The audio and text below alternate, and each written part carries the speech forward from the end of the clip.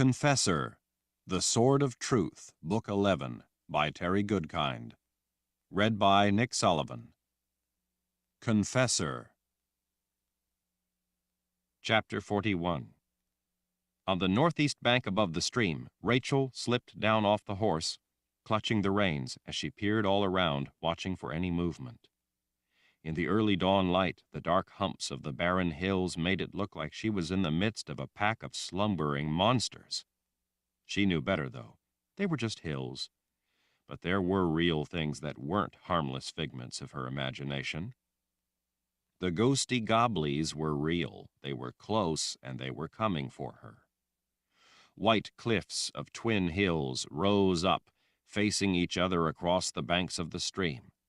Sumac, their leaves already lost to the season, lined the narrow foot trail where she stood, trembling in the cold.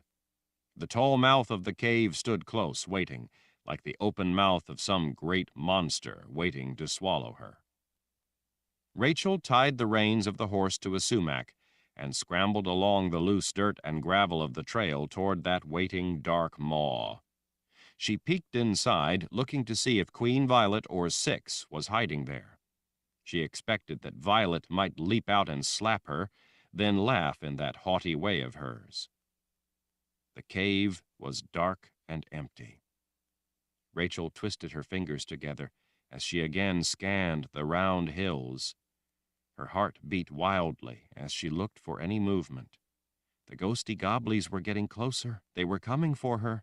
They were going to get her. Inside the cave, she saw the familiar drawings that she had seen so many times before. There were thousands of sketches covering every inch of the walls. Between large drawings, small ones were squeezed into the available space. Each one was different. Most looked like they had been drawn by different people. Some were so simple that they almost looked like they'd been drawn by children. Some were detailed and remarkably realistic looking. Rachel didn't know how to judge such things, but to her it seemed that the drawings had to represent many generations of people. Considering the many different styles and various levels of refinement, they could easily represent dozens and dozens of generations of artists, maybe hundreds. All the drawings had people in them. All the people in the drawings were being hurt, or troubled, or starved, or poisoned, or stabbed, or lying broken at the bottom of cliffs, or grieved over graves. The drawings gave Rachel nightmares. She squatted down and felt the oil lamps. They were cold. No one had been in the caves. She retrieved a flint and steel from a small niche cut into the wall of the cave and used it to strike a spark at the wick of a lamp. She tried a number of times and was able to get a good spark, but not a flame in the wick. She glanced back over her shoulder between tries. She was running out of time. They were coming. They were getting close now. Rachel shook the lamp to get more oil on the wick, then frantically struck the flint and steel together. It took half a dozen tries, but to her great relief, she finally got a flame going. She picked the lamp up by the loop handle and stood. She stared out of the mouth of the cave, looking for any movement, looking for the ghosty gobblies. She didn't see them, but she knew they were coming. She thought she could hear them out in the scrub brush. She was sure she could feel them looking at her. With the lamp in hand, she rushed back into the darkness, away from the ghosty gobblies, to safety, she hoped. She had to get away. They were coming. They could get her everywhere else. This was her only chance. Knowing how close they were, she was frantic with fright. Tears stung her eyes as she ran back into the cave, past all the drawings of people being hurt. It was a long way back into the darkness, a long way to where she thought she might find the only place where she could be safe. The lamplight raced over the face of the rock all around, lighting the faces drawn on the walls. Deep into the cave, the light from the cave's opening was only a distant, soft glow. Crawling over a jutting outcropping of rock, she could see her breath as she panted, not only with effort, but with gathering panic. She didn't know how far she had to go to be safe. She only knew that the ghosty gobblies were coming for her, and she had to keep going, had to get away. She came to the drawing she remembered all too well. It was a drawing that Rachel had watched Queen Violet make with Six's help. Although they had never mentioned his name, Rachel knew that it was a drawing of Richard. With all the things drawn around the central figure, it was the biggest drawing in all of the cave. It was also the most complex. Unlike all the rest of the pictures, Violet's had been done with colored chalk. Rachel remembered all the time Queen Violet had spent on it, back when she had been the queen, all the careful instruction Six had given her, all the careful sequences of lines and angles and elements. Rachel remembered having to stand there for hours at a time, listening as Six explained the why and how of everything Violet was to draw before she had been allowed to put chalk to the stone wall.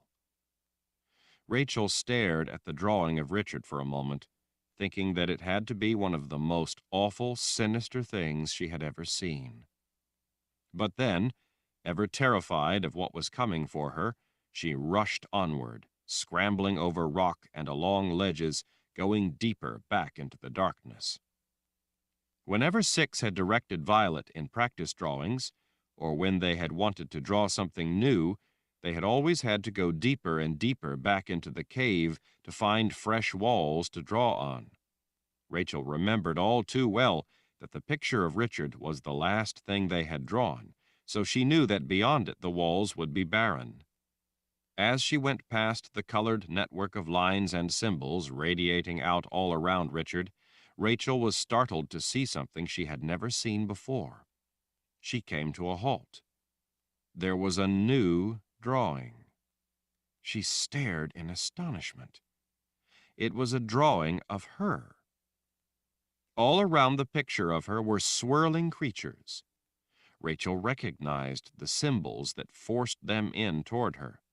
The awful beasts were like ghosts made of shadow and smoke, except they had teeth, sharp teeth, teeth made to rip and tear. Without any doubt whatsoever, Rachel knew what they were. They were the ghosty gobblies. She stood frozen, staring at the picture of the terrible, deadly things that had been sicked on her by vicious spells drawn there on the cave wall. She knew from the long hours spent listening to Six lecture Violet what many of the symbols represented. Six had called them terminal elements. They were designed to eliminate the principal agents of the spell after the end of the sequence of events the drawing was meant to start. She understood the nature of the picture and what it all meant. It meant that after the ghosty gobblies got her, they would melt away out of existence. In the drawing, the things made out of nightmares were all around her, coming ever in toward her. She could see now that there was no escape. The safety she had thought she was running toward was merely the center where they had been chasing her toward, the center where she would be trapped, unable to ever escape. She heard a sound and looked toward the dim glow of lights from the cave's entrance. For the first time she saw the shadows and swirls. They were in the cave. They were gathering, just like in the drawing on the wall. They were coming for her. Rachel stood frozen in terror. She realized that she could no longer get out of the cave.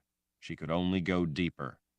But by looking at the drawing, she could see that going deeper into the cave would not save her. There were ghosty gobblies back there, too. She was trapped, unable to go deeper, unable to get out. She was at the center of a spell that was designed to continually close in around her. "Like it?" someone called out. Rachel gasped and spun toward the voice echoing in the blackness. "Queen Violet!" The face, faintly lit in the light of the oil lamp, grinned out from the darkness. Violet was there to watch, to see the ghosty gobblies get her, to witness the results of her handiwork.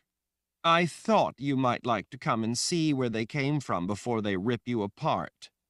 I wanted you to know who was getting even with you." She gestured to the wall. "So I drew it in a way that would make you have to come here in the end. I made this the place where they would finally have you trapped."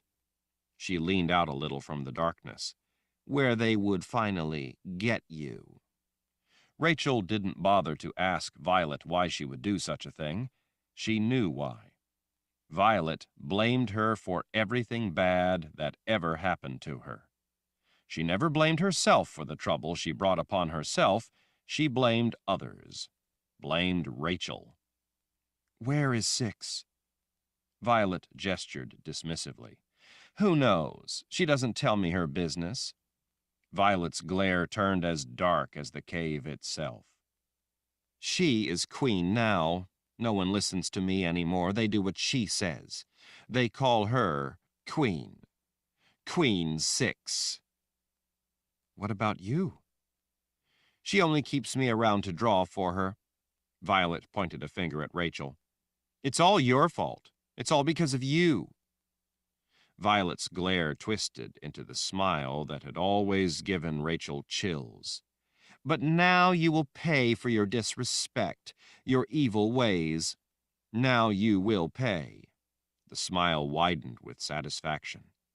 "I made them so that they will tear the flesh from your bones, pick you clean." Rachel swallowed in terror.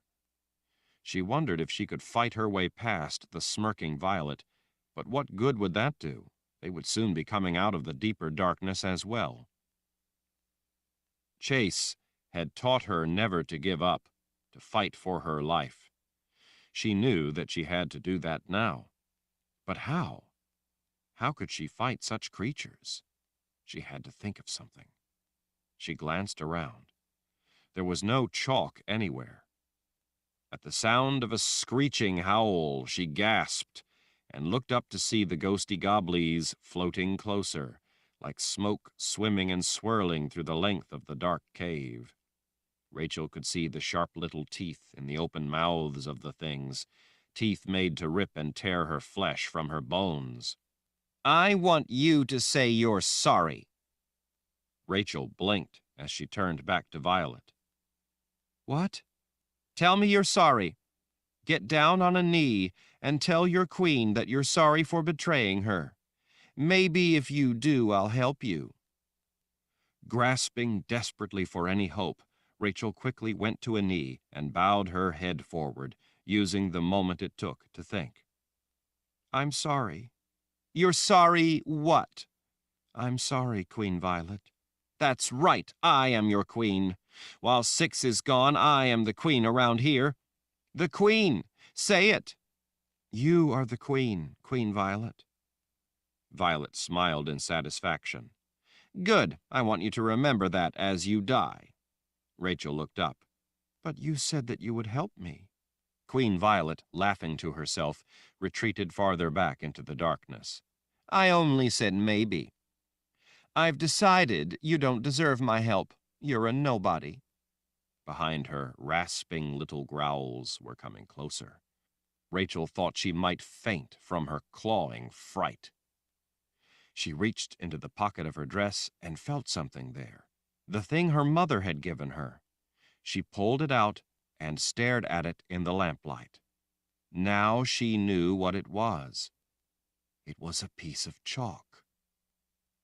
When her mother had given it to her, Rachel had been in such a hurry to get away from the ghosty goblies that she hadn't really paid attention to what it was. Her mother had told her that when she needed it, she would know what to do. Rachel glanced back into the darkness. She could see the back of Violet's head as she retreated farther back into the cave, away from the violent death that she knew was about to take her. Rachel looked back the other way and saw the snarling things swimming through the air, coming closer, their mouths opening wide, their needle-sharp teeth snapping and snapping. She immediately stepped to the drawing Violet had done to trap her. Rachel used the chalk to swiftly add lines and shading, making the figure thicker, rounder. She made the face rounder, and then put a hateful scowl on it. The chalk flew across the stone, as she filled in, frilly, a dress, the kind of dresses that Violet always liked to wear. Finally, remembering what Violet liked to wear in the jewel room, Rachel drew a crown on the head, changing the picture for good from her into Queen Violet. Violet claimed to be the queen. Rachel had just crowned her, giving her what she demanded. She heard a scream from the darkness. When she saw them coming from the other side, Rachel pressed her back up against the wall as the creatures floated, wriggled, and swam through the air, making their way back into the darkness. Rachel, her eyes wide, held her breath as the snarling, snapping, wispy forms floated past her. Her heart hammering, Rachel listened to Violet scream hysterically. "What have you done?" she cried out from the darkness. Violet rushed forward into the light. Rachel could see Violet through the ghostly things going back into the cave toward her. Violet's eyes grew big as she saw them coming for her. "What have you done?" Violet screamed again. Rachel didn't answer. She was too terrified as she watched. "Rachel, help me! I've always loved you! How could you do this to me?" "You did it to yourself, Queen Violet." "I've always been a kind and loving person." "Kind and loving." Rachel could hardly believe her ears. "Your life has been devoted to hate, Queen Violet." "I only hated those who did me wrong, who were evil and selfish. I always did what was best for my people. I treated you well. I gave you food and shelter. I gave you more than a nobody like you would ever have had without my help. I showed you only generosity. Help me, Rachel. Help me, and I will reward you." "I want to live. That is my reward." "How can you be so cruel, so hateful? How can you allow this to happen to another human being? How can you be a party to such a thing?" "You are the one who created the ghosty goblies." "You've betrayed me. I hate you. I hate the air you breathe." Rachel nodded. "You made your own choices, Violet. You always chose to embrace hate instead of life. You came down into this cave because you chose to hate. You betrayed yourself with that hate." When the ghosty goblies got closer to Violet, they howled in voices that Rachel could only imagine must sound like the cries of the dead in the underworld. It made her flesh prickle. She pressed her back against the stone wall of the cave and stood frozen in fright as she saw those teeth that had been meant for her rip into a shrieking Queen Violet. Rachel knew that only when they were finished and the bones had been picked clean would their summoning born of hate be complete. Only then would they finally vanish for good. Chapter 42. Verna glanced up when she heard the commotion. It was Nathan at last, his arms swinging in time with his long legs, his light cape billowing out behind as he marched briskly toward them. General Trimac was close on the prophet's heels. Kara, pacing impatiently, finally stopped to watch the approaching prophet and cluster of people following in his wake. As vast as the palace complex was, it had taken a considerable length of time to find Nathan and get him and the others down to the tombs. Nathan came to an abrupt halt. "I'm going to have to bring a horse into this place to get around faster. First I'm wanted here, then I'm wanted there." He flourished an arm indicating the grand scale of the palace. "I spend most of my day rushing from one end of this sprawling monstrosity to another." He scowled at those watching him. "What's this about, anyway? No one will tell me anything. Have you found something? Is it Anne and Nietzsche?" "Keep your voice down," Kara said. "Why, afraid I'll wake the dead?" he snapped. Verna expected Kara to meet his sarcasm with something caustic of her own, but she didn't. "We don't know what we found," she said, her worry clearly evident in her demeanor. Nathan's brow only bunched all the more at her cryptic answer. "What do you mean?" "We need your ability," Verna explained. "My gift doesn't work very well in this place. We need the use of the gift to help us in this." His suspicion growing, He took in General Tremack standing beside him, and then Berdine and Nida waiting behind Kara. Finally, he glanced around the rest of the moored Sith, scattered among soldiers throughout the corridor. The moored Sith were all wearing their red leather outfits. "All right," he said, considerably more circumspect. "What is the problem, and what do you have in mind?" "The crypt staff," Kara started. "The crypt staff?" Nathan interrupted. "Who are they?" Kara gestured to several people in white robes far off back up the corridor, well behind the armed and ready men of the first file. "They take care of this place. As you know, I think something is wrong down here." "So you've said, but for all the searching, I still don't see anything wrong down here." Kara gestured around. "You don't know this place very well. I've lived here most of my life, and even I'm not familiar with the maze of passageways down here. In the past, the tombs were usually only visited by the Lord Rao. The crypt staff, though, spends a great deal of their time down here, keeping it always ready for those visits, so they know the place better than anyone." Nathan rubbed his chin as he again cast a look over his shoulder, back up the corridor at the white-robed figures huddled in the distance. "That makes sense." He turned back to Kara. "So, what do they have to say?" "They're mute. Darken Ral selected only illiterate people from the countryside to be members of the crypt staff, so they can't read or write either." "Selected? You mean he captured people and pressed them into service?" "Exactly," Berdine said as she moved up a little to stand beside Kara.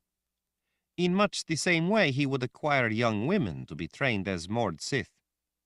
Kara gestured off in the direction of Panis Ral's tomb.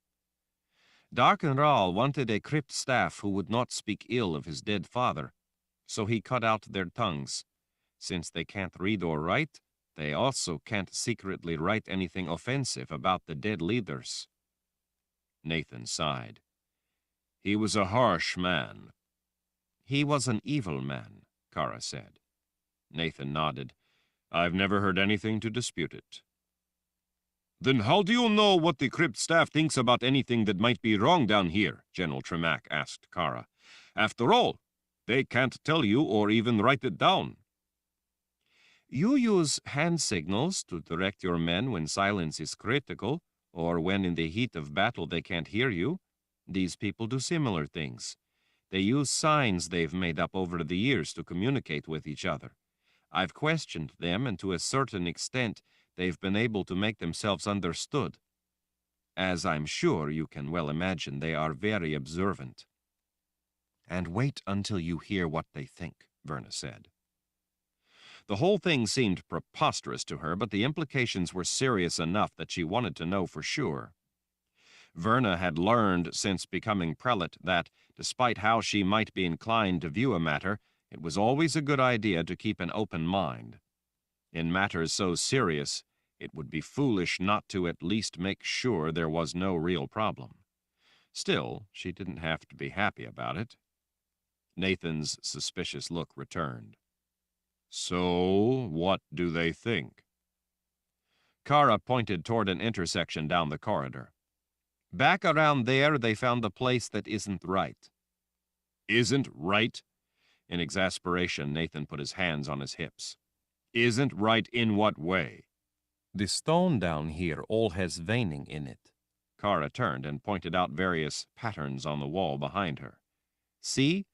All the people on the crypt staff recognize the veining. They keep track of where they are down here by those unique patterns." Nathan peered closely at the veining. "It's a language of symbols," Kara added. Nathan looked away from the veining and back at Kara. "That makes sense. Go on." "In that corridor there, down the ways, is a slab of marble wall that belongs somewhere else." Nathan's suspicion returned as he viewed her askance, as if playing along, but not liking it one bit. "So, where does it belong then?" "That's just it," Kara said. "They can't find the hall where it belongs. Near as I can understand, What they're trying to tell me is that there is a corridor missing. Missing? Nathan heaved a deep sigh. He scratched his head as he glanced around. Where could a corridor be hiding? Kara leaned toward him just a little. Behind that piece of marble. He stared at her silently as he looked to be thinking it through. So we want you to use your gift and see if you can sense anyone behind that wall, Verna said. Concern etched Nathan's raw features as he glanced around at all the faces watching him. Someone hiding behind the wall? Kara nodded. That's right, someone hiding behind the wall. Nathan ran his hand over the back of his neck as he looked down the corridor toward the intersection. Well, as crazy as that theory sounds, at least it's simple enough to test.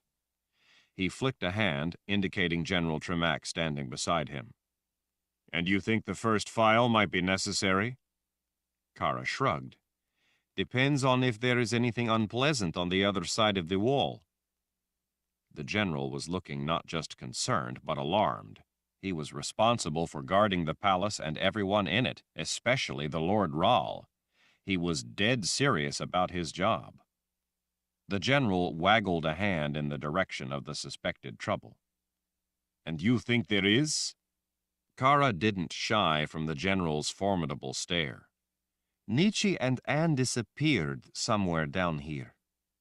The scar running down the side of the man's face stood out white.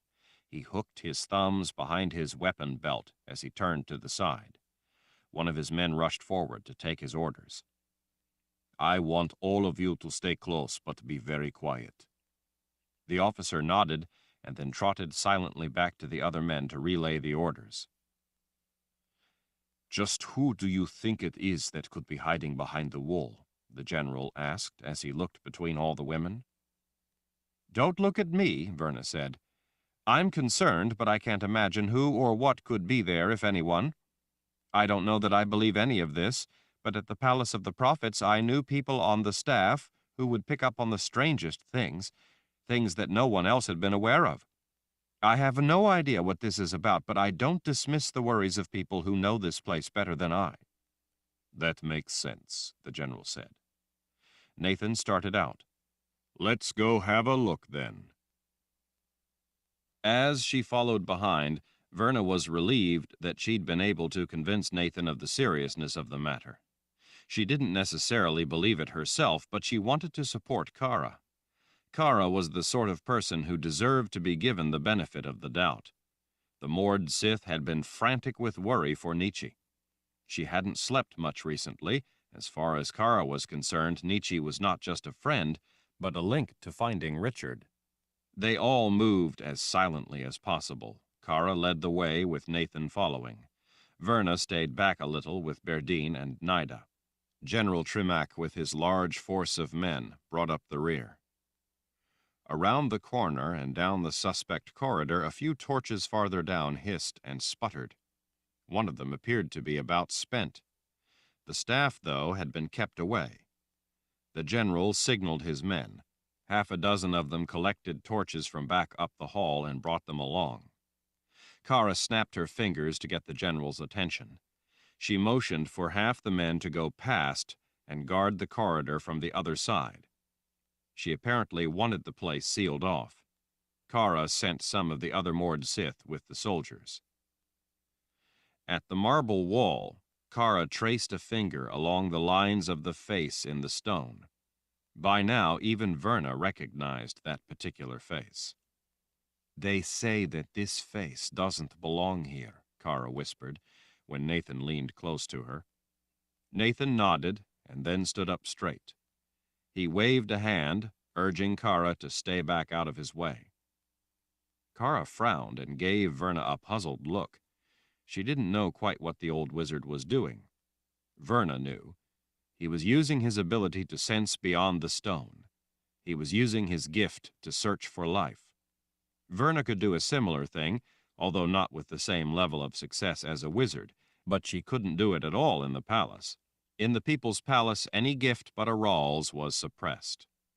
Verna had tried to sense beyond the wall when they had first been told of the place by the crypt staff, but she hadn't been at all successful. Kara returned to stand beside Verna. She leaned close, speaking in little more than a whisper. "What do you think?" "I think Nathan will tell us when he knows anything." General Tremack leaned in. "How long?" "Not long," Verna told him. As Verna watched, Nathan's face suddenly went white. He staggered back a step.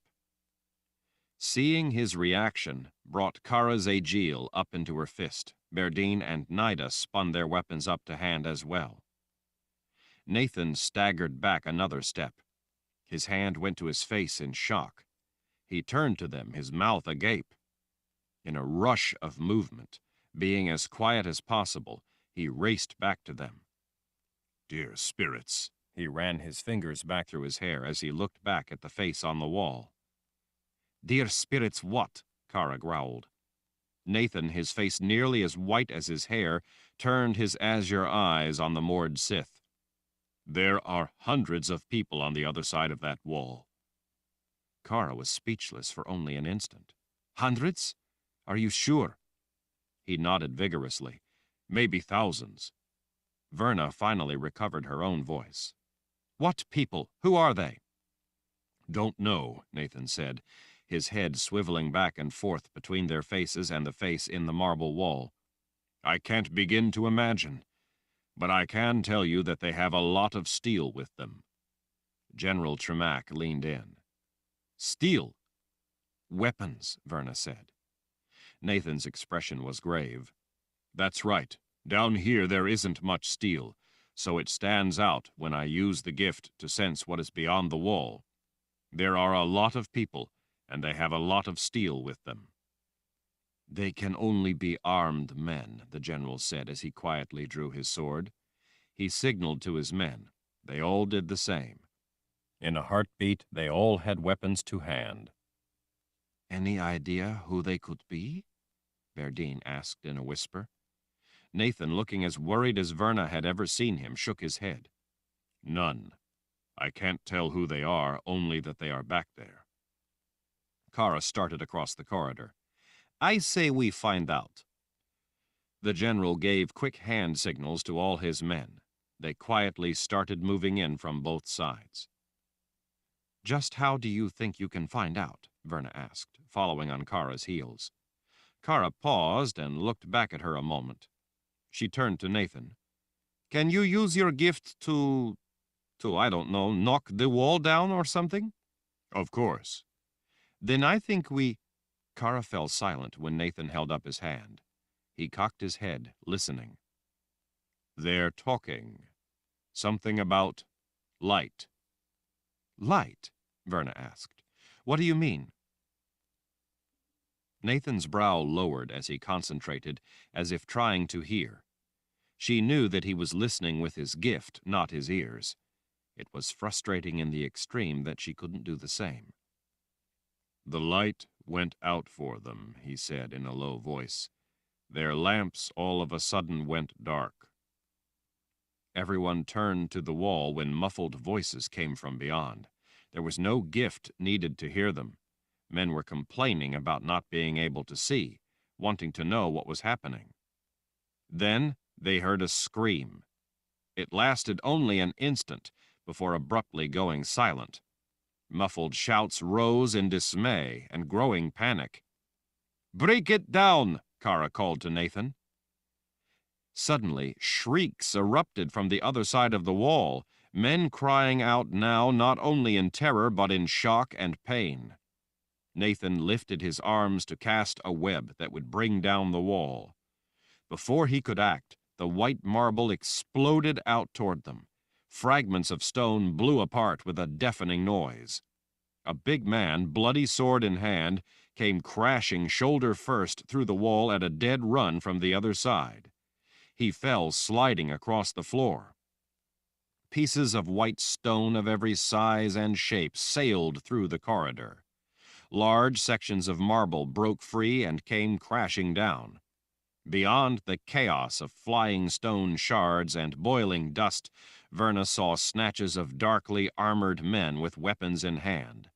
They looked to be in a state of bewildered battle, fighting an unseen enemy. Their roar of voices rose in anger, confusion, and terror.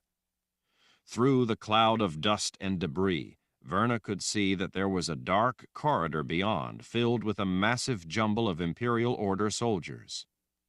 Through the thundering noise and turmoil, people fell through the breach in the wall. Big tattooed men wearing dark leather armor, straps, studs, and chainmail, several with missing arms, others with their faces cleaved open, crashed heavily to the ground. A head, greasy ropes of hair flailing, tumbled through the chalky stone dust. Men missing a leg toppled out. Others, their middles ripped asunder, stumbled through the mess. Great gouts of crimson blood splashed across the white marble floor. In the middle of all the flying stone, billowing dust, disembodied heads tumbling across shattered marble, men falling, screaming, dying, and the confusion of blood and bodies spilling out into the corridor, Richard, with mortally wounded men toppling away to either side, sweeping his sword with one hand, holding an unconscious-looking Nietzsche up with his other arm around her waist, plunged through the breach in the dark wall of soldiers. Chapter 43. Kara planted a foot on the back of a fallen Imperial Order soldier and leaped into the air toward Richard as he used his momentum to help carry him through the confusion of dust and stone, smashed apart by Bruce when he'd charged through the marble veneer as if he were hitting a line of blockers. As Richard slid under the flying blades and blood, he laid Nietzsche on the floor, letting her limp form, atop a layer of slick stone dust covering the polished stone, slide the rest of the way across the hall and out of harm's way. Richard immediately spun around, bringing his sword to bear on the wall of men descending on him as they spilled out of the dark corridor and into the torchlit halls. He sliced mercilessly into every opening. They fought fiercely to get at him and bring him down. Blade slashed muscle and hit bone. The noise was deafening as men growled, some yelled battle cries, and others screamed in mortal pain. Richard evaded their fierce attacks and at every opportunity thrust his blade through the onslaught. Every one of his swift strikes found its mark. For every man he killed, though, it seemed 3 more replaced him. Kara crashed into a big man with a shaved head as he went for Richard. Using both hands, she slammed her aegil across his throat. For an instant, Richard saw the shock of pain in the man's eyes before he went down. Richard used the opening to turn and thrust his sword into another soldier to the side. All the men who had been quietly gathering in the dark corridor appeared to be experienced fighters. The battle had come sooner than they had planned, but now that it was upon them, they fought with wild fury. These weren't the regular Imperial Order soldiers, the men who had joined for glory and plunder. These were professional warriors, well-trained and experienced men who knew what they were doing. They were universally powerful men, all wearing at least leather armor. Some were additionally outfitted with chainmail. All of them were carrying well-made weapons. They fought with measured moves meant to tear through an enemy defensive line. As good as they were, they'd been caught off guard and surprised by the sudden darkness followed by swift violence. They had believed that as they quietly crept into enemy territory, they were safely hidden. In a moment of confusion and alarm, when it had gone dark in the corridor, they had been gripped by overpowering fear of the unknown. In those brief, bewildering moments, men had begun dying without understanding how or why. Richard had used that surprise to tear through their ranks as swiftly as possible. The last thing he had wanted to do was get bogged down in hand-to-hand fighting. His purpose had been to get through, not to engage the enemy.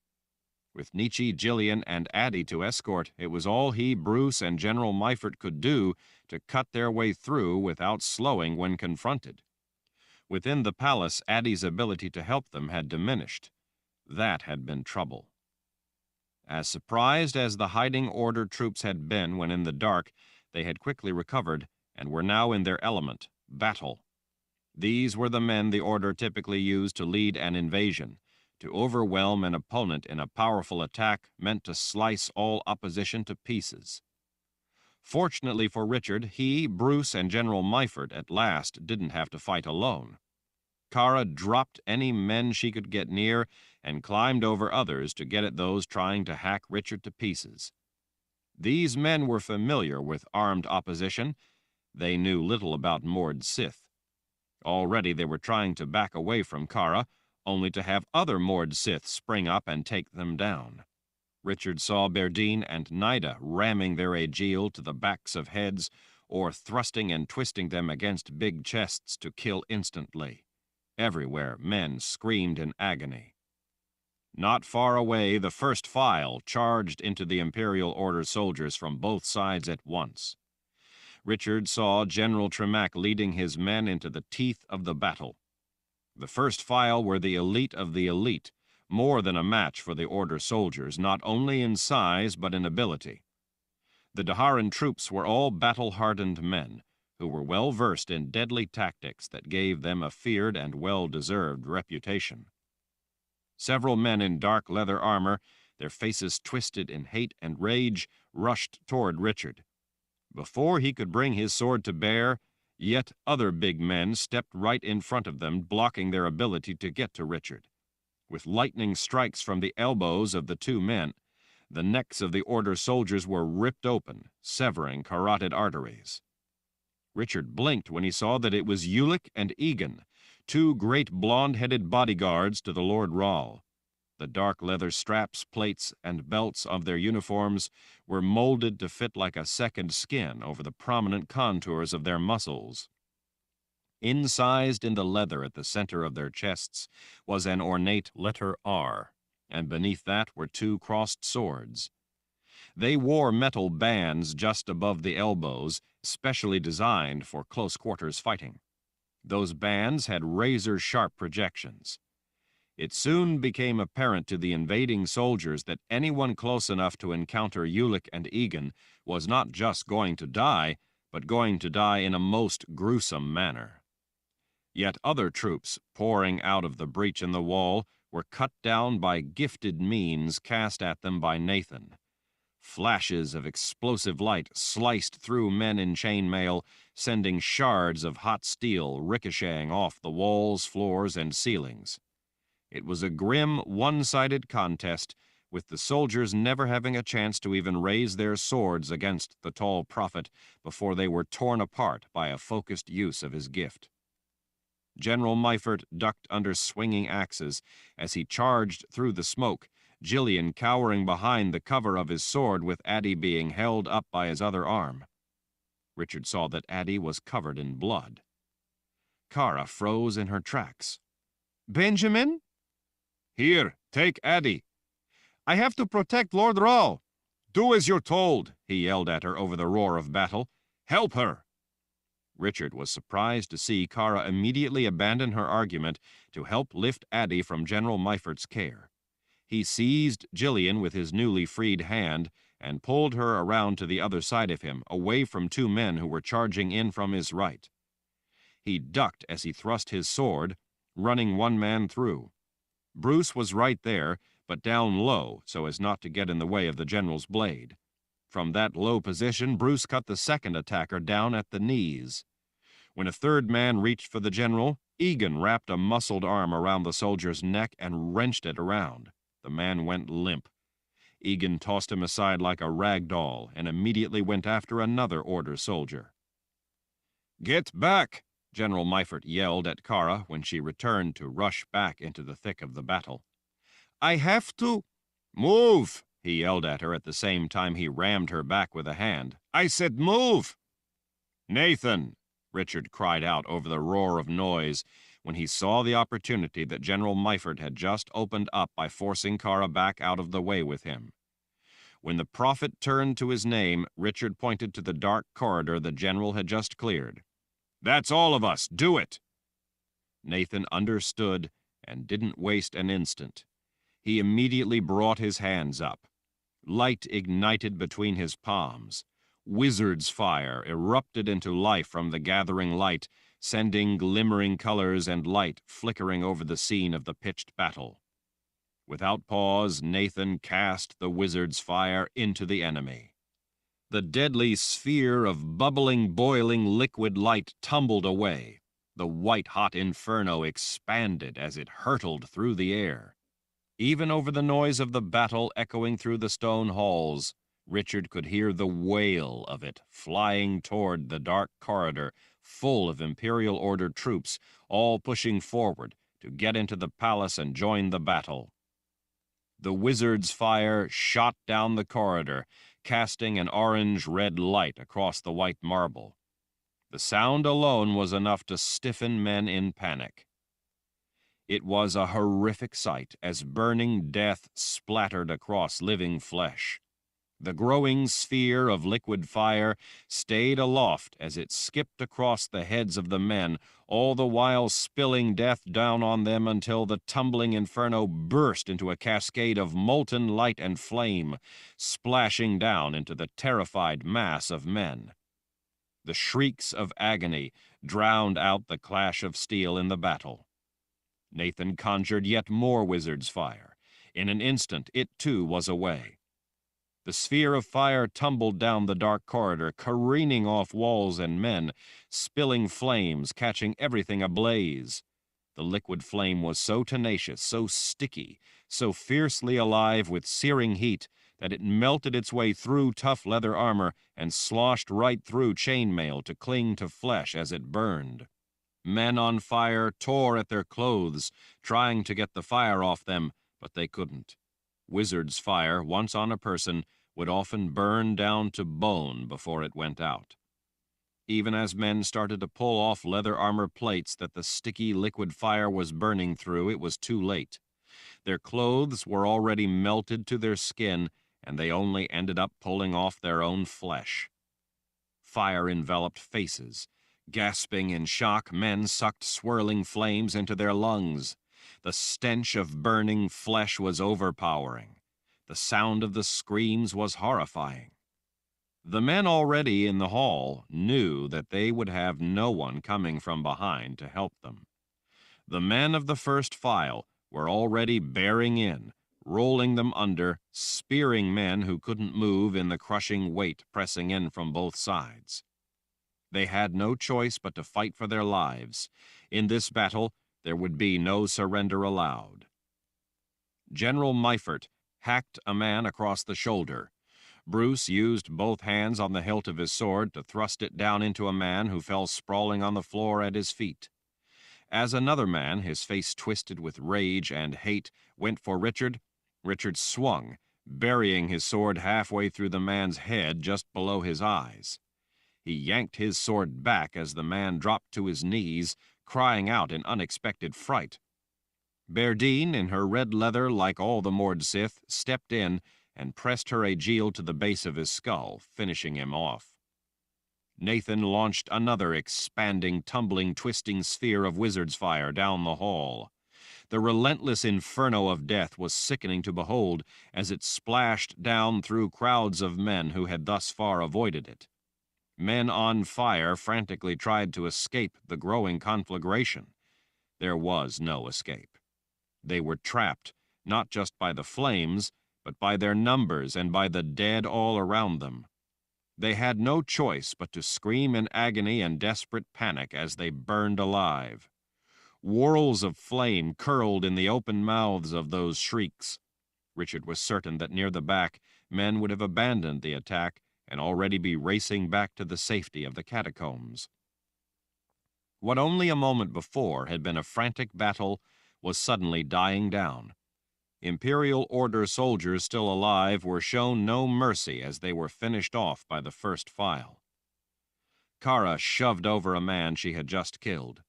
He toppled backward and landed with a numb thud. General Meifert was close by. She looked more angry at him than at the man she had just killed. "What do you think you're doing yelling at me, telling me what to do?" "My job. You were in the way of what Lord Rahl was attempting to do. I needed you out of the way. Kara glanced back. Well, I don't care. I don't have time for debate. His anger looked the match of hers. As long as I'm in charge, you will do as you're told. That's the way it has to be. She turned her scowl to the corridor, where men still moved as they burned alive. Arms become torches waved slowly, uselessly in the inferno. Richard had known that there had been too many soldiers filling the corridor to fight them all. He had been trying to get the general, Bruce, Jillian, and Addie out of the way so that Nathan could bring wizard's fire to bear. The general had realized Richard's intention. Kara had been in the way. Being a general in charge, he couldn't allow anyone to question his authority, especially not in the midst of a battle. Once Kara realized the truth of it, she abandoned the dispute and immediately turned to join Richard as he scrambled across the blood-slick floor to Nietzsche, who was lying on her back against the wall. Nietzsche? Richard gently slipped a hand behind her neck. Hold on. Nathan is here. Her eyes were rolled up in her head. She was convulsing in pain. Richard could only imagine that Jagang was trying to kill her, but the spell around the palace was impeding that effort. It was putting her through a slow and agonizing death. He turned. Nathan, we need you. Past the fallen forms of dead Imperial Order soldiers, Richard saw Nathan kneeling beside someone. Richard had a terrible feeling that he knew who it was. Nathan looked up, staring sadly, helplessly at Richard. Nietzsche, hold on, help is coming. I promise I'll get that collar off you. Hold on. He seized Kara's arm and pulled her close. Stay with her. I don't want her to think she's alone. I don't want her to give up. Kara nodded, her blue eyes looking liquid. Lord Rahl, I'm really glad to see you. He laid a hand on her shoulder as he stood. I know. Let me tell you, I'm pretty glad to see you, too. Richard raced over the top of dead Order soldiers rather than taking the time to find a clear path. It felt surreal to see so many corpses, dismembered limbs and heads, so much blood defiling the sacred white marble corridors of the palace. As he swiftly made his way across the tangle of dead, his fears were confirmed when he saw that Nathan was kneeling beside Addie. The old sorceress was hardly breathing. Richard bent down beside the prophet. Nathan, you have to help her. General Meifert and Jillian knelt on the other side of the old woman. Jillian took up Addie's hand and held it to her breast. Nathan stared with tired, watery eyes. I'm sorry, Richard, but this may be beyond my ability. Richard swallowed back the lump in his throat as he looked down at Addie.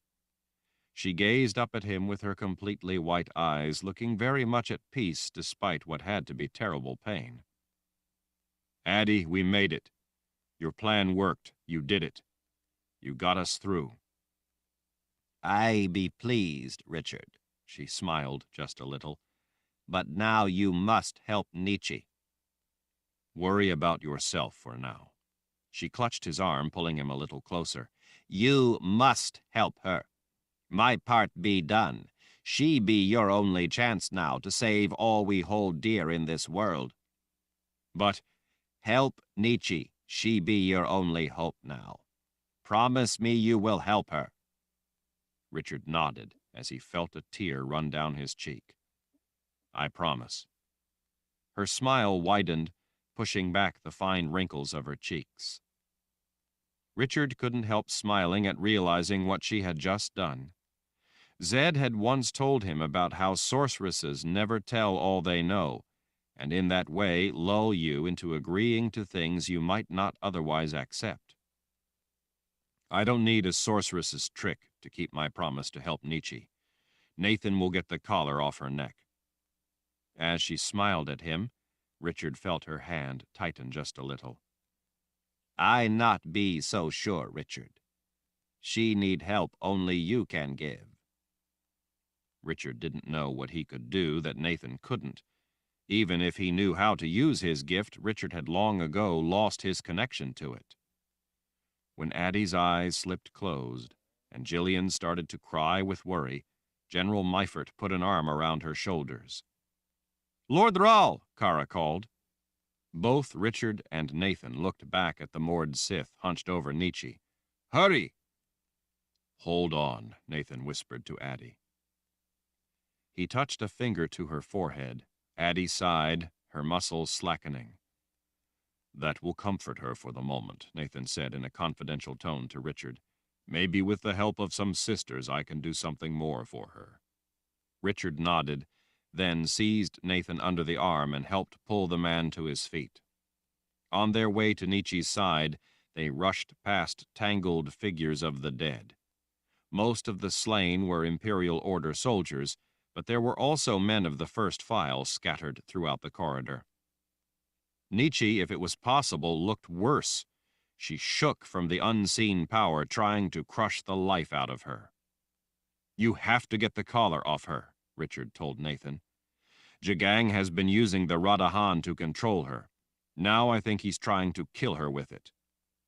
Nathan nodded as he lifted Nietzsche's eyelid, swiftly evaluated her condition. He reached out then and placed both hands on the smooth metal collar around her neck. He closed his eyes for a moment, his brow drawing down with the effort of using unseen powers. The air all around seemed to hum with a soft vibration. After a moment, the discordant sensation died away. "I'm sorry, Richard," he said in a quiet voice as he finally straightened. "What do you mean you're sorry? It's still locked on her. You have to get this thing off before it kills her." Nathan glanced around at all the dead, his azure eyes looking a little wetter than they had a moment before. His sorrowful gaze finally returned to Richard. "I'm sorry, my boy, but there's nothing I can do." "Yes, there is," Kara said. "You can get the collar off her." "I would if I could." With a dejected look, he shook his head. "But I can't. It's held on with both sides of her gift. I have only additive." Richard couldn't accept it. "The palace amplifies your ability. You're a Rahl. Your power is greater in this place. You have more power here. Use it." "My additive side is strengthened here, but I have no subtractive ability to amplify. Without the subtractive side to counter the lock, I can do nothing." "You can try." Nathan rested a hand on Richard's shoulder. "I already tried. My ability is not enough. I'm sorry, my boy. I'm afraid that I can do nothing." "But if you don't, she'll die." Looking into Richard's eyes, Nathan slowly nodded. "I know." General Meifert appeared behind Nathan. "Lord Rahl." Both Nathan and Richard looked up. He hesitated for an instant, looking between them both. "We have to do something before they can send more men through those tunnels. There's no telling how many soldiers are still down there in the other halls and rooms, waiting to come up and renew the attack.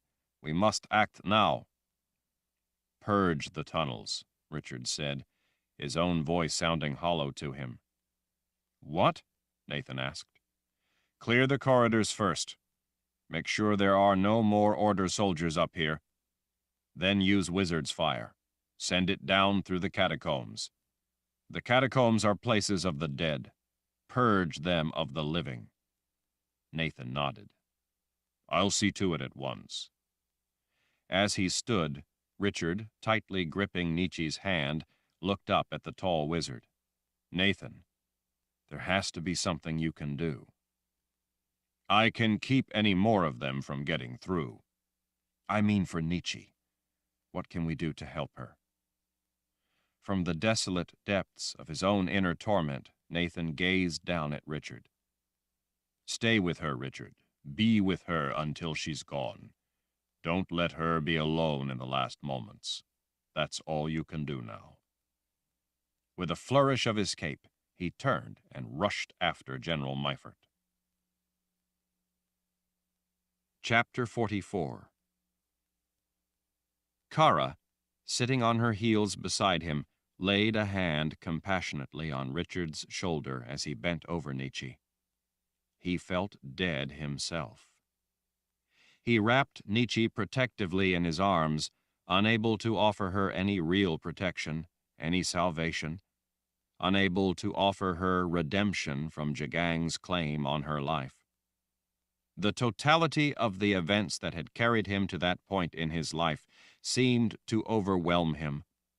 No matter what he did, the believers in the imperial order advanced their cause steadily onward.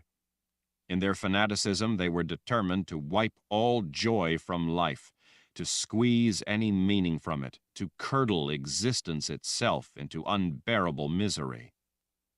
Devoted to their mindless faith in a perfect, eternal afterlife gained through sacrifice of this life, the followers of the order lusted to see to it that everyone who dared to want to exist for the sake of this life alone was made to suffer immeasurably for that singular, intolerable, sinful desire. Richard hated them. He hated them passionately for all the harm they inflicted on others. He wished he could wipe them all from the world of life. Nietzsche, despite being largely unresponsive, tightened an arm around his neck as if to comfort him in his grief, as if to tell him that it was all right, that she too, like so many all around who had fought and died to defend their way of life, the right of their loved ones to live safe from violence brought against them for simply desiring to live free, would soon be at eternal peace beyond the reach of pain. Even though he knew that she would at last be free of terrible suffering and out of Jagang's reach, Richard couldn't bear the thought of her leaving the world of life. At that moment, everything seemed futile to Richard. Everything good in life was being methodically destroyed by people who fervently believed that their pious purpose in life was to murder those who would not bow down and submit to the order's beliefs. The world was in the grip of utter madness. So many had already died. So many more would die. Richard felt as if he were caught in a whirlpool, forever being sucked down into the depths of despair. There seemed no end to the senseless slaughter, no escape from it but death. And now Nietzsche was taking that final journey. He had just wanted to live his life with the woman he loved, the same as so many others. Instead, Kalen's mind had been stolen from her, leaving her a tool of those with a burning desire to either impose their beliefs on everyone or to destroy them all. While he might have helped Kalen get away for the moment, Jagang's minions would be hunting her. None of them would ever give up. Unless they were stopped, the order would have Kalen just as it would have everyone. Now Nietzsche was being slowly drained of her life as well. As Richard turned inward, turned away from everyone and everything, he felt a sudden, violent, wrenching jolt within. For a moment, it held him gripped in a strange and silent netherworld before tumbling him once again into an inner storm. He didn't know the source of the inner disorientation, but it suddenly felt as if he had become lost among a million meteors, and then they all exploded outward from somewhere within the unfathomable depths of his being. Kara grabbed his arm and shook him. "Lord Ral! What's wrong? Lord Ral!" He realized that he was screaming. He couldn't stop himself. Amid the incandescence, understanding overcame him. He suddenly knew without a doubt the cause of the sensation. It was an awakening. The glorious power of that rebirth was staggering. Every fiber of his being was suddenly on fire with the life of it. At the same time, the marrow of every bone rang out in pain so monumental that it nearly rendered him senseless. He could feel his birthright burning again within, feel himself whole again for the first time in what seemed forever. It was almost as if he had forgotten who he was, what he was, as if he'd lost his way, and it had all suddenly returned in one blinding instant. His gift had returned. He had no idea why or how, but it had returned. The thing that kept him conscious, though, kept his mind focused, was his seething rage at those who, through the self-justification of their own twisted beliefs, harmed others who didn't think as they did. In that moment, as his blinding rage at all those who existed to hate and hurt others again flowed through that integral connection with his gift, he heard a metallic pop. Nietzsche gasped. Richard, almost unaware of what was happening, realized that her arms were around him, and she was gasping to catch her breath. "Lord Rall," Kara said, shaking him, "look! The collar came off, and the gold ring that was in her lip is gone." Richard backed away to peer down into Nietzsche's blue eyes. She was staring up at him. The Radahan had burst apart and was lying broken behind her neck. "Your gift is back," Nietzsche whispered, barely conscious. "I can sense it." He knew without doubt that it was true. His gift had inexplicably returned. He noticed a forest of legs as he glanced around. Men of the first file, weapons in hand, had surrounded him. Ulick and Egan stood between them and Richard. Between Ulick and Egan was a wall of red leather. Richard realized that when the burning pain of it had exploded through him, he had screamed. They had probably thought he was being murdered. "Richard," Nietzsche said, drawing his attention. Her voice was little more than a weak whisper. "Are you out of your mind?" She had to force her eyes open several times. Her brow was beaded with sweat. Richard knew that she was spent from the ordeal and needed time to rest if she was to fully recover. Still, it was profoundly heartening to see the life in her eyes again. "What do you mean?" "Why in the world would you paint those symbols in red all over yourself?" Kara glanced over at him. "I like the look." Berdine nodded from above. "Me too, kind of reminds me of our red leather, but without the leather." "It's a good look for him," Nida agreed. Even through her exhaustion, Nietzsche's expression revealed that she was not amused. "Where did you ever learn to do that? Do you have any idea of the danger those symbols represent?" Richard shrugged. "Of course. Why do you think I painted them?" Nietzsche sagged back, looking too weak to argue. "Listen to me," she said. If anything... Listen, you can't tell Kaelin about the two of you." Richard frowned as he leaned close, trying to hear her clearly. "What are you talking about?" "It needs a sterile field. If anything happens to me, if I don't make it, you need to know. You can't tell her about the two of you. If you tell Kaelin about her past with you, it won't work." "What won't work?" "Auden. If you ever get the chance to invoke the power of Auden, it needs a sterile field to work. That means that Kaelin can't have foreknowledge about the love between the two of you, or the memories can't be rebuilt. If you tell her, she will be forever lost to you." Richard nodded, not sure what she was talking about, but greatly concerned nonetheless. He feared that Nietzsche might be delirious from the ordeal of the collar. She wasn't really making any sense, but he knew that it was not the time or place to get into it. He needed her fully recovered and thinking clearly first. "Are you listening?" she asked, her eyes sliding closed as she struggled to remain conscious. Richard wasn't sure if he had actually gotten the collar off in time. He knew that, at the least, she was not yet herself. "Yes, all right, I'm listening. Sterile field, got it. Now just relax until we can get you to a place where you can rest. Then you can explain it all to me. You're safe now." Richard stood as Kara and Berdine helped Nietzsche up. "She needs a quiet place where she can rest," he told them. Berdine put an arm around Nietzsche's waist. "I'll see to it, Lord Rall." It had been quite a while since he'd heard himself referred to as Lord Rall. The thought struck him that Nathan might be a little resentful of suddenly being displaced as the Lord Rall. This had not been the first time that he'd been pressed into service as the Lord Rall, protector of the bond, only to have Richard return to reclaim the title.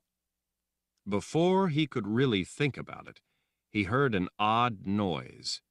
It sounded like something crackling, possibly burning, followed by a thump. As the men around him parted to let Richard and Nietzsche through, he saw a man moving toward them. At second glance, Richard wasn't sure what he was seeing. It seemed like a soldier of the first file, but then again it didn't. The uniform looked somehow indistinct. General Tremack, concerned with helping Richard, extended an arm, easing some of his men back out of the way to let Richard get past. Richard, though, had paused. He was looking at the soldier not too far away, making his way through the carnage. The man didn't have a face. The first thought that struck him was that maybe the man had been horribly burned, that his face had been melted away. But his uniform was intact, and his skin didn't look at all burned or blistered. Instead, it was smooth and healthy-looking. He also didn't walk as if he were hurt. But he didn't have a face. Where there should have been eyes, there were only slight depressions in the smooth skin, and above them the hint of a brow ridge. Where there should have been a nose, there was only a slight vertical rise, a mere indication of a nose. There was no mouth. He looked as if his face was made of clay, but hadn't yet been sculpted into features. His hands, too, were unfinished.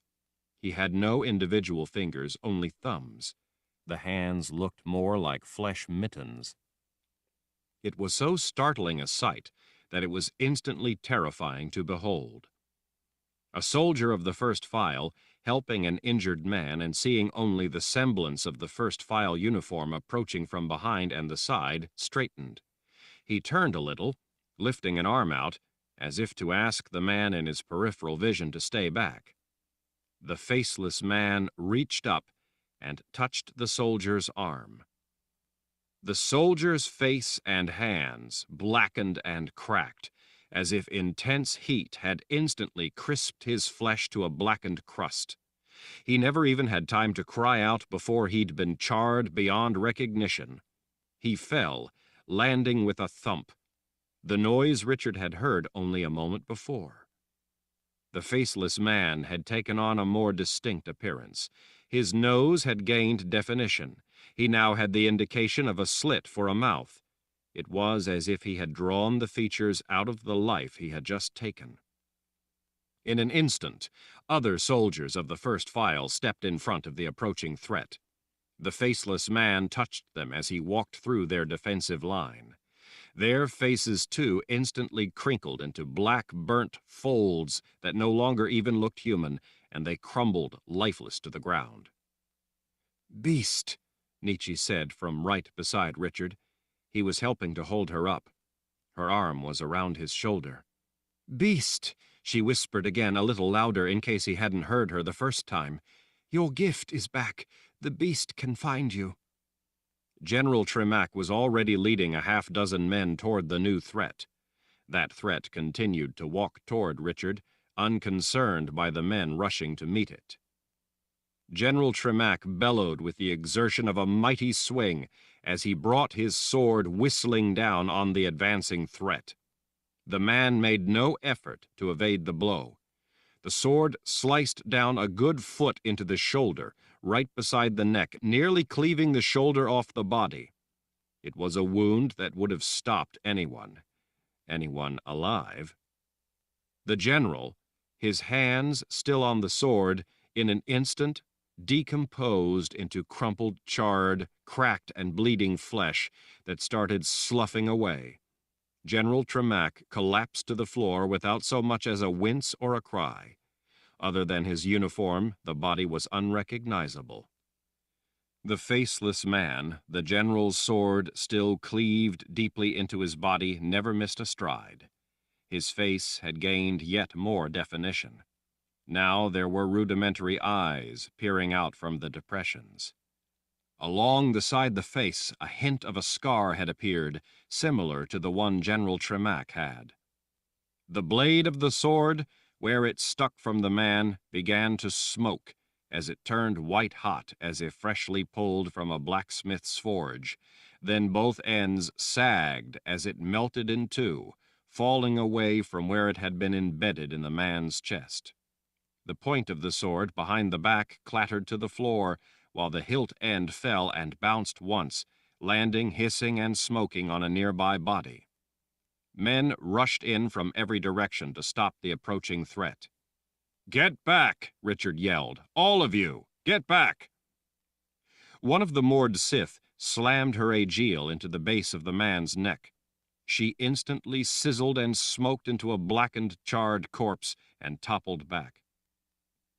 What had been only the indication of hair on the beast refined into blonde strands, as hers had been only an instant before.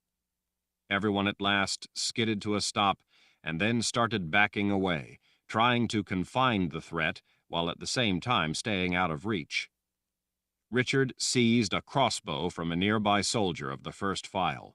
The weapon was already armed with one of the deadly red-fletched arrows that Nathan had found for them. As the man with the evolving face stepped purposefully toward him, Richard raised the bow and pulled the release. A red-fletched bolt slammed into the center of the chest. The man, the beast, halted. Its smooth skin began to blacken and crisp just like the men it had touched.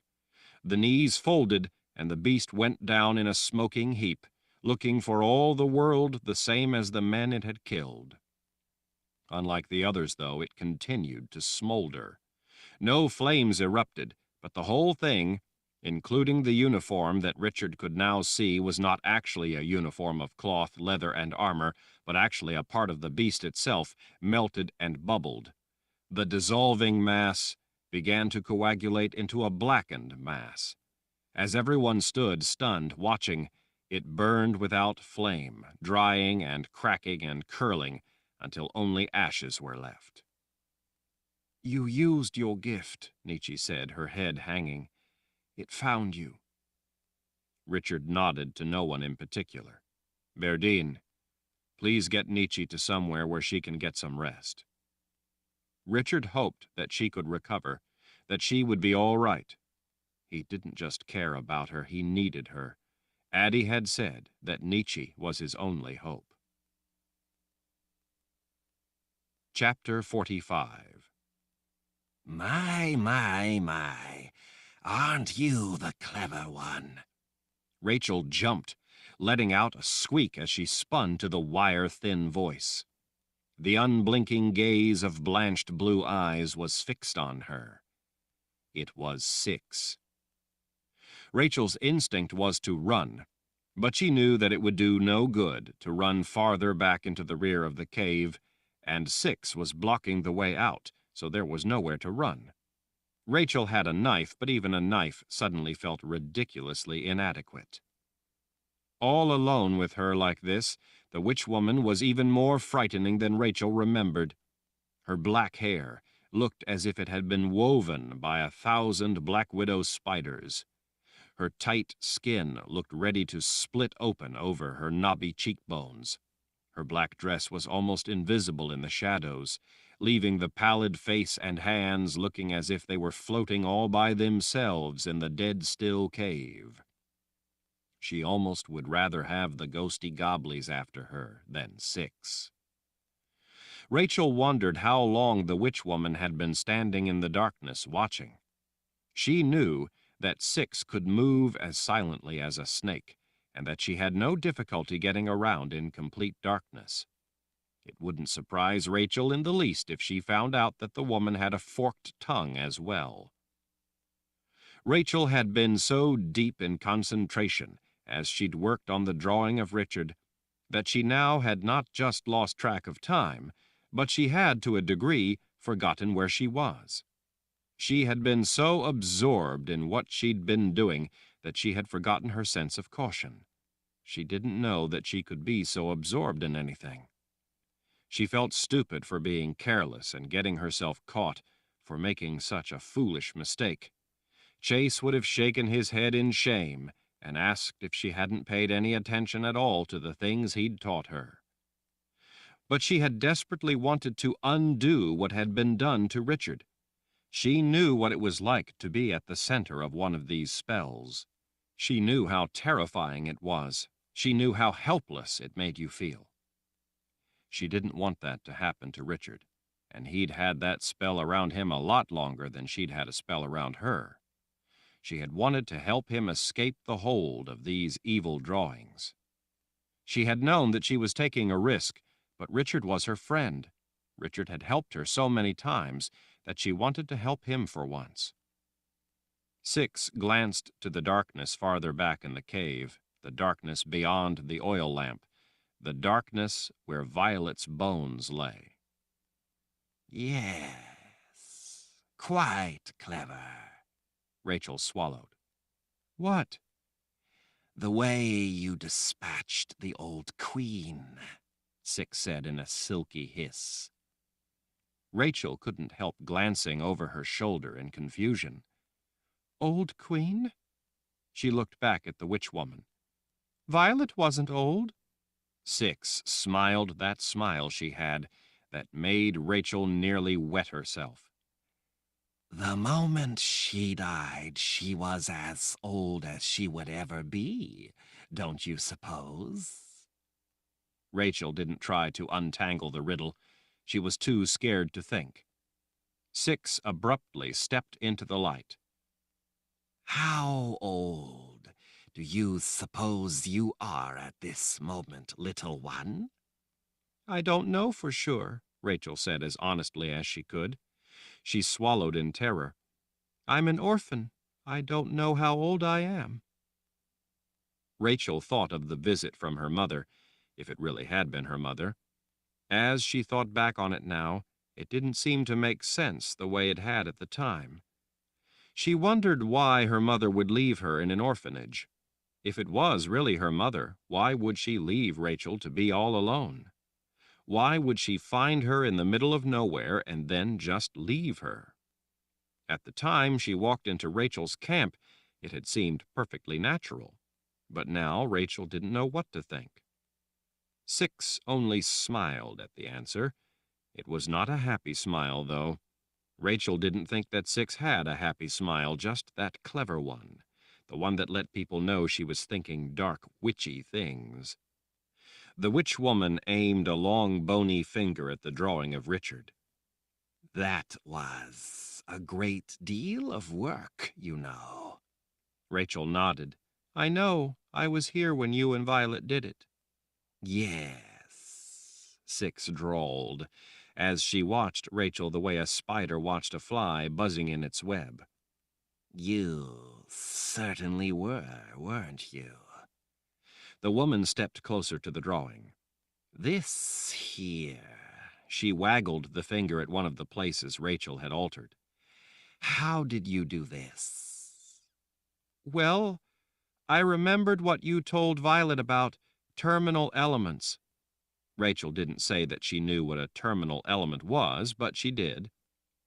I remember you saying how that junction locked it by means of the azimuth angle to the person to enable the spell to locate them and then attach the proper parcels. I figured that would make it essential to the function of the whole thing. I altered the ratio so that it would change the position linking it to the subject. Six was nodding slightly as she listened. Thus interrupting a fundamental support for the positional structure, Six said to herself. My.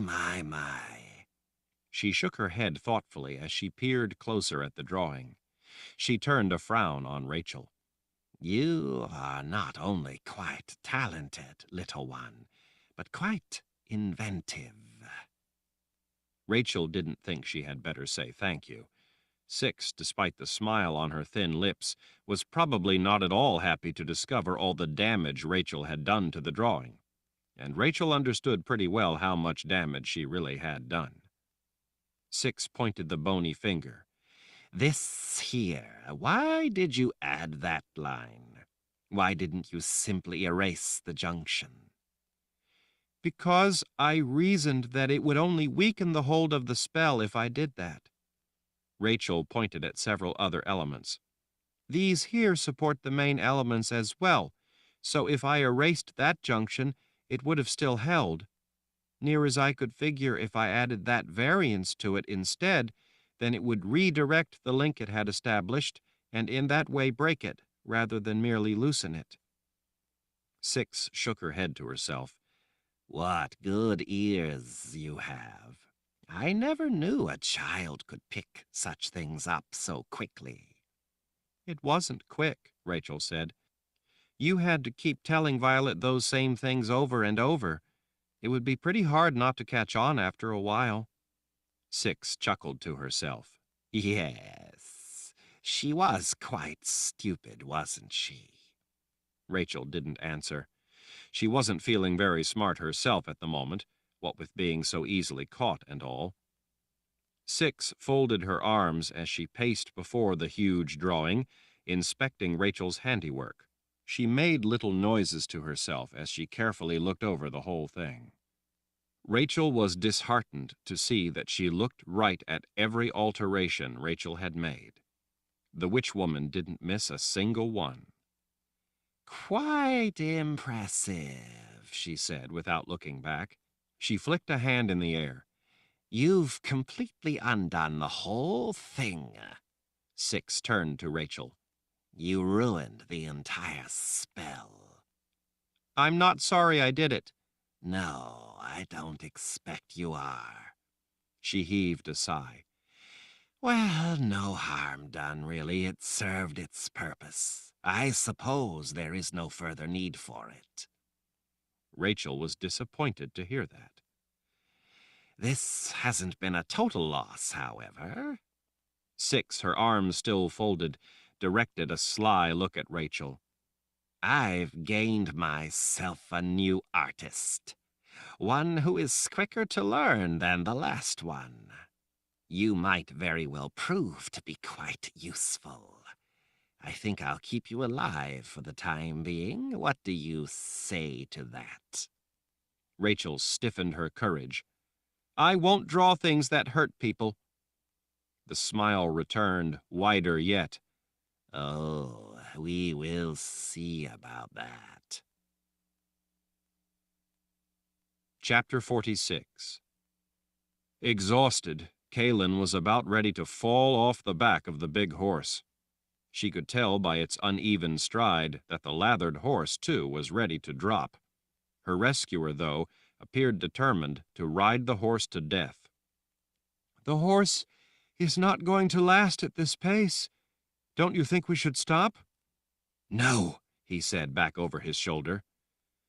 In the faint light of false dawn, Kaylin could at last see the black shapes of a few trees beginning to appear. It was a relief to know that they would soon be free of the open Azrith plain. Out on the plain, once the sun was up, they could be spotted for miles from any direction. She didn't know if they were being followed, but even if they weren't, there were liable to be patrols that could easily catch sight of them. She really didn't think, though, that Jagang was simply going to allow her to race away without sending special soldiers to hunt her down. He had some grand plan that involved extracting revenge, and he was not simply going to give up on that plan. As soon as the sisters healed the Emperor, he would no doubt be in an ugly mood and determined to do whatever he had to do in order to get her back. Jagang was not a man who tolerated being denied what he wanted. No doubt the sisters would be coming after her as well. For all Kaylin knew, it was possible they were already on her heels. Even without being able to spot her and Samuel, the sisters could probably use their powers to follow Kaylin's trail. Perhaps Samuel was wise not to stop. But if they killed the horse, that would only put them in worse peril. She wished they could have gotten another horse. It wouldn't have been all that difficult as far as Kaylin was concerned. She was, after all, invisible to almost all the men in the camp. She could have slipped down off the horse when they'd ridden near others and collected one. Samuel was dressed as one of them. That was how he'd gotten through the camp in the first place. No one would have raised an eyebrow if he had stopped and they couldn't see Kalin. She could have gotten another horse. For that matter, she could easily have collected some spare mounts so that they could have rotated and had fresher animals to carry them away all the faster. Samuel, though, had been adamant that she not even attempt such a thing. He thought the risk was too great. He feared that they would be throwing away their best chance to escape. Considering what had been at risk, she supposed that she couldn't blame him for wanting to get away as fast as possible. She wondered why she wasn't invisible to Samuel. Like Richard, he appeared to have come to the camp specifically with the intention of helping her to escape.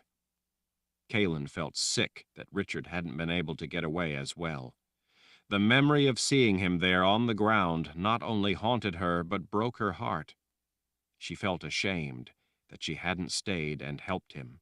Even now, as frightening as the thought was, she felt the urge to go back. Being invisible, she might be able to do something. She desperately wanted to try. And it wasn't only Richard whom Kalin was sick about leaving. It was Nietzsche and Jillian as well. Nietzsche had already been through so much, and now it was probably only going to go worse for her, if that was even possible. Jagang had also threatened to hurt Jillian if Kalin ever again caused him trouble or disobeyed his orders. She hoped that, without her there for Jagang to torment, hurting Jillian would be pointless. As much as she wished she would have stayed and helped them, there was just something about Richard's command for Kalin to leave that moved her to do as he said. It was as if he had given up everything to see her get away, and if she threw away the chance he had bought with his life, it would have made everything he'd done all go for nothing. It would have rendered everything he'd sacrificed meaningless. She couldn't remember ever being so torn over anything. Kalin knew that the sister would not have treated him well. The soldiers, too, would have been all too eager for his blood. She wondered if he was already dead, or being tortured. Tears ran down her cheeks as they rode. She couldn't put her thoughts of him out of her mind, and she couldn't stop her tears as long as she thought about him. She simply couldn't get that image of Richard there on the ground, helpless, out of her mind. What made it even worse was that she had been so close to having answers. She knew that Richard would have been able to fill in many of the blanks. He seemed to know so much about her. He even seemed to know about Samuel and the magnificent sword that Samuel carried. She remembered Richard yelling at Samuel, "Samuel, you idiot! Use the sword to cut the collar off her neck." Those words still rang in Kalin's memory. No sword could cut through metal, but Richard knew that the sword Samuel had could. More than that, though, it told Kalin what Richard thought of Samuel. It also told her that even with as little as Richard thought of the man, he wanted to see her safe badly enough that he was even willing to let it be Samuel who helped get her away. "What do you know about Richard?" she asked. Samuel rode in silence for a moment. Finally, he answered. "Richard is a thief, someone not to be trusted for any reason. He hurts people." "How did you know him?" she asked the man she had her arms around. He half looked back over his shoulder. "Now is not the time to discuss it, pretty lady." Richard, flanked by Mord Sith, Ulick, and Egan, and men of the first file, hurried toward the tomb room that had been the breach into the palace from the catacombs beneath. Nietzsche was at his side. Despite the fact that she was far from recovered, she insisted that she be there close to him. Richard knew that she was worried about the beast returning, and that the next time he might not be able to stop it without her help. She wanted to be near in order to provide that help if need be. Kara, despite her concern for Nietzsche, had been won over by Nietzsche's argument for Richard's safety. Nietzsche had promised that as soon as Richard saw to this, she would rest.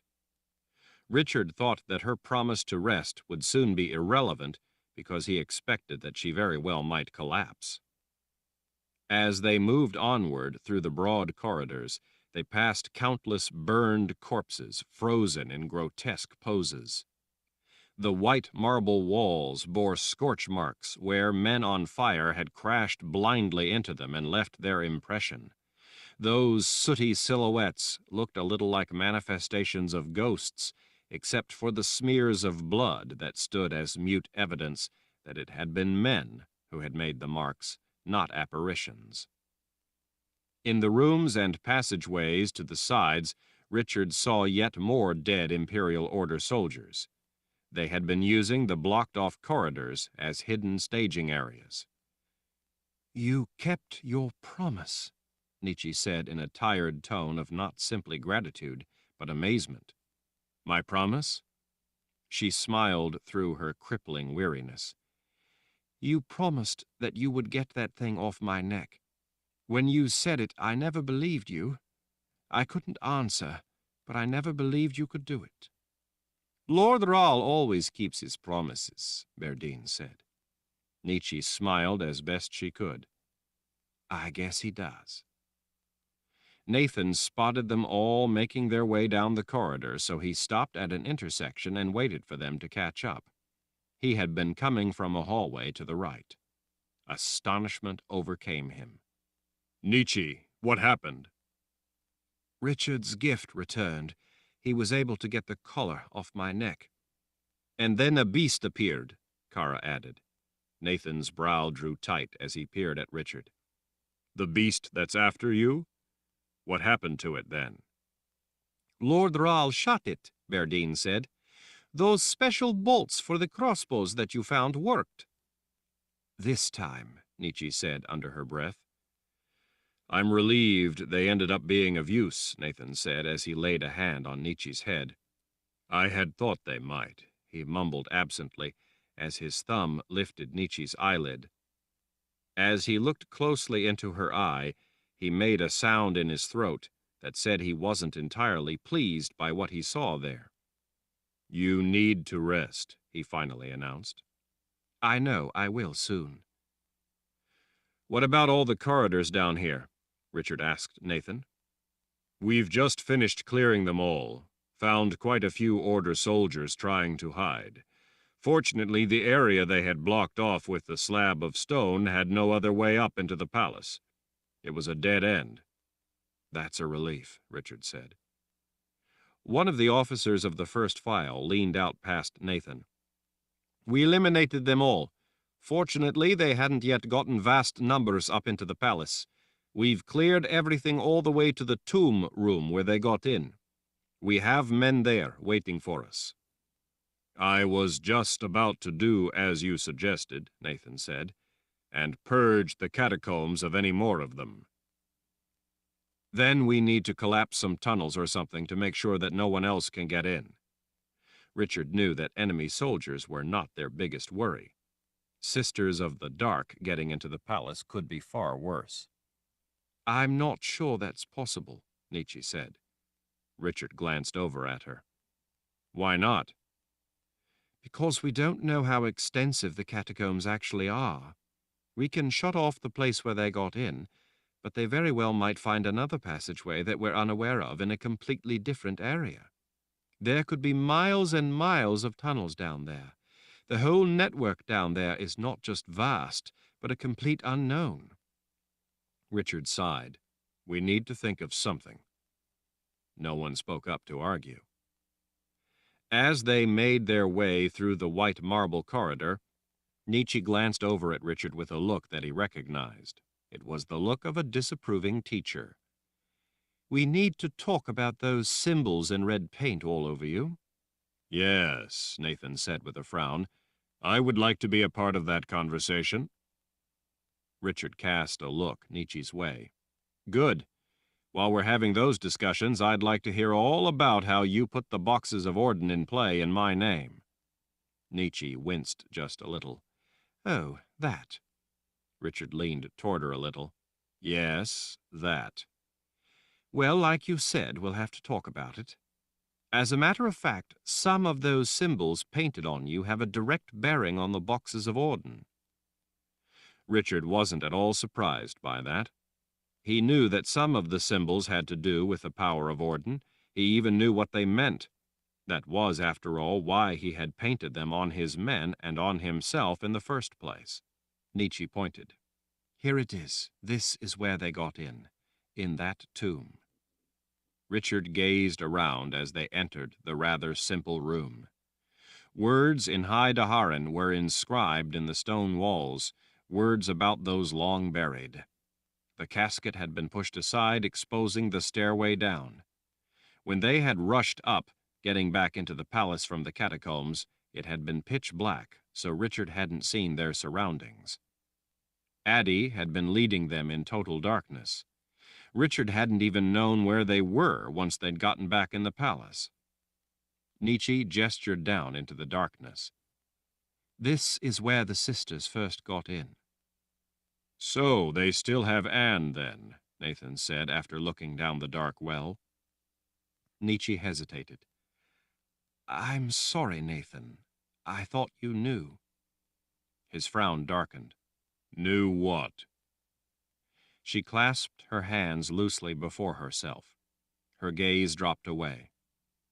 Anne was killed. Nathan stared for a moment. Richard hadn't known about Anne's death either. He felt terrible for Nathan for the shock of Nietzsche's news. Richard knew how close the prophet was to the prelate. It almost seemed impossible that Anne was actually gone. How? Was all Nathan could ask. The last time I was here, when Anne and I came down here, we were surprised by 3 sisters. They had linked their gift so that they would be able to use their power in here. Anne was killed before we even realized they were there. Jagang wanted me captured alive, or I'm sure they would have been only too happy to kill me too. Nietzsche laid a hand lightly on the prophet's arm. She didn't suffer, Nathan. I don't think she was even aware of it as it happened. She died in an instant. She didn't suffer. Nathan, staring off into distant memories, nodded. Richard put a hand on Nathan's shoulder. I'm so sorry. Nathan's brow drew down with what looked to be dark thoughts. By the iron edge in his glare, Richard didn't have any trouble imagining the kinds of things the prophet was contemplating. Richard thought they must be the same sorts of things he often contemplated. In the awkward silence, Richard gestured down inside the exposed stairwell. I think we need to ensure that there are none of them hiding down there. Gladly, Nathan said. Wizard's fire ignited between his inward-turned palms. The angry ball of liquid flame began turning, throwing hot light around the room as it slowly rotated, waiting to do his bidding. Nathan leaned over the dark opening and released the deadly inferno. It dropped away into the darkness, howling with fury as it went, lighting the carved stone walls along its swift flight. After it does its work, Nathan said, I'll go down there and collapse the tunnel where they got in to make sure that at least they can't get in that same place again. I'll help put up some shields of subtractive magic to ensure they don't just dig it out again, Nietzsche offered. Nathan nodded absently, lost in his own thoughts. Lord Ral, Kara asked in a low voice, what is Benjamin doing here? Richard looked out into the corridor where the general stood, patiently waiting. I don't know. He hasn't had time to tell me yet. Leaving Nathan to his private thoughts as he stared down into the catacombs, Richard, with Kara and Nietzsche at his side, stepped out of the room to awaiting General Meifert. What are you doing here, Benjamin? Kara asked before Richard had the chance. I thought you were supposed to be in the old world, laying waste to the Order. That's right, Richard said. Not that I don't appreciate the help, but why are you here? You said before that you needed to find me to give me a report about some kind of trouble you've run into. He pressed his lips tightly together for a moment. That's right, Lord Rahl. We've run into a big problem. A big problem? What sort of big problem? A red one, with wings, ridden by a witch woman. Chapter 47. Richard, elbows resting on the mahogany tabletop, ran his fingers back into his hair. He was so tired that the book in front of him was starting to swim in his vision. He had read so many books recently that he had long ago lost track of how many days it had been since returning to the People's Palace. The Jala match, the riots, Kalin escaping with Samuel, getting back into the palace, and the ensuing battle already seemed a lifetime ago. With the help of Verna and several other sisters, Nathan had been able to heal Addie. After she had rested, though, she insisted on once again setting out on her solitary journey.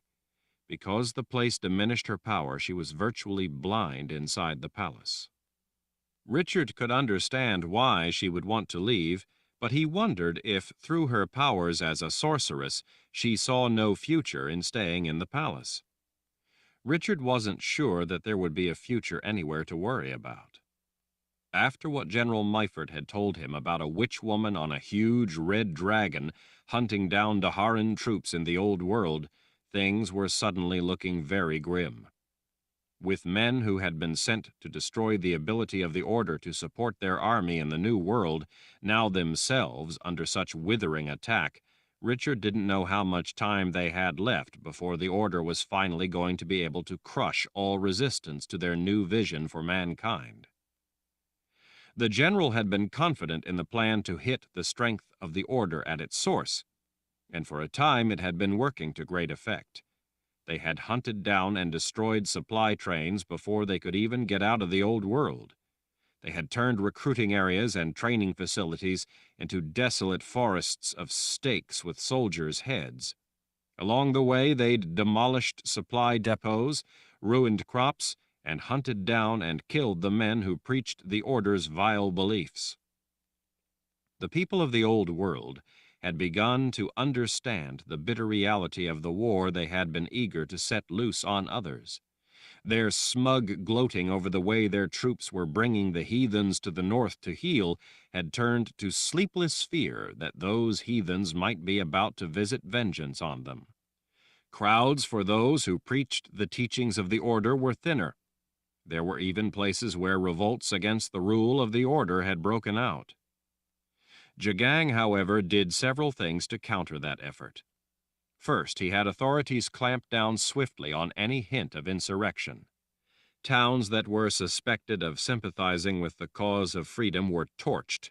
All the people were tortured to extract confessions, and executions by the thousands were ordered. Questioning the rule of the Order brought terrible consequences. Actual guilt was only a minor consideration. Punishment and the exertion of authority were the objectives, so suspicion was enough to bring brutal treatment. People had quickly shrunk into fearful obedience, only too eager to provide anything demanded by the new dictates for supplies. That widespread fear of being suspected of treason to the cause of the Order had dramatically increased the amount of supplies available to be sent north, so the additional supply trains had no difficulty collecting what was needed. Since the Old World was so vast, that massive effort ensured that, despite the efforts of the Daharan troops, enough supplies were still getting through. Richard remembered the sudden new stocks of food, like the ham, so he knew that the tactic was working, at least for the time being. All of those issues were obstacles that the Daharan troops sent south understood and were addressing. Given time, they would have adjusted their methods to address the new problems. That's what warriors did. They adjusted their plans to fit the circumstances they encountered. The enemy made adjustments you had to counter. The last thing Jagang had done, however, was a different matter. He sent a dragon and a witch woman, From the descriptions, it sounded like 6, to hunt the Daharans as they went after the supply trains and other facilities. Richard knew from personal experience that from high in the air it was much easier to locate and spot troops. It was an effective hunting technique.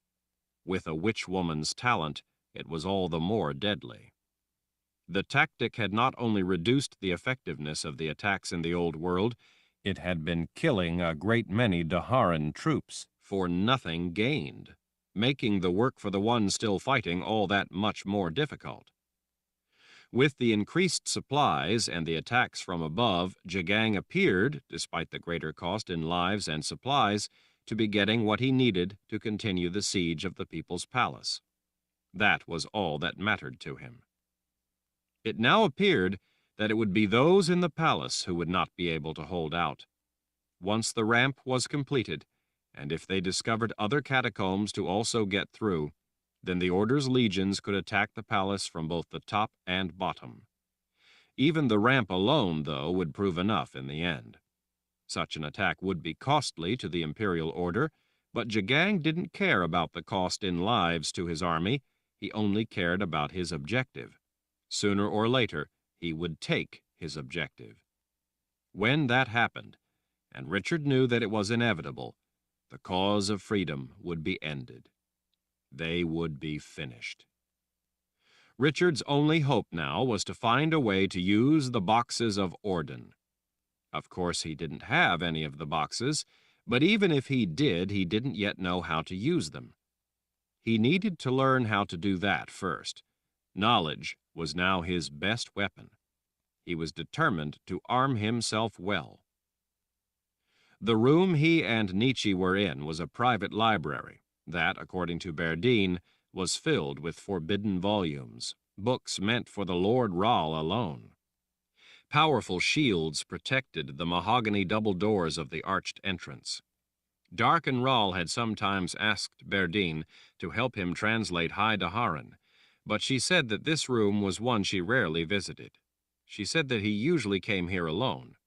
Richard and Nietzsche had decided that this was a good place for them to start.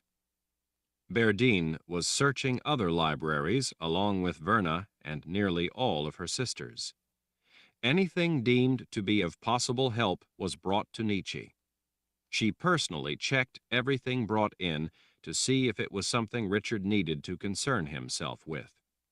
Some of the more experienced sisters were proving quite valuable at ferreting out important sources of relevant information. Nietzsche also kept people away from Richard so he could concentrate on reading and on the wide array of things she was teaching him. In some ways, he felt like a recluse. But it also left the mood in the quiet retreat focused, which was just what Richard needed. Low bookshelves in the private sanctuary were placed near the richly paneled walls, leaving the center open for couches and chairs. It made the room look more like a quiet study than a library. Small statues decorated the tops of some of the shelves, helping them to appear to be display stands rather than bookshelves. Richard hadn't yet ventured up the narrow iron spiral stairs to the small balcony on the opposite wall, but Nietzsche had. As he read, she'd brought books that she thought were important down to add to the stacks awaiting his attention. Although the room didn't have the look of one of the typical libraries filled with row upon row of books, the discreet shelves in the room still had to contain thousands of volumes. The ones they were interested in, though, were somewhat rare, even for this place. Still, the heavy mahogany table he sat before was piled high with books Nietzsche had laid out. From within the library, there was no way to tell if it was day or night. The heavy, dark blue velvet draperies were closed. Opening them wouldn't have helped, since there was only wood paneling behind. The curtains were only meant to give the illusion of windows and to quiet the room. There were ample lamps, though, along with a fireplace. They gave the place a warm glow, making it look cozy and inviting. Richard felt neither. They worked without pause as much as possible. Food was brought in so they wouldn't have to stop. When they could keep their eyes open no longer, they slept for a time on the couches. Nietzsche, never far from him, paced through the shadows and shafts of light from the reflector lamps hung on the polished dark brown white-veined marble pillars standing at uniform intervals throughout the library. She scanned yet another book, seeing if it was something he needed to read, only to walk back to the shelves and replace it. Richard's burning urge was to act. He desperately wanted to go after Kaylin. He knew, though, that it wasn't that simple. To really go after her, he had to learn how to use the power of Orden before it was too late to ever get her back. He knew that it would be impossible for him to do such a thing on his own. Nietzsche had, without hesitation, agreed to be his teacher. The first thing she had done had been to explain the complexities of sterile fields. She wanted him to fully understand the implications. Richard was no expert in magic, and he certainly didn't know how to use his ability at will, but Nietzsche had made the principles understandable to him. At first, he found it hard to grasp. He couldn't understand what harm such foreknowledge could really do.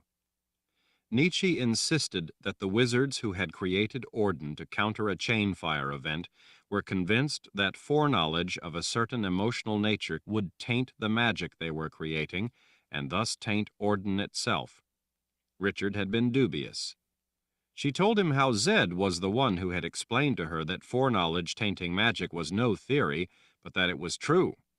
He had told her that Richard himself had proven it by falling in love with Kaylin without her confessor's power harming him. Any foreknowledge that it could be done would have destroyed Richard's ability to overcome the problem because her magic, when she first unleashed it on him, even without intending to, would have taken him. While he never revealed the solution to Nietzsche, Zed did tell her that Richard had to be totally unaware of a solution even existing, or that solution would not have worked, so she was sworn to secrecy on even that small part of it. Zed had told Nietzsche that Richard himself had proven the central question of Ordenic theory, that foreknowledge can affect the functioning of magic. He had proven it with Kaylin. Richard knew all too well what Nietzsche was talking about, even if she was in the dark about parts of it. Because of experiencing such a thing firsthand, he recognized the true gravity of the situation. He knew that, just as his foreknowledge of a solution to loving a confessor would have made that solution fail, Kaylin, having foreknowledge of his profound emotional connection to her, would make Orden fail. It was no theory, as the wizards who created Orden had thought. It was true. Foreknowledge tainted a sterile field. Richard, of all people, grasped that concept on a visceral level. To know in his heart, and to also fully comprehend that he couldn't allow Kaylin to learn about the two of them being in love, tied his insides in knots. At the moment, though, that eventuality was only a distant concern. It was one problem that he sincerely hoped to someday have. He had a lot more to learn before he ever reached that point. Through reading a number of historical accounts in the library, and from books some of the sisters had found that dated back to the time before the Great War, Nietzsche had been able to form a theory about his gift and how it functioned. It wasn't, in her opinion, so much a matter of Richard not growing up learning about magic that made it difficult for him to control his ability, but that the gift of a war wizard actually functioned differently from a sorceress's or a typical wizard's gift. Richard's power wasn't simply tapped, she'd explained, but worked through intent via his feelings, in much the same way that the Sword of Truth functioned. In this sense, the Sword of Truth turned out to be a kind of primer on how his own ability worked. The sword functioned according to what the person wielding it believed. It wouldn't harm a person who they believed to be a friend, but it would destroy anyone they believed was an enemy. The reality didn't matter. It was what the person believed to be true that drove the magic of the sword.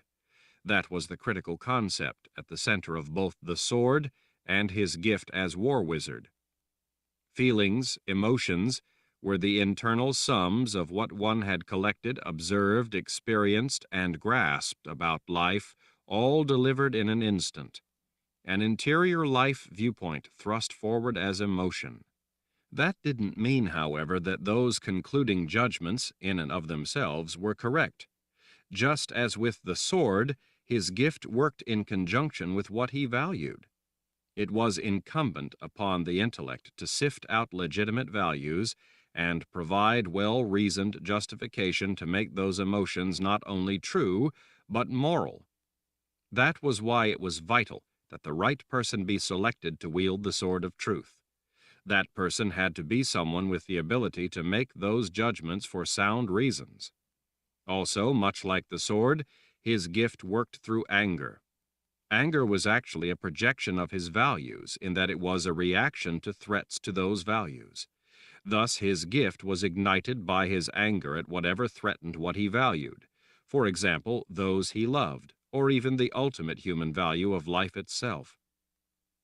Nietzsche had told him that for all she knew, he might never learn to control his ability directly the way other gifted people did. She said that she suspected that the reason for this was that a war wizard's gift was fundamentally different, serving a different purpose than the gift in others, such as the gift to be a healer or a prophet. The implication in everything she'd learned was that anger was a key element in the ability of a war wizard. After all, war was not properly entered into out of joy or a lust for conquest, but in response to a threat to values. Of more immediate concern to Richard, however, was learning to use the power of Orden to reverse the chain fire spell. Nietzsche had been shocked to see the designs and symbols Richard had painted on himself and the other men. She recognized that he had combined familiar elements into completely new forms. But she also wanted to know how he had managed to integrate elements pertaining to Orden. Richard had explained that he had come to learn that some of the parts of the spells Darken Rahl had drawn to open the boxes of Orden were also parts of the Dance with Death, and he knew the symbols relating to the Dance with Death quite well.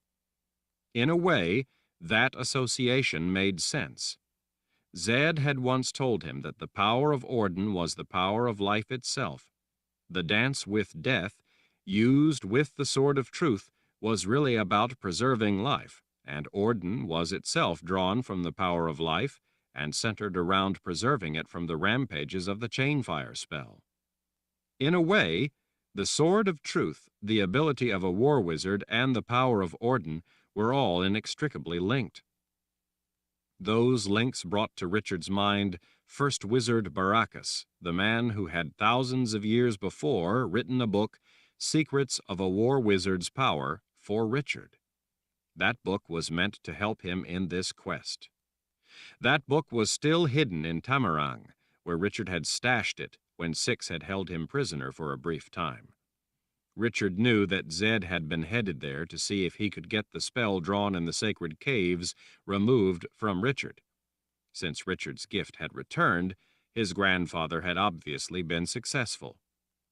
Now that Richard was reconnected with his gift, he remembered every word of the Book of Counted Shadows. Nietzsche was convinced, and had convinced Richard, that the book he had memorized could only have been a false copy that could not be used to open the correct box of Orden. She believed, however, that even being a false copy, it very likely still contained all, or most all, of the elements necessary to open and use the correct box of Orden. To make the version Richard had memorized a false copy would have required only a single sequence of necessary elements being out of order. But that didn't mean that the elements themselves weren't valid and therefore important and necessary. To that end, Richard had recited the entire book for her. They had made note of every element from the book. If he learned how to create or draw each of those elements, then when they got their hands on the true copy of the Book of Counted Shadows, he would simply have to use those components that were actually necessary by rearranging them in the proper order, as revealed by the true copy of the book. For this reason, Nietzsche now knew what she needed to teach him, and Richard was farther along this path than she would have thought because he already understood many of the key elements involved. He already knew a vast array of the basic parts used in the spell forms. He had, in fact, drawn them on his whole team and himself. The Dance with Death had already taught him the basics of those designs, making them by now seem almost intuitive to him. Richard had discovered that drawing the spell forms was in fact a natural extension of not just the symbols employed in the depiction of the Dance with Death, but how he fought with a blade, and how he carved statues. At their base, all of those seemingly different things had basic parts in common. All of them shared movement and flow. For Richard, it was astonishing to discover how it all fit together into a larger picture. As he drew the spell forms Nietzsche was teaching him, it didn't feel awkward or difficult. It felt natural. He already knew the forms. He recognized in those forms not only the Dance with Death, but movements with a blade, both from fighting and from carving statues. Nietzsche, too, was unique as a teacher because she understood not only how much Richard knew about his varied abilities, but how he used his ability. She grasped, unlike anyone else, how he saw the use of magic. She recognized how different it was from the conventional wisdom and wasn't in the least bit stymied by the way he viewed such things. If anything, it energized her. She also comprehended his concept of the creative aspects of magic itself, and so she didn't try to correct what he did, but instead guided him to accomplishing what was needed. She didn't just pile on things to memorize, she instead built on what he already knew and the way he saw things. Because she intuitively sensed what he already grasped on his own, in his own way, she didn't waste time dwelling on lessons covering what he already understood, and instead helped him add things he needed at the place he needed them when he needed them. Nietzsche strolled to the table. "How are you doing?" Richard yawned. "I don't know anymore. It's all running together in my head." Nietzsche nodded absently as she read something in the book she was holding. "What you think is running together may mean that your interior mind is simply beginning to make associations and connections, organizing what you are adding to your knowledge." Richard sighed. "Could be." Nietzsche closed the book and tossed it on the table to the side. "There are some useful things in here. You should take a look." "I don't think I can see straight to read any more right now." "Good," she said. She gestured to the pen resting in a holder to the side. "Draw, then. You need to be able to draw those elements from the book you just finished. If the real Book of Counted Shadows has similar elements, you will be ahead of the game." Richard wanted to argue with her, to tell her that he was too tired, but then he thought about Kaelin. Weariness became irrelevant in that light. Besides, he had agreed that Nietzsche was going to teach him, and he would not only do as she instructed, but put his every effort into it. She was a sorceress with invaluable knowledge, experience, and ability that Zed had said amazed him. Even Verna had taken him aside and advised him to listen carefully to Nietzsche, that she was in many areas smarter than any of them. Richard knew that this was his only true opportunity to learn what he needed. He was not about to waste that opportunity. He pulled a piece of paper close and then dunked the pen in the ink. He leaned close and started drawing spell forms from a book laid open nearby. One big problem they had not yet solved was the issue of sorcerer's sand. According to the Book of Counted Shadows that he'd memorized, the spell forms needed to open the correct box of Orden had to be drawn in sorcerer's sand. Nietzsche had told him that even though the book he'd memorized was a false copy, the issue of needing to draw the spell forms in sorcerer's sand when the time came was true. Whatever spells turned out to be the ones necessary simply wouldn't work without it. Richard had told her how, when Darken Rahl had opened the box of Orden, he had been sucked down into the underworld, along with all the sorcerer's sand he'd used to draw the spells. Up in the Garden of Life there was no more of that precious commodity. There was only dirt left where the sorcerer's sand had been. Nietzsche looked up from another book she was thumbing through. "This has some information about the Temple of the Winds." Richard looked up. "Really?" She nodded. "You know, the thing that baffles me about that is how you said you crossed the world of the dead to get to it." It had appeared during the lightning, and Richard had crossed over on a road while it was visible. "I'm sorry, Nietzsche, but I told you everything I know on the subject." "According to this, and to what you told me you learned from studying accounts in old books, the Temple of the Winds was sent to the underworld. Because it was banished for protection, it resides somewhere distant across that great void. The whole purpose is to make it far away and impossible to get to." "But it was right there when the conditions were right. I stepped right across into the temple." She nodded absently as she went back to reading and pacing. She finally stopped again, looking impatient. "It still doesn't make sense. It's impossible to get from here to there across the world of the dead. Crossing the void of the underworld is something like crossing the ocean. It would be like walking to the shoreline and stepping onto an island that's on the other side of the world without having to travel across the intervening ocean." "Maybe the Temple of the Winds isn't really that far away in the underworld. Maybe it's like the island isn't really across the ocean, but just right there close to the shoreline." Nietzsche shook her head. "Not according to this, and not according to the things you told me. Every reference says that to banish the temple to safety, they sent it across the underworld, rather like sending it across the universe itself." "Lord Ral," Kara called from the doorway. Richard yawned again. "What is it, Kara?" "I have some people here with me who need to see you." As much as he would like a break, Richard didn't want to stop. He needed to learn all of it if he was ever to get Kalen back. "It seems to be important," Kara added when she saw him hesitating. "All right, bring them in." Kara led a group of 6 people in pristine white robes into the room. In the somewhat dark library, the white-robed figures almost glowed like good spirits. They all came to a halt on the other side of the massive mahogany table. They looked to Richard more like people fearing they might be executed than like people who wanted to see him.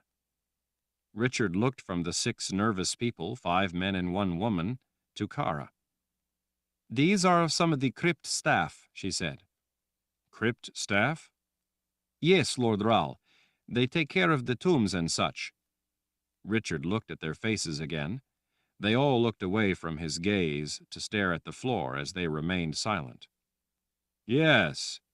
I remember seeing some of you when I first came back, when we had the battle down there with the Imperial Order soldiers." He couldn't imagine the horrific mess that would have had to be cleaned up. He had ordered that the bodies of the Order soldiers be thrown over the side of the plateau. They had more important things to worry about than caring for the remains of murderers. The people nodded. "What is it you wish to tell me?" Kara waved a hand to dissuade him from that notion. "Lord Ral, they are all mute." Richard gestured with the pen in his hand as he leaned back in his chair. "All of you?" The 6 people nodded together.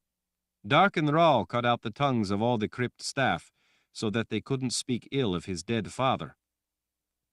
Richard sighed at hearing such a terrible thing. "I'm sorry you were abused like that. If it makes you feel any better, I share your feelings about the man." Kara smiled as she looked at her 6 charges. "I told them of your part in his death." The 6 smiled a little and nodded. "So what's this about?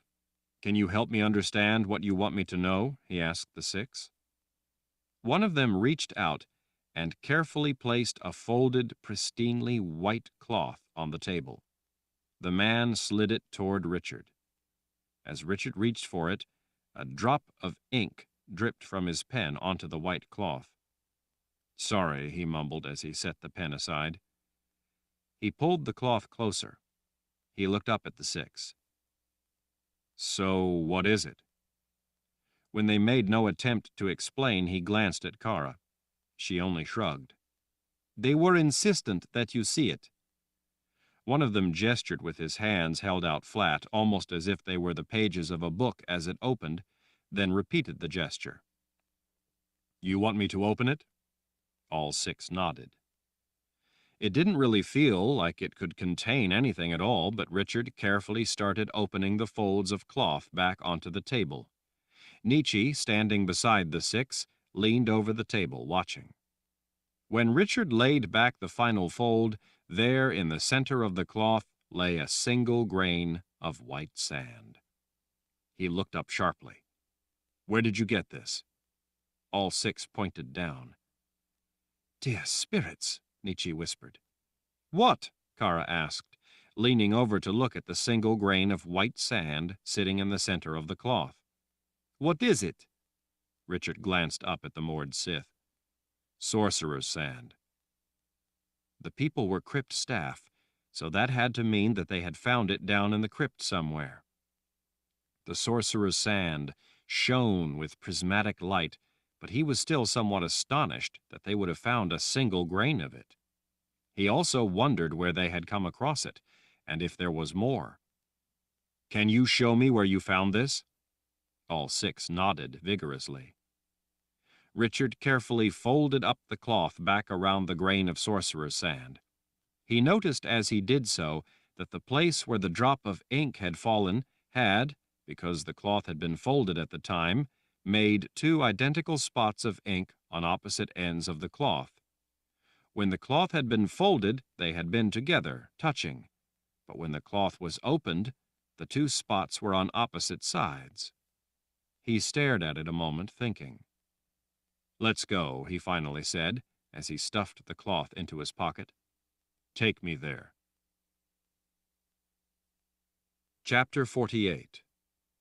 Richard stepped over the melted white stone and into Panis Ral's tomb. The crypt staff waited outside in the hallway. They had urged Richard to go in alone first, wanting him to visit the tomb before they dared to enter. It was the tomb, after all, of his grandfather. These were people who had lived and died by the incomprehensible protocol of the previous Lord Ral, visiting his venerated ancestors.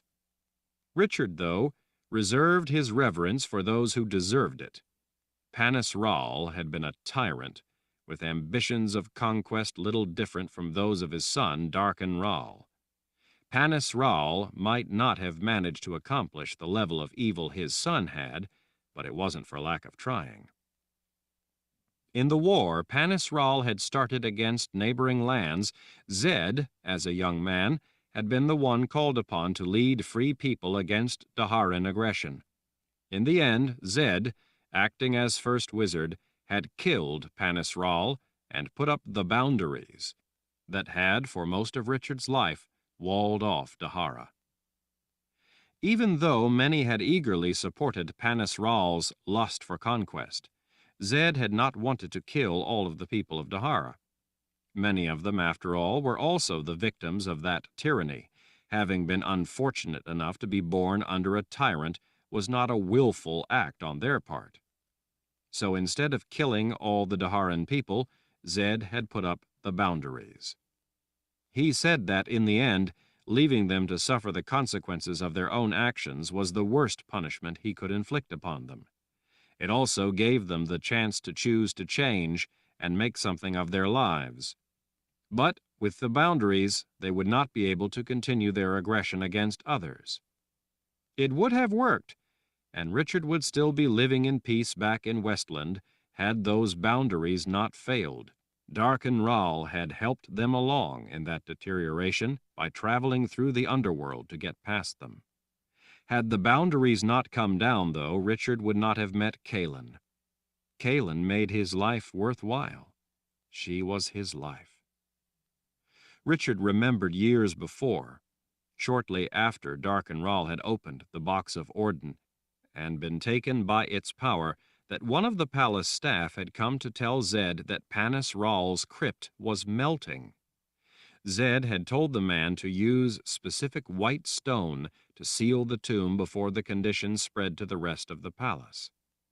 That stopgap of white stone sealing the entrance of the tomb had since mostly melted, and the strange condition was beginning to damage the entire room.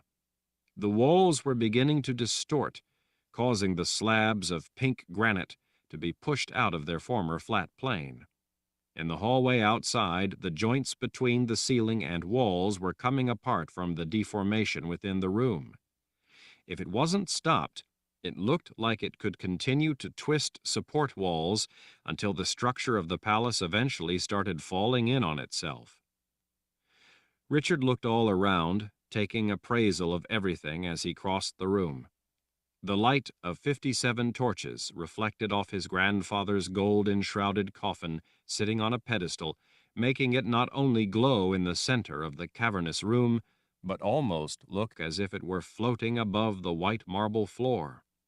Words were inscribed not only on the coffin, but into the granite walls all around the room. "I hate pink," Nietzsche murmured to herself as she peered around at the polished pink granite walls and vaulted ceiling.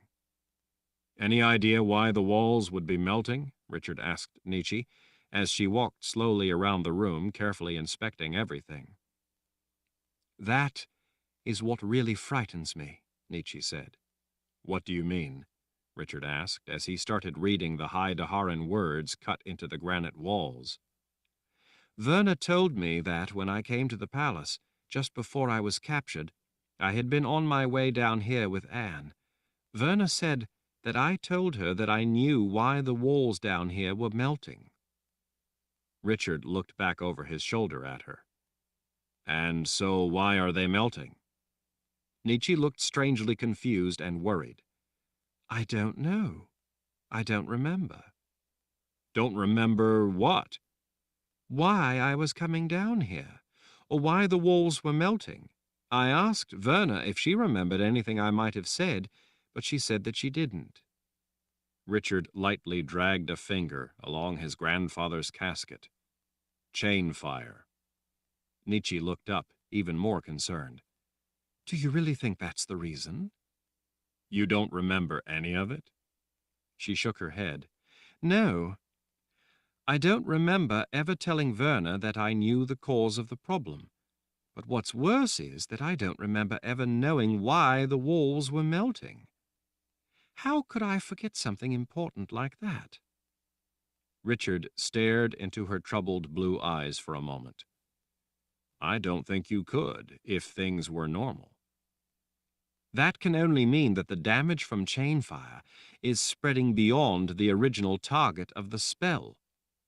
"It's the contamination," Richard said in a quiet voice. "If that's true, then that means that whatever is going on in here is connected to what we must do to reverse chain fire. The contamination in the chimes is erasing memory to protect itself." Such a frightening concept gave Richard pause. He knew, though, that it made sense. Now he had to worry not only about how Jagang might be one step ahead of him, but about how the contamination with chain fire might also be acting to defend itself from extermination. It didn't need to be sentient to react to preserve itself and continue its purpose. To the chimes, eliminating magic was a value, and the contamination they left in their wake was their method of accomplishing that value. So such self-defensive measures were probably integral, much as thorns were sometimes a bush or tree's means of self-defense. Having thorns didn't mean the tree was able to think of how to hurt anyone who came near. It was merely its integral means of protecting itself, so that it could continue to exist. "We have to reverse chain fire, or it's only going to continue to grow worse," Richard finally said to Nietzsche. "It won't be long before we even forget why we have to reverse it. I must invoke the power of Orden to counter the spell before it's too late." "We need the boxes of Orden to do that," she reminded him. "Well, Jagang has 2 and the witch woman took the 3rd. Somehow we need to get them back." "Since Six is doing Jagang's bidding by attacking our troops down in the old world, I think we must assume that she intends to give him the third box. Richard traced a finger along some of the lettering on Panis Ral's casket. I think you're right. It's only a matter of time before Jagang has all 3 boxes, if he doesn't already. We have something they need, though, Nietzsche said. We do? What? The Garden of Life. Since translating the Book of Life, I've come to see the Garden of Life in a different way. The book confirmed some of the conclusions I had previously come to after the last time I saw the garden. I now understand the Garden of Life through the context of the magic of Auden. I've studied the position of the room, the amount of light, the angles in relation to various star charts, and how the sun and moon traverse the place. I've also analyzed the area within the room where the spells relating to Auden had been invoked, their specific placement in relation to the other elements. Richard was intrigued. You mean to say that you really think that the Garden of Life is necessary to open one of the boxes? Yes. The Garden of Life was constructed specifically to provide the controlled conditions necessary to open one of the boxes of Auden. Richard had to run that through his mind a second time before he was sure that he'd heard her right. You mean to say that Jagang must get into that room in order to open the correct box? Nietzsche shrugged. Unless he wants to construct his own room just like it. That certainly isn't out of the realm of possibility, but the elements all brought together in that room are very exacting. Recreating it would be a complex undertaking. But it would be possible for him to do such a thing? He would need the original references from which the plans for the Garden of Life were derived. He would also need the aid not only of sorceresses, but wizards. Lacking everything necessary to do it on his own, he would have to study the Garden of Life itself in order to know how to construct a new one. The only practical solution would be to duplicate what was already built here, since all that preliminary work has already been successfully carried out. Well, if he could get into here to do that, he might as well use this one. Nietzsche leveled a look at him. Exactly. Richard sighed with grasping just how far behind Jagang's true motives they truly were. No wonder he hasn't been worried about opening the boxes before now. He needed to get here first. Taking the People's Palace has been part of his larger goal all along. He's known all this time what he needed to do. Seems that way, she admitted. Berdine stepped through the melted opening into the tomb. Lord Ral, there you are. Richard turned. What is it? I found this book, she said, holding it up as she strode across the room, as if waving the book would explain everything. It's in Haidaharen. When I translated some of it and realized what it was, Verna told me to get it to you right away. Nietzsche took the book from Berdine when the Mord Sith held it out to her. She opened the cover and started scanning the text. So, what is the book about? Richard asked Berdine. It's about Jillian's people, her ancestors from Casca anyway. The Dreamcasters, Nietzsche whispered to herself as she followed along in the book. Richard frowned. What? Nietzsche's right, Berdine said. It's about how the people in Casca were able to cast dreams. Verna said to tell you that. All right, thanks.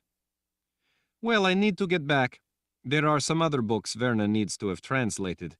And don't forget, she said over her shoulder as she started away, sometime I need to tell you the things I found out for you before about Baracus. Richard nodded to the Mord Sith's quick smile. Nietzsche tucked the book under her arm. Thanks, Berdine. As soon as we're finished here, we'll look into it. Richard watched Berdine leaving for a moment, then gestured to the inscriptions on the walls. This all looks rather disturbing. Do you know the exact nature of the spells outlined here? A number of the elements look vaguely familiar. They should, Nietzsche answered cryptically. She pointed out one of the inscriptions on the far wall. See there? It's instructions from a father to a son on the process of going to the underworld and returning. You mean Panis Ral wanted to pass these spells down to Darken Ral, so they were chiseled in the walls of his tomb? No, Nietzsche said, shaking her head. I believe that these spells have been passed down through the house of Ral for countless generations, from each father to his gifted offspring who would become the next Lord Ral. From each father to his son. They are, in a way, your birthright. Richard felt rather overwhelmed with the thought of it. How old do you think they are? And why pass down spells on going to the underworld? From the composition of these spells, my guess is that they have existed from the time Orden itself was created. Nietzsche looked over out of the corner of her eye. I believe that to use the power of Orden, these spells may be necessary. Richard rounded on her. What? Well, from what I read in the books that explained Orden, like the Book of Life, and some of the books on Ordenic theory, I've come to believe that the purpose of such a requirement has to do with the problem of how subtractive magic was used in the ignition of a chain fire event. You mean the problem with memories being eliminated? Nietzsche nodded. Why can't the rest of us remember Kaelin? Why can't she remember who she was? Why can't we use our gift to heal people who have forgotten Kaelin, or heal Kaelin? Why can't our gift restore those memories? Richard recognized Nietzsche the instructor asking her student to provide the answer on his own. Richard was more than familiar with the technique. Zed had used it on Richard his whole life. Because those memories are gone, there is nothing to restore. And how were they taken? Nietzsche asked, lifting a questioning eyebrow. Richard thought it was obvious. Through subtractive magic. Nietzsche only stared at him, as if waiting for more. Understanding dawned on him. Dear spirits, he said in a whisper, subtractive magic is the magic of the underworld. He stepped closer to her. Are you saying that in order to use the power of Orden, going to the underworld is necessary, because those things that were taken with subtractive magic are only able to be recovered there? If memories are to be rebuilt, there must be a kernel to grow them from. The memory you have of her is your memory, not Kaelin's missing memory, not Zed's, not Kara's, not anyone else's. The substance of their missing memory is what is gone from this world. It no longer exists. Not here, anyway. Richard couldn't even blink. And that core of the memory taken from the minds of the victims of chain fire was taken away by subtractive magic. So if it still exists at all, it only exists in the underworld. Nietzsche gestured around at the high Daharan words cut into the granite walls and on the casket. The Book of Life, which Darken Ral had to have read to have put the boxes of Orden in play, says that part of the process of invoking Orden is going to the underworld. But what memory would Darken Ral have recovered when he traveled to the underworld? Invoking Orden requires prescribed steps. Going to the underworld is one of the steps to be performed in the sequence of invoking Orden. She gestured to the walls. Those steps. But those references say only that going to the underworld is required. Why don't they lay out the purpose of the journey? The purpose of that journey is to recover the core of memories, but Orden doesn't know what is necessary, or who the object of chain fire was going to be. So it only provided for the step to be undertaken. It doesn't say what must be done there. It is just a tool for the person trying to reverse chain fire. It is up to them to do what is necessary when undertaking that journey. Berdine is the one who first showed me the Book of Life. She knew where it was because she had seen Darken Ral using it. He went to the underworld. These inscriptions here are part of the formula for invoking the spells necessary to do that. But Darken Rahl wasn't trying to restore memories lost to chainfire. Nietzsche shrugged. No, he was using Auden to gain power for himself. It was up to him what he would do once he was there. He probably didn't understand the true purpose of going to the underworld. He probably assumed that it was merely a step to be performed, a part of a complex ritual. Richard ran his fingers back through his hair. Kalen told me that he had traveled the underworld. Nietzsche again gestured to the inscriptions. This is part of how he did it. But how in the world am I to do such a thing? According to this, you can't do it by yourself. It requires a guide. Not just a guide, but a guide whom the person embarking on such a journey had to win over, and who is now absolutely loyal, even in death. A good spirit I can trust with my life. She nodded, and then pointed at a place in the inscriptions. See here? This is a spell for calling the guide from the underworld to come and take you where you must go. Feeling rather sick at the thought, Richard looked around at the writing. He pointed to one of the places in the High Daharan script, then another place on a different wall. Look here at these references. These spells require sorcerer's sand. They certainly do. Perhaps we had better ask the crypt staff where they found that grain of it you have in your pocket. Overwhelmed by the things he was learning, Richard had almost forgotten why they had come down to the tomb in the first place. You're right, Richard said, as he signaled Kara to bring the 6 people in white robes into the tomb. The 6 hurried to follow after her like chicks following a mother quail. Richard waited for the covey to gather. They all peered up at him expectantly. You all did a great service by finding that grain of sand. Thank you for being so attentive. By the way they beamed, Richard didn't think that a Lord Rahl had ever thanked them before. He laid a hand gently on the shoulder of the one woman. Can you show me where you found the grain of sand you brought me?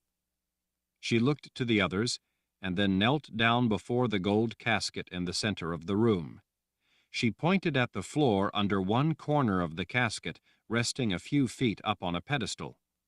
She crooked the finger at Richard. He knelt down beside her, ducking his head under the casket when she did so.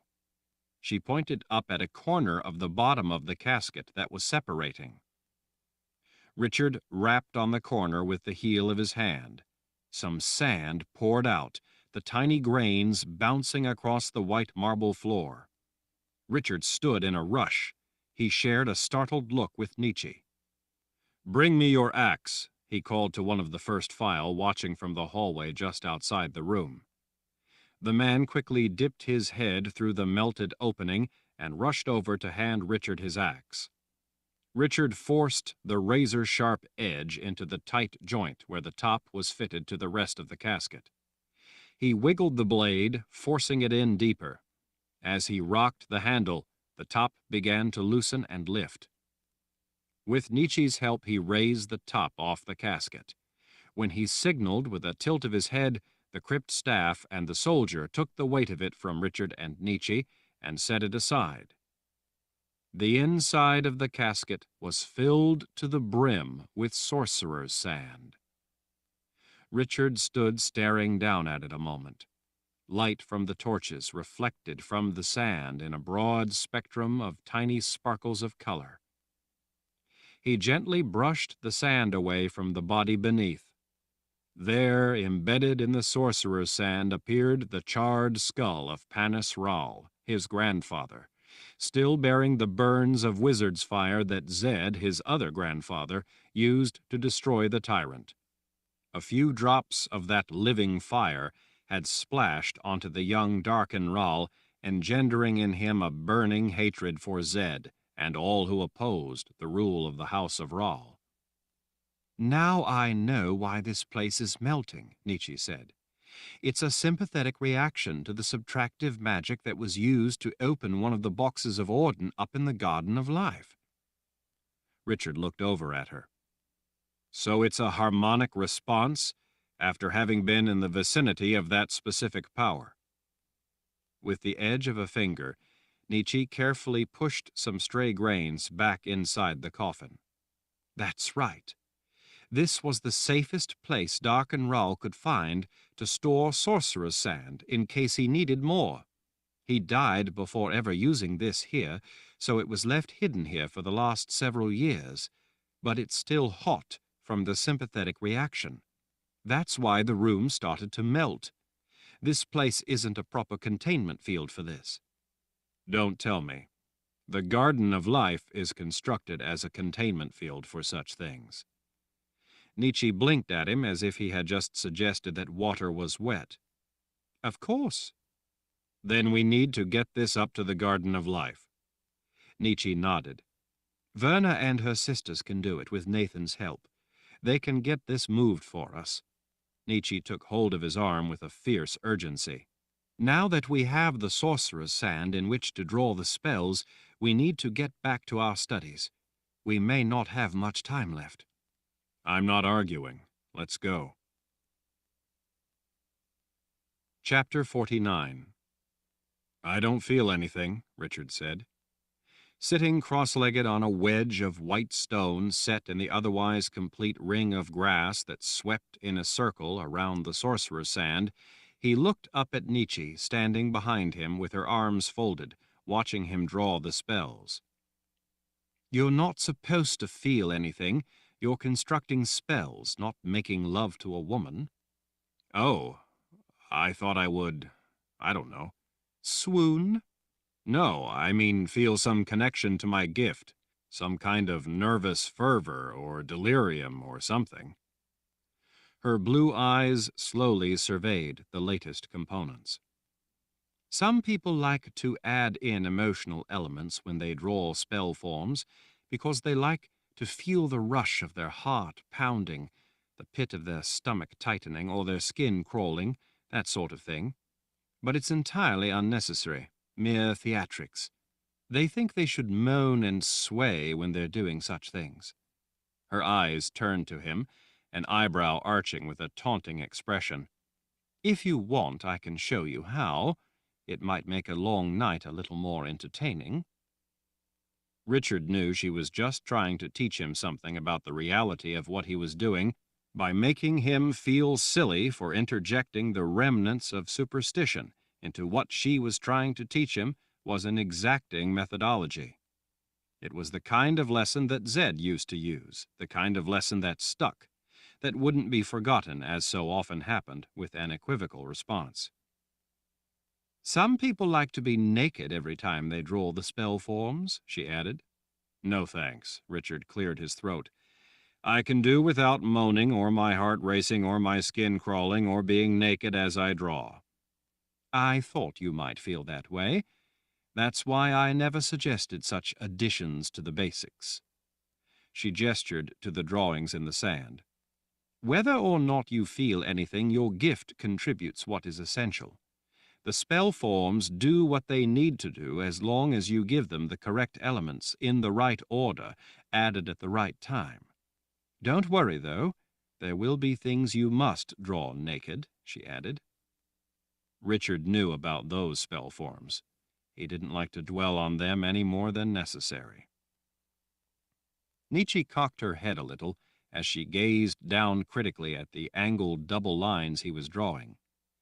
Kind of like making bread.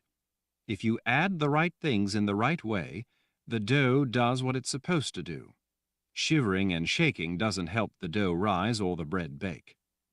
Uh-huh, Richard said, as he went back to dragging a finger through the sorcerer's sand, folding an arc around the angled element. Just like bread, except that if you do it wrong, it can kill you. Well, I've had bread that I thought might kill me, she murmured absently, as she carefully watched what he was doing, her body leaning almost as if to help him curve the line just so. Nietzsche had been able to recreate some of the elements he was drawing from the book Berdine had brought to them when they'd been in Panis Ral's tomb. Some of the spell forms had been broken down and diagrammed in the book.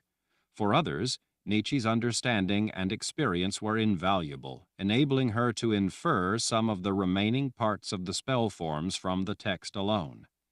In that way, she had recreated everything necessary. Richard had been worried that the book didn't actually illustrate everything that the process needed, and that Nietzsche might be inferring wrongly. She had told him that they had a great many very real things to worry about, but that particular concern wasn't one of them.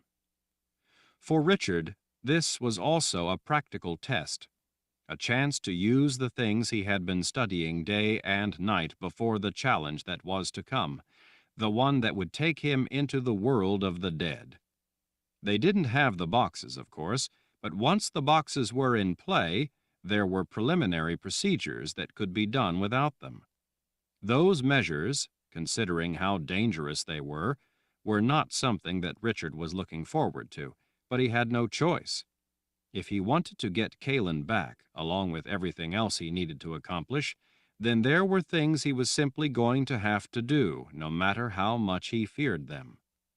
At least his ancient benefactor, first wizard Baracus, had left a number of clues to help him. Now that Richard had been reconnected with his gift, he also needed to recover the book that Baracus had left for him. Secrets of a War Wizard's Power. If there was ever a time that he needed the information that would be contained in that book, now was that time. The book, along with the War Wizard outfit, much of which also used to belong to Baracus, was hidden in the castle down in Tamarang, not far from the wilds. Unfortunately, that was also where Richard had last seen Six, just before Commander Karg had captured him and taken him to the Imperial Order encampment. As Richard carefully drew the spell forms, he was also impatient for the Emperor to start losing sleep, start feeling tense and distracted. He had been confident and sure of himself for long enough. It was time for Jagang to start having nightmares. Richard could just hear the harsh croaks coming through the glass above them. He glanced up and saw Gillian's raven, Loki, perched on the framework of the glass, watching them. From high in the sky, the raven had followed his lifelong friend throughout her captivity, feasting on the amble refuse throughout the camp. Loki had seemed to consider the whole thing as he considered most things in life, nothing more than a curious holiday. Gillian had known that Loki was there, but she never let on lest one of Jagang's guards shoot the bird with an arrow. Loki was a wary bird, though, and seemed to vanish whenever anyone took notice of him. Gillian said that a few times when she came out of Jagang's tent, she saw the raven fly high above and do stunts to show off for her. Being a captive of Jagang, though, Gillian hadn't been cheered by the antics of her raven. She had been in a state of constant terror. A few flakes of snow were beginning to collect in the corners of the leaded glass. Against the night sky, the inky black bird was mostly invisible. Sometimes only its bill and its eyes reflecting the torchlight could be seen, giving it the appearance of a ghostly apparition watching them. From time to time, the raven tilted its head, as if it too were evaluating Richard's tedious work. As it flapped its wings to animate its raucous caws, moonlight, appearing from time to time between the scudding clouds, reflected off its glossy black feathers. The raven was impatiently waiting to do its part. "Are you ready?" Richard asked, still concentrating as he drew a line in the sorcerer's sand. Gillian nodded nervously. She had been waiting her whole life for this moment. Sitting in the center of a place cleared for her in the sorcerer's sand, with spells drawn all around her, she was looking very solemn. She knew that this was the purpose for which her grandfather had selected her, trained her. She was the priestess of the bones, meant to cast dreams to protect her people. Torches ringing the sand in the center of the lawn softly hissed. Their flames slowly wavered in the dead-still air. The dark band painted across Gillian's face, across her copper-colored eyes, was meant to hide her from evil spirits. As the priestess of the bones, she was now Richard's servant. Richard, as the Lord Rahl, was now the one meant to help her cast the dreams. It was an ancient connection between their people, meant for mutual protection. What they were casting, however, was not exactly dreams. They were casting nightmares. Gillian's people were from Casca. She had been learning to be a teller, someone respected for their knowledge of the ancient times and her people's heritage. Her grandfather was the living teller, the one teaching her the old knowledge, the lore of their past. Someday that legacy would be passed to Gillian.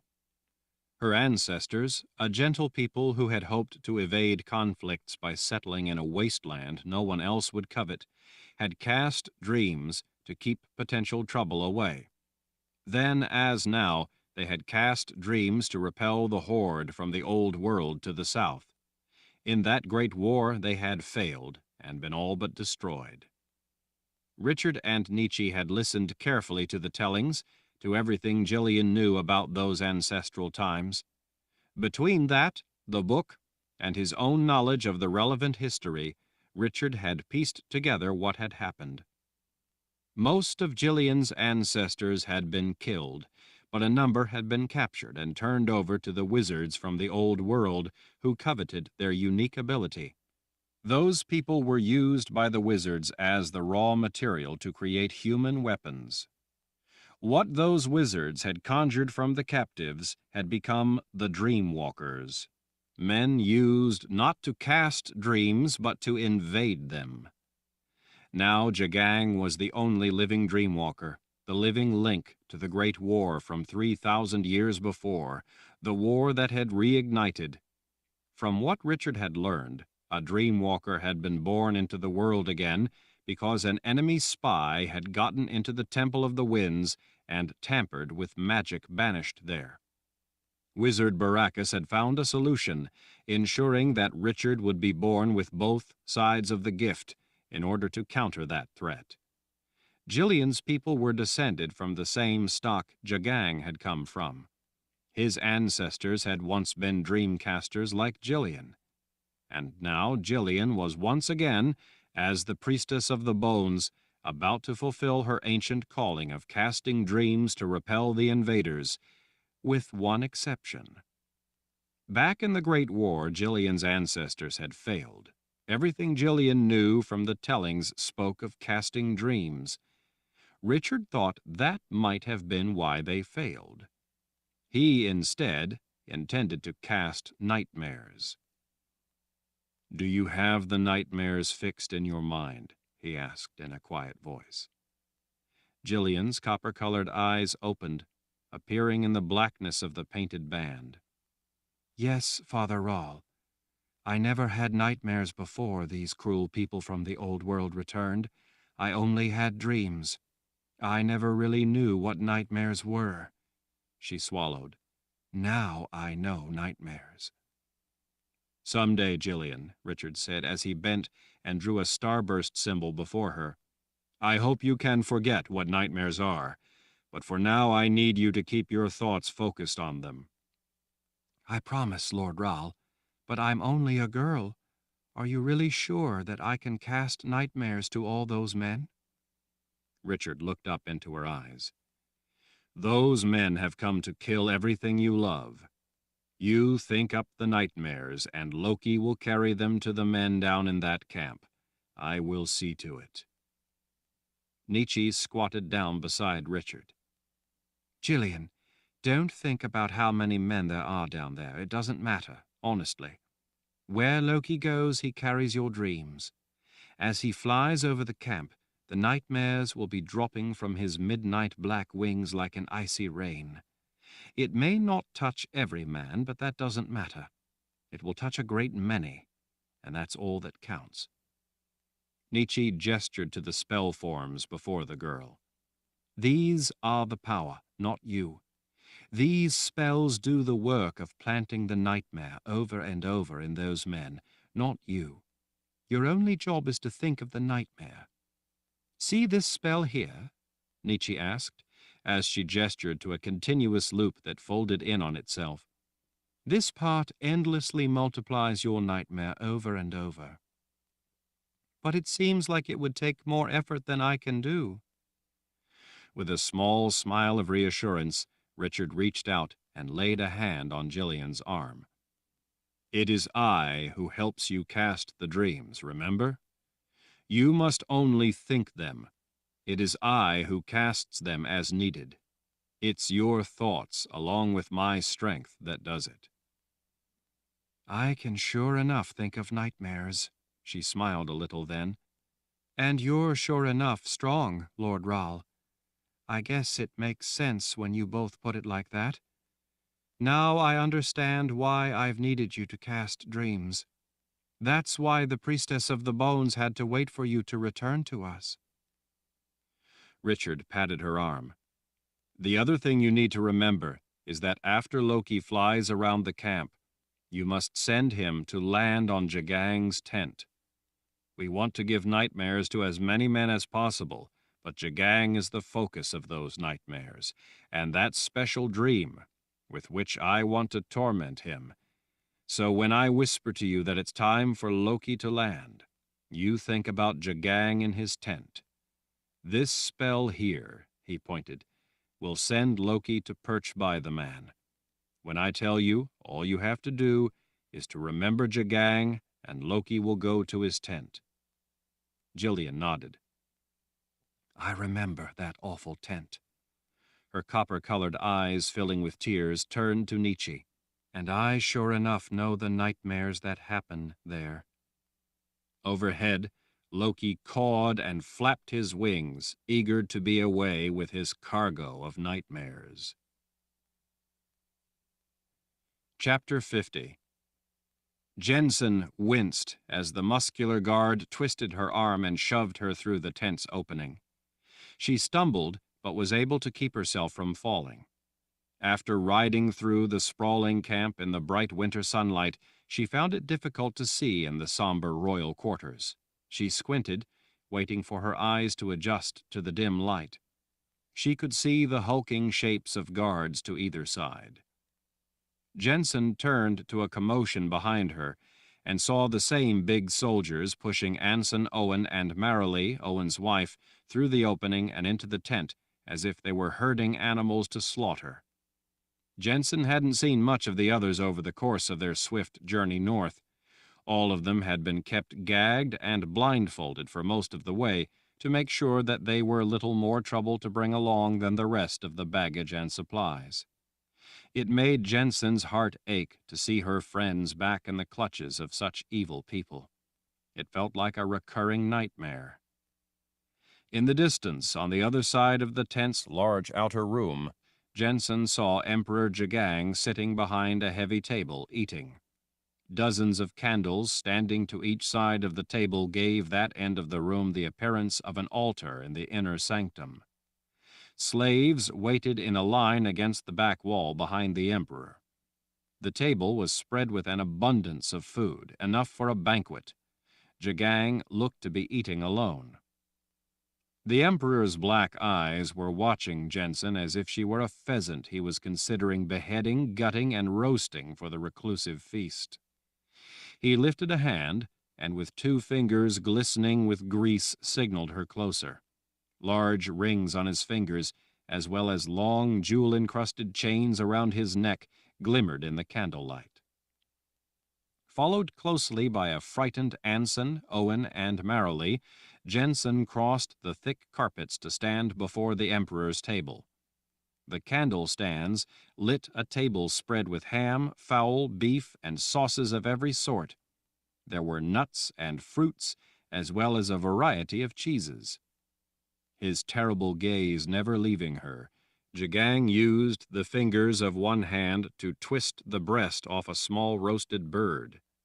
He held a silver goblet in the other hand. He took a big bite, then washed it down with red wine from the goblet. She knew it was red wine because much of it rolled down from the sides of his mouth to drip all over his sleeveless lamb's wool vest. "Well, well," he said as he plunked the goblet down on the table. If it isn't Richard Rao's little sister, come for another visit. The last time she had come to the Emperor's table, she had been with Sebastian. The last time she had been a guest. The last time she had not known that she was being used. She had grown up a lot since that day. Hungry, darling? Jensen was starving. No, she lied. Jagang smiled. I don't need to be a dream walker to be able to tell that you're lying. Jensen flinched when the man's big fist slammed down on the table. Plates jumped, bottles fell over, goblets spilled. The three people behind her gasped. Jagang shot to his feet. I don't like being lied to. Fright flashed through Jensen at his sudden rage. Veins stood out in his forehead. His whole face had gone red. She thought he might strike her dead where she stood. Before he was able to act on his rage, a shaft of light slashed into the room. Two women ducked through the opening in the tent. The heavy wool flap hanging over the opening lowered, allowing the gloom to settle back in. Jagang turned his attention from Jensen to the two women. Ulyssia, Armina, any word of Nietzsche? The two, obviously taken off guard by the question, shared a brief look with each other. Answer me, Ulyssia. I'm in no mood for games. No, Excellency, there has been no word about Nietzsche. The woman cleared her throat. If I may ask, Excellency, do you have reason to believe she may be alive? Jagang cooled visibly. Yes. He sank down into his elaborately carved chair. I've had dreams of her. But the link to the Radahan went dead. There is no way she could have gotten it off without help. Perhaps they were nothing more than dreams. She's alive. Sister Ulyssia dipped her head in a bow. Of course, Excellency. You would know better than I about such things. He rubbed his forehead with the tips of his fingers. I haven't been sleeping well of late. I grow weary of sitting in this miserable place waiting for progress. I should have the men building the ramp whipped, as slow as they are. I thought the executions after the riots would spur them into being more devoted to their duty. This is for our cause, after all. Perhaps if I throw some of the slower workers from the top of the ramp, that would hurry the rest of them. Well, Excellency, Sister Ulyssia said as she stepped forward, looking eager to turn his attention away from his dark and violent thoughts. We have something that we think may make you feel a great deal better about our progress. He looked up sharply, then scooped his goblet off the table and took a long drink. He set the goblet back down and squeezed off a fistful of ham from the large platter of it sitting just to his right. After taking a bite from the meat in his hand, he gestured to the two sisters. What is it, then? A number of books were brought back with Jensen. One in particular is, well, Excellency, we think you should see it for yourself. Jagang was looking impatient again. He rolled a hand. Both women rushed forward at the command. Sister Armina held up the book Jensen remembered seeing brought up from the secret underground room in the graveyard. The Book of Counted Shadows, she said. Jagang looked to each woman's eyes, then held both hands out to the side. A slave immediately stepped forward with a towel and started cleaning the Emperor's hands. When Jagang tilted his head toward the table, other slaves stepped in to start clearing platters and bowls away. After they had cleared space on the table, a young woman, dressed in an outfit that revealed far more than it concealed, rushed in to wipe the wooden tabletop. As Jagang was still having his hands cleaned, Sister Armina set the book down before the Emperor. He slapped the slave's hands away and turned to the book. He leaned over as he opened the cover and began inspecting the text inside. Well, he finally asked as he turned pages. What do you think? Is it the true copy or a false one? It's not a copy, Excellency. He looked up with a frown that seemed like it might turn lethal. What do you mean it's not a copy? It's the original, Excellency. Jagang blinked, unsure that he'd heard her right. He leaned back in his chair to stare up at the woman. The original? Sister Ulysses stepped close. She leaned across the table and turned the pages back to the beginning. Look at this here, Excellency. She tapped a place to show him. This is the Maker's mark. It's his seal containing a spell to signify that this is original. So what? Maybe the seal is false. Sister Ulysses was shaking her head. No, Excellency, that's just not the way it works. When a prophet writes down prophecies in a book, he puts this kind of mark in the front of his writings to signify that it's the original, that it's his work in his own hand and not a copy. You have many books of prophecy, Excellency, but with a couple of exceptions, they are all copies of the original. Most have no seal at all.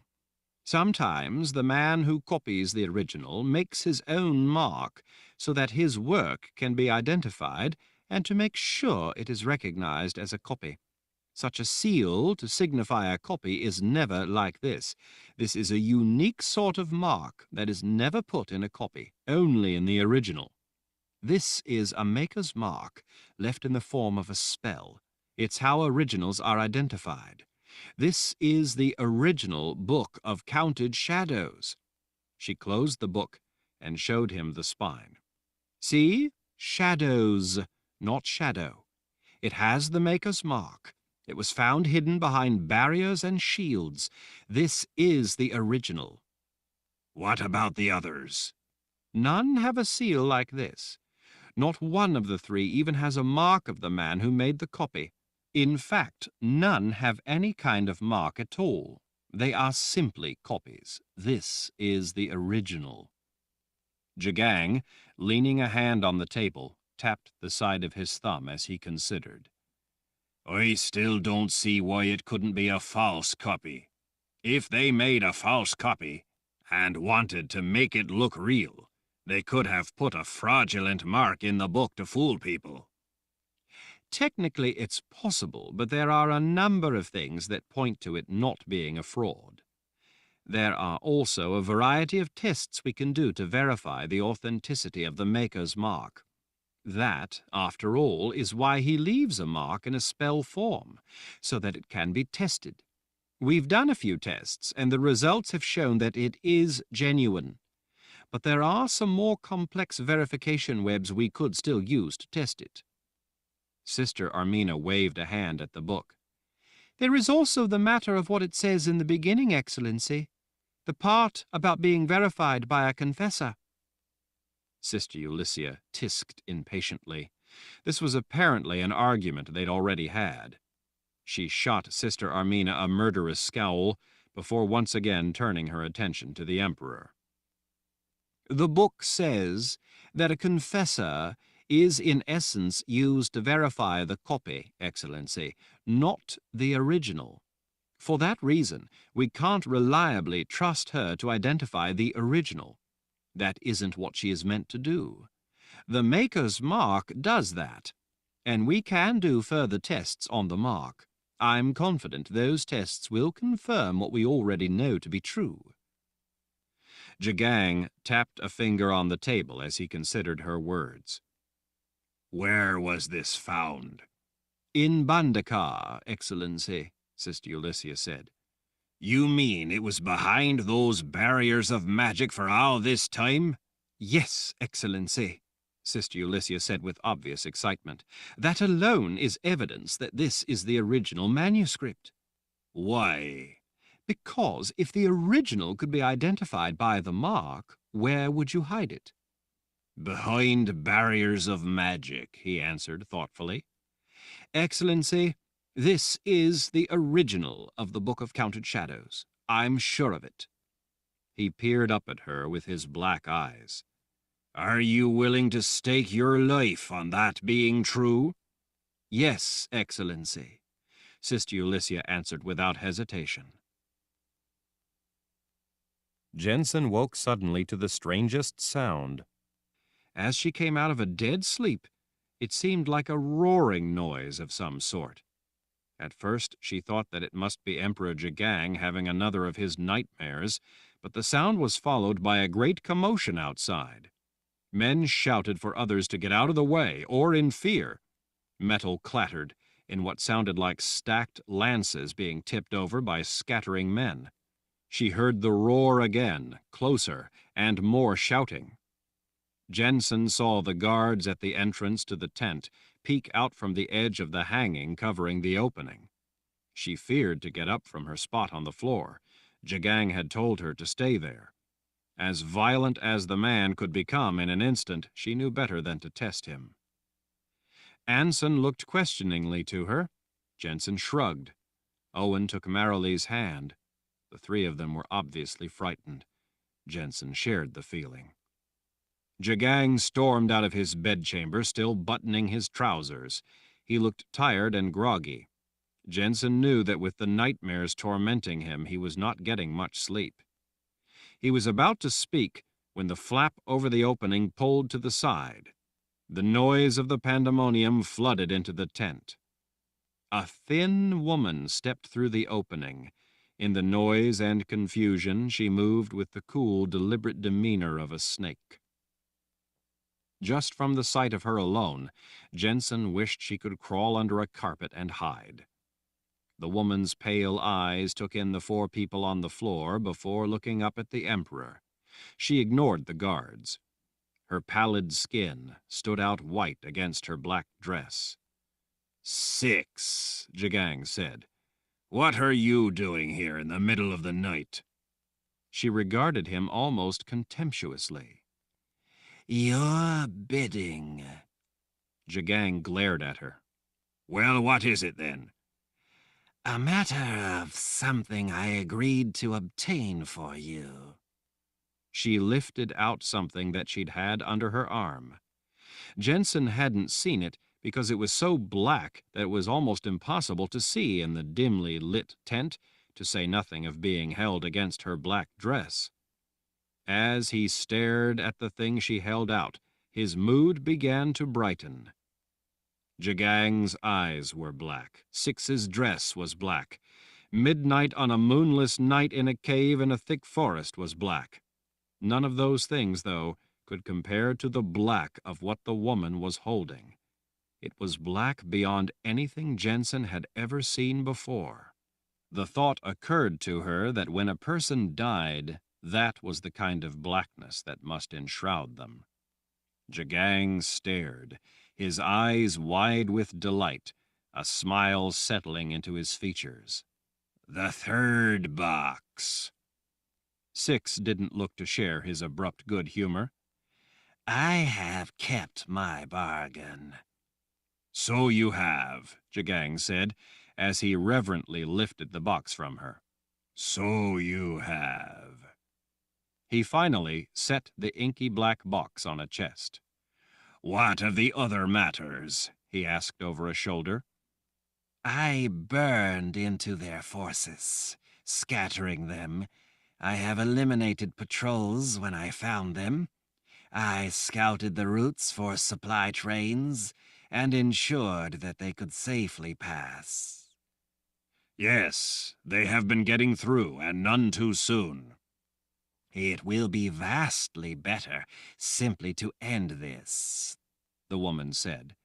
Have you been able to find the true copy of the Book of Counted Shadows? "No," he grinned. "I believe, though, that I have the original." She gazed at him for a long time, as if weighing the truth of his words, or maybe just wondering if he was drunk. You believe you have found the original? A humorless smile spread on her thin lips. Why don't you simply use your confessor? "We had some trouble. She managed to escape." Whatever Six was thinking, She didn't reveal it on her gaunt face. Well, she is of limited use to you anyway. Jagang's expression darkened. Limited use or not, I have plans for her. Do you think you could find her and bring her to me? I would make it worth your while. Six shrugged. If you wish. Let me see the book. Jagang went to a chest and pulled open a drawer. He recovered the book and handed it to her. Six held it between the flats of her hands for a long moment. Let me see the others. Jagang went to a different drawer in the chest and pulled out 3 more books, all looking to be the same size. He laid them side by side on a marble-topped table, then set an oil lamp beside them. Six glided close, her arms folded, peering down at the 3 books one at a time.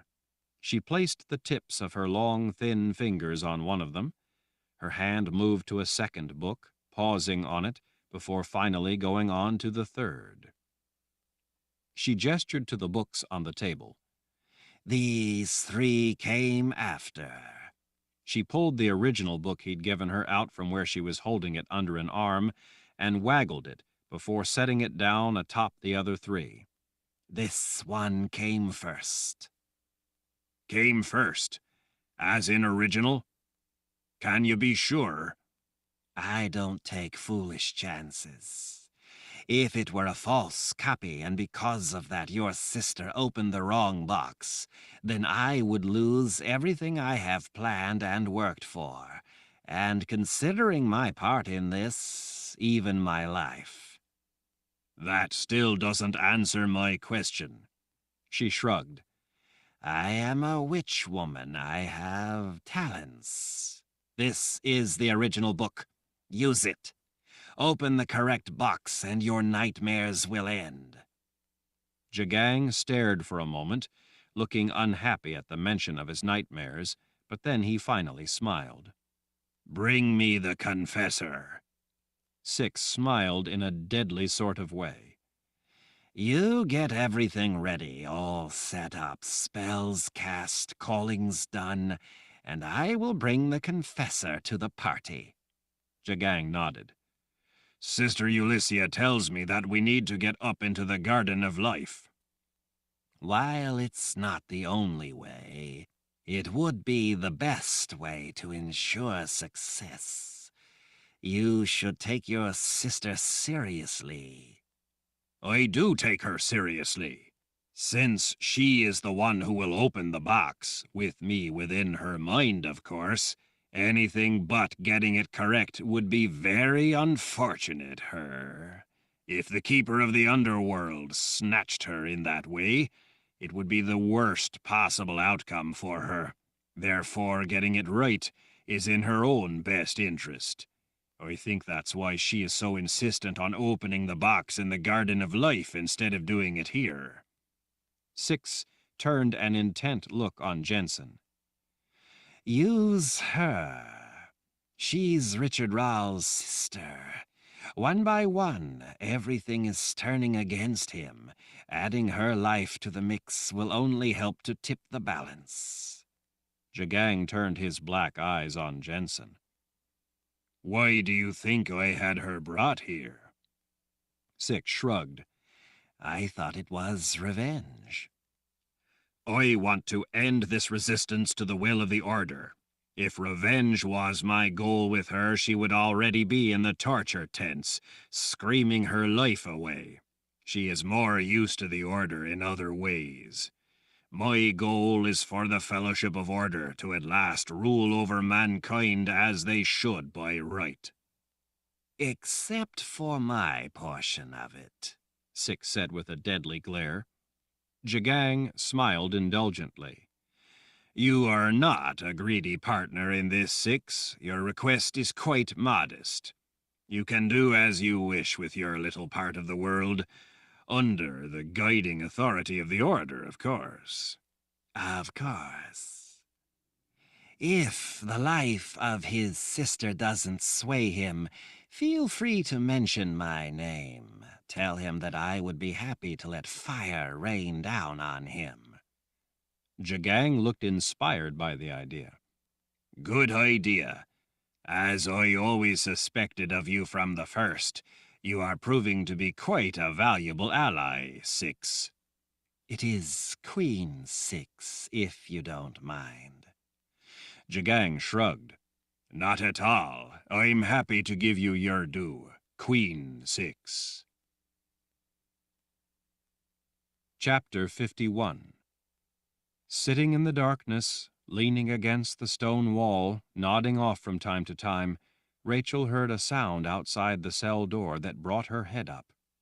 She sat up straighter, listening. She thought it sounded like distant footsteps. She sank back against the cold stone of the wall. It was probably Six, come to take her back to the cave to start making her draw pictures in order to hurt people. In the stone room, barren of even furniture, there was nowhere to run, nowhere to hide. Rachel didn't know what she was going to do when Six told her to draw awful things to harm people. She didn't want to do it, didn't want to make pictures that she knew would hurt innocent people. But she knew that a witch woman would have ways to make her do those things. Rachel was afraid of Six, afraid of the woman hurting her. There was no more awful feeling in the whole world than being all alone with someone who wanted to hurt you and knowing that you could do nothing to stop them.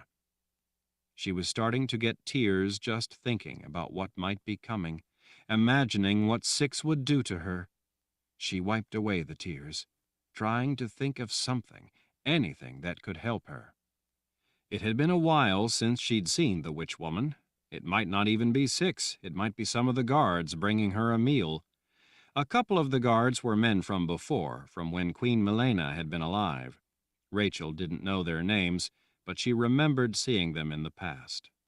There were other men, though, that she didn't recognize. They were soldiers from the Imperial Order. The old guards were never mean to her on purpose, but the new soldiers were different.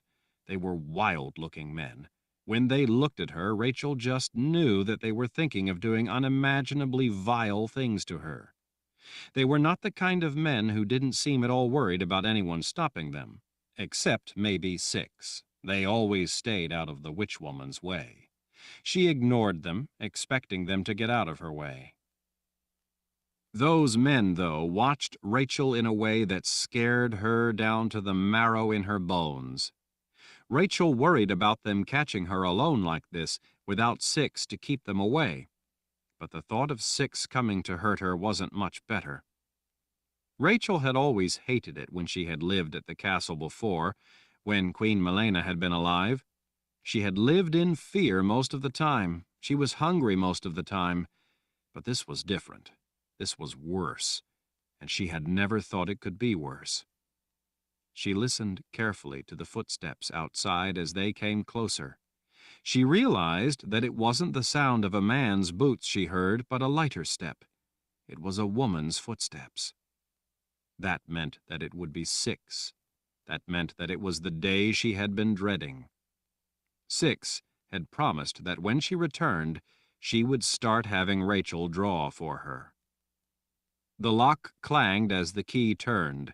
Rachel pushed back against the wall, wanting to run, but knowing she couldn't. The heavy iron doors squeaked as it opened. Light from a lantern flooded into Rachel's stone prison.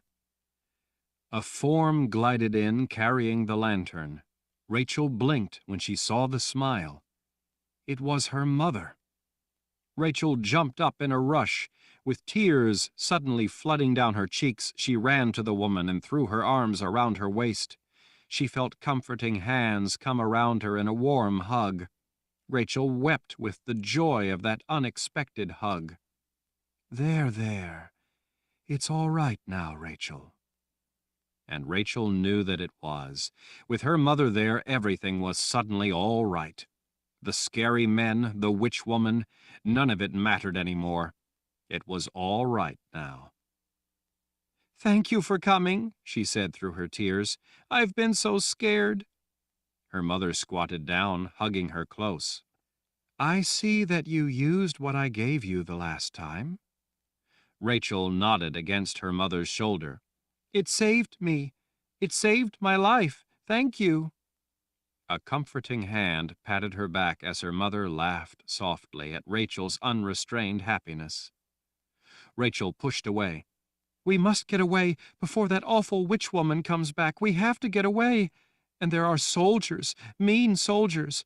You mustn't let them see you. They might do terrible things to you. Wearing a radiant smile, her mother gazed at her.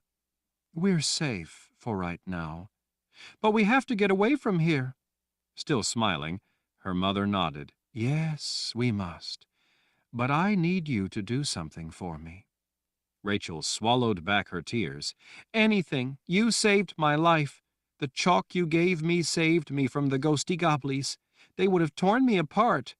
What you gave me saved my life. Her mother cupped her cheek.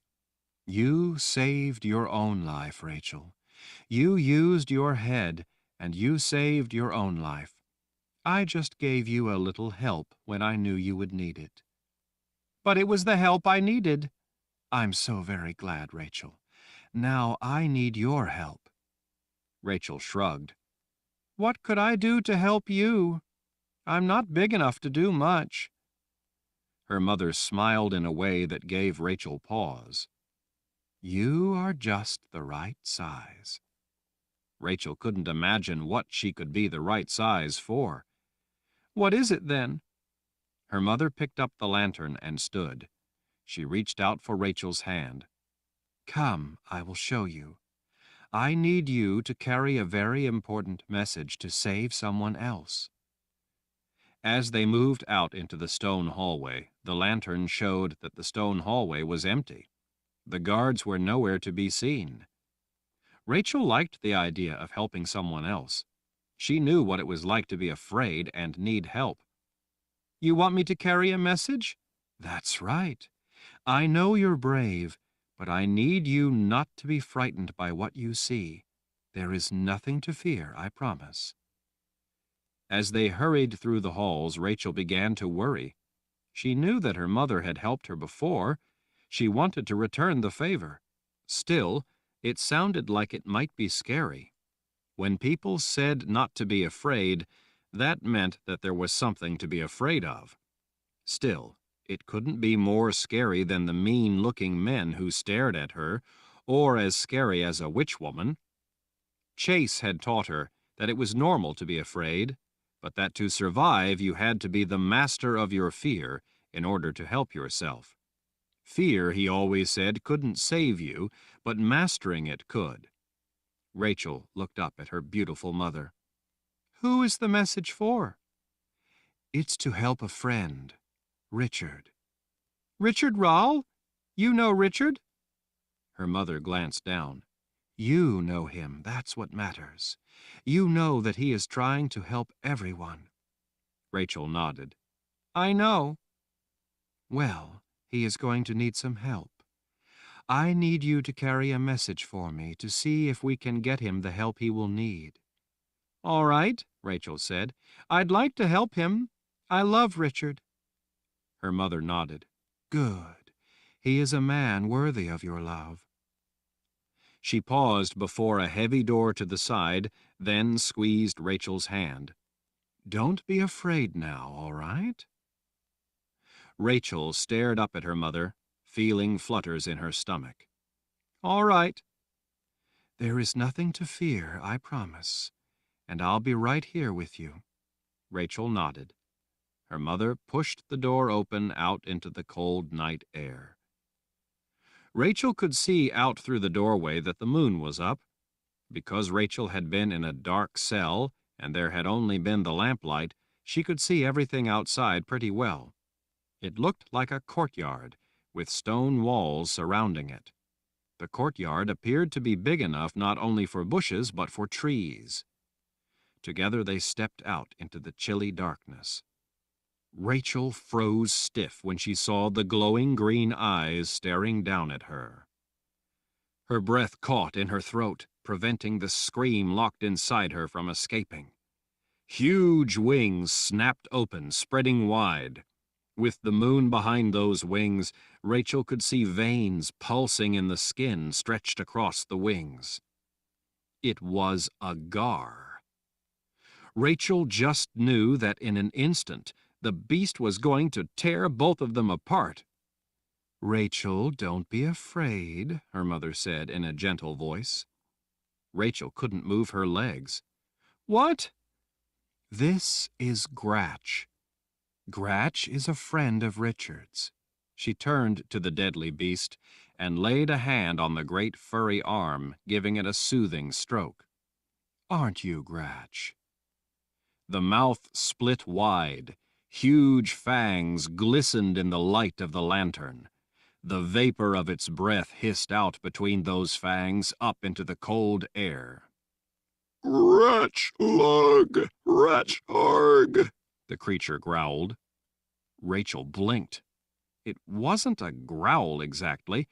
It sounded like it had actually been words. Did it just say that it loved Richard? Gratch nodded earnestly. Rachel's mother nodded. "That's right. Gratch loves Richard, the same as you." "Gratch lug, Ratch arg," the beast repeated. This time, Rachel could recognize better what Gratch had said. "Gratch is here to help Richard, but we need you too." Rachel finally took her eyes off the huge beast to look over at her mother. "What can I do? I'm not big like Gratch." "No, you aren't. That's why Gratch can carry you. And you, in turn, can carry a message." Chapter 52. Updrafts buffeted Richard as he stood on the narrow road leading from the People's Palace down the side of the plateau. Nathan, standing to his left, leaned over the edge to take a look down the precipitous drop. Even at a time like this, the prophet had the curiosity of a child. 1,000-year-old child, no less. Richard supposed that being kept as a prisoner one's whole life could do that to a person. Nietzsche, to Richard's right, was in a quiet mood. Richard couldn't say that he blamed her. Kara and Verna waited behind him. Both looked to be in a mood to throw someone off the side of the cliff. Richard knew, despite appearances, that it was really Nathan who was in the mood to do such a thing. Since he'd found out that Anne had been killed, he had been quietly seething. Richard could easily understand such silent rage. Gears squeaked and the heavy catch clattered as the guards worked to turn the crank to lower the bridge. As the heavy beams and planks slowly descended, Richard could finally begin to see the face of the solitary soldier standing on the other side, waiting. The first thing he saw were the dark eyes glaring across the abyss. The young man was big, just coming into his prime, with a massive chest and arms. Greasy strands of hair hung down to his powerful shoulders. He didn't look to have bathed in his life. Richard could smell him from across the chasm. The young man looked to be developing into a fine brute for the Imperial Order. He was an excellent example of a common order soldier, a contemptuous, undisciplined thug, a young man governed by his lusts and emotions, and not in the least bit interested in the damage and suffering he caused in order to have what he wanted. He would be without mercy, compassion, or empathy for those he hurt. Their suffering would mean nothing to him. He was completely self-absorbed and devoted entirely to his own wants, not caring what he had to do to satisfy his desires. He was typical of the regular Imperial Order soldiers Richard had seen. Unaccustomed to consequences, he was a youth whose muscles had developed far in advance of his intellect, and so he would be only vaguely familiar with what it meant to be a civilized man. Worse, the concept would hold no interest for him, since it offered no immediate gratification of his urges. He had been selected specifically to send a message. He was a reminder, in all his savage glory, of just what sort of men waited below on the Azrith plain. Still, the individual standing there by himself in his dark leather armor plates, straps, studs, tattoos, and belts laden with crude weapons really meant nothing. It was the mind of the man that mattered, and that mind was infused, possessed, and commanded by a dreamwalker, Emperor Jagang. The Emperor had made contact with them through the journey book that Verna still carried, and had for many years carried the twin of that journey book, but it was now in the possession of Sister Ulyssia, and therefore Jagang. Verna had been totally surprised by the contact. Richard had not. He had been expecting it.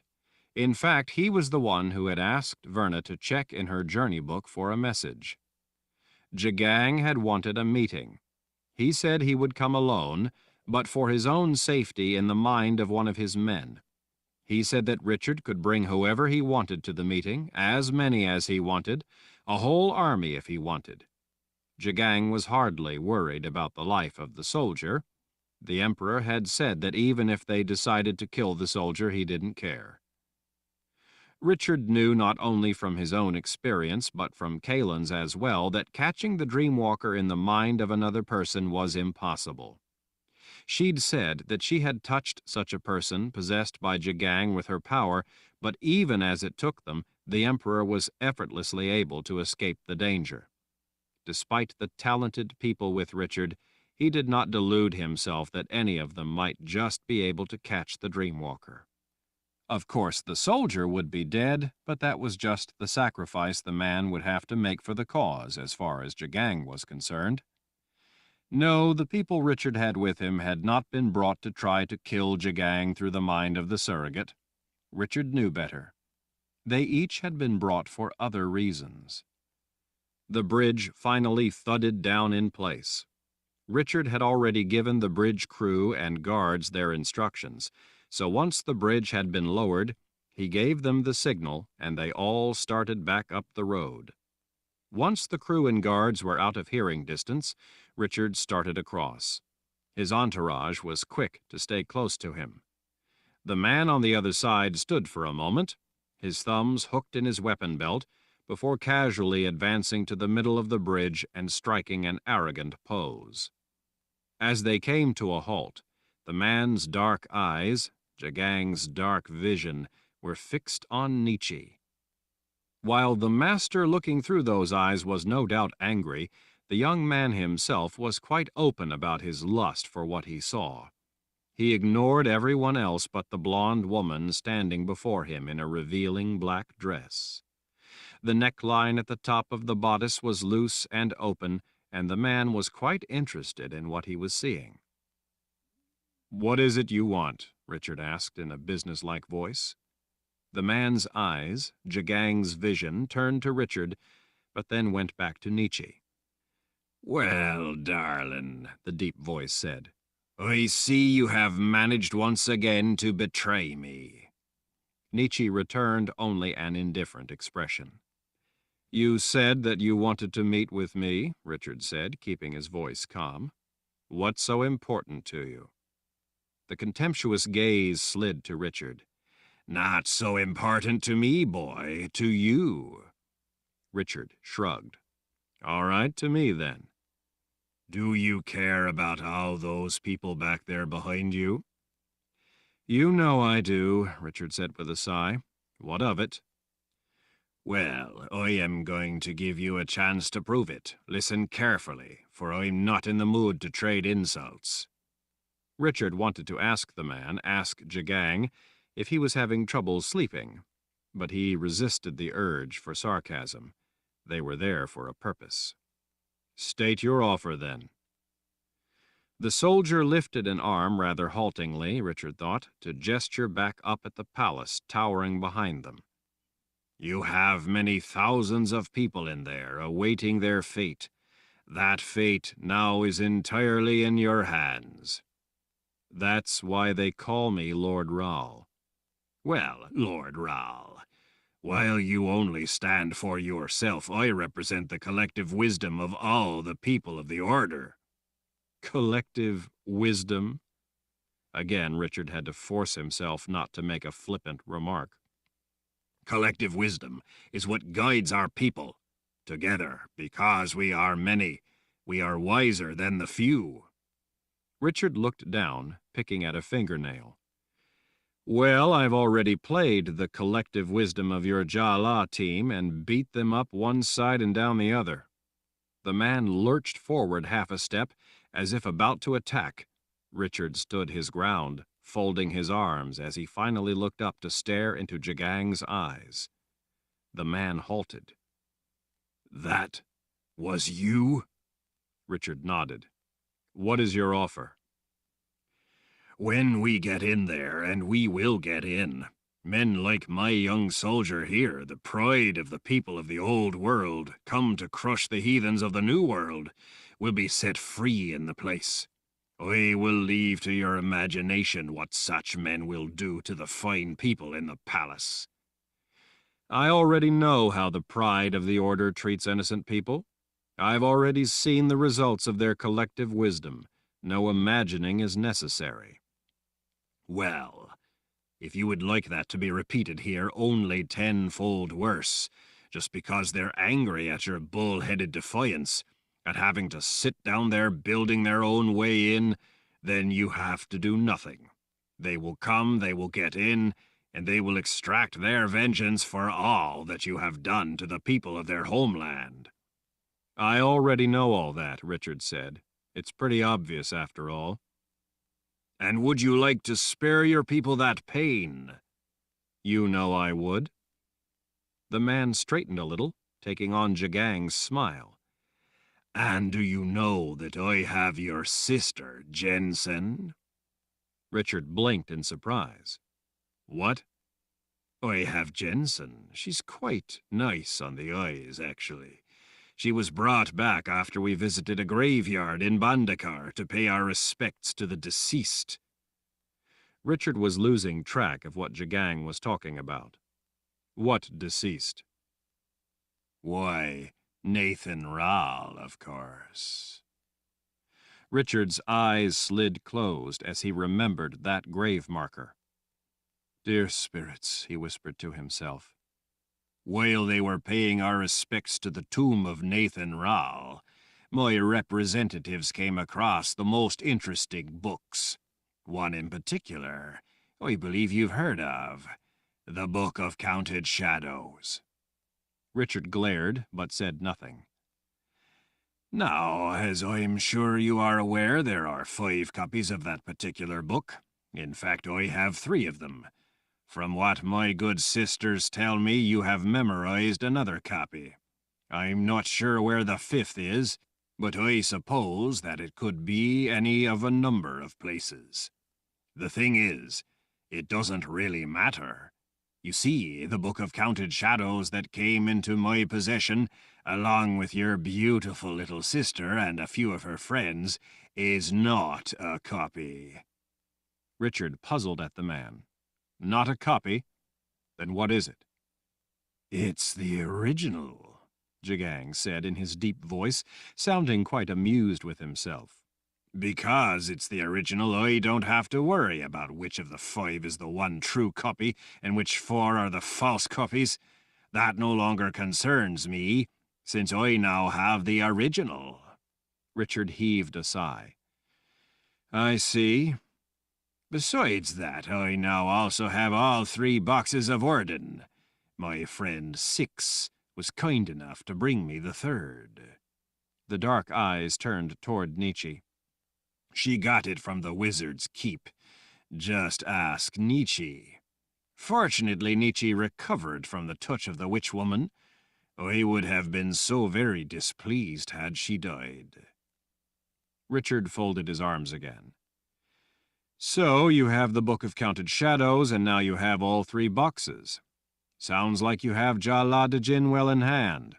What is it you want from me? The soldier wagged an admonishing finger.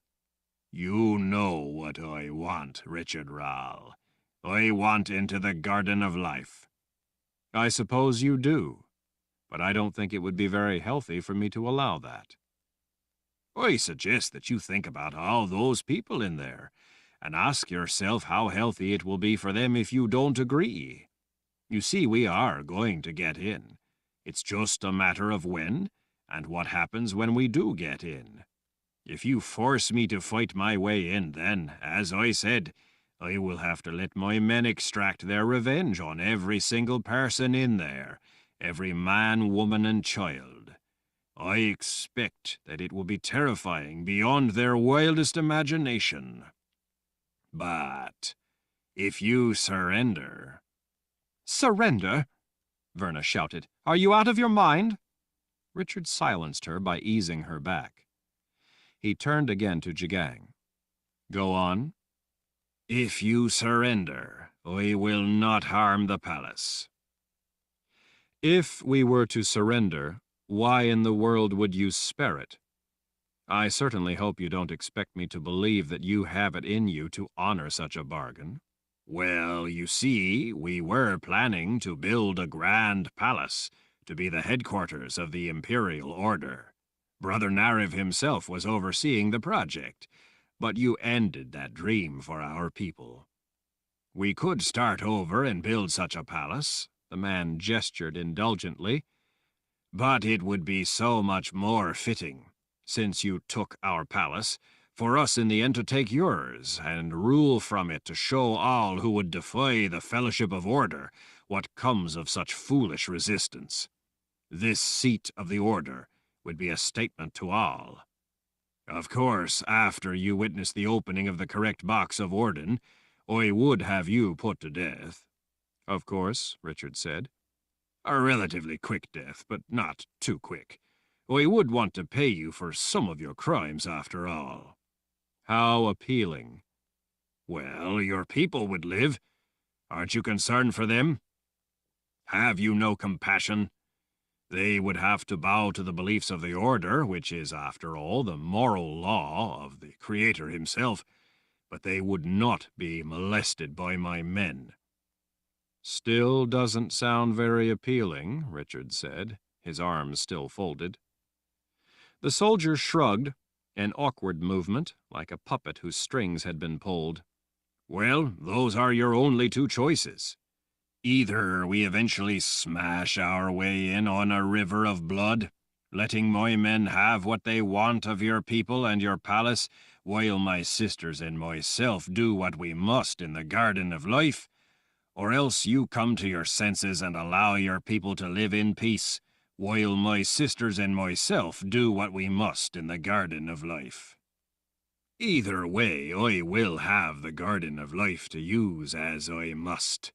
The only question is how soon and how much blood and suffering it will cost your people. You may never get in. You think you will, but you may not. I have that possibility to consider. Not really, Jagang said with a surrogate smile. You see, we always have the additional option of Six helping us. She wouldn't have to fight her way up through the palace. She can just drop us in, as it were.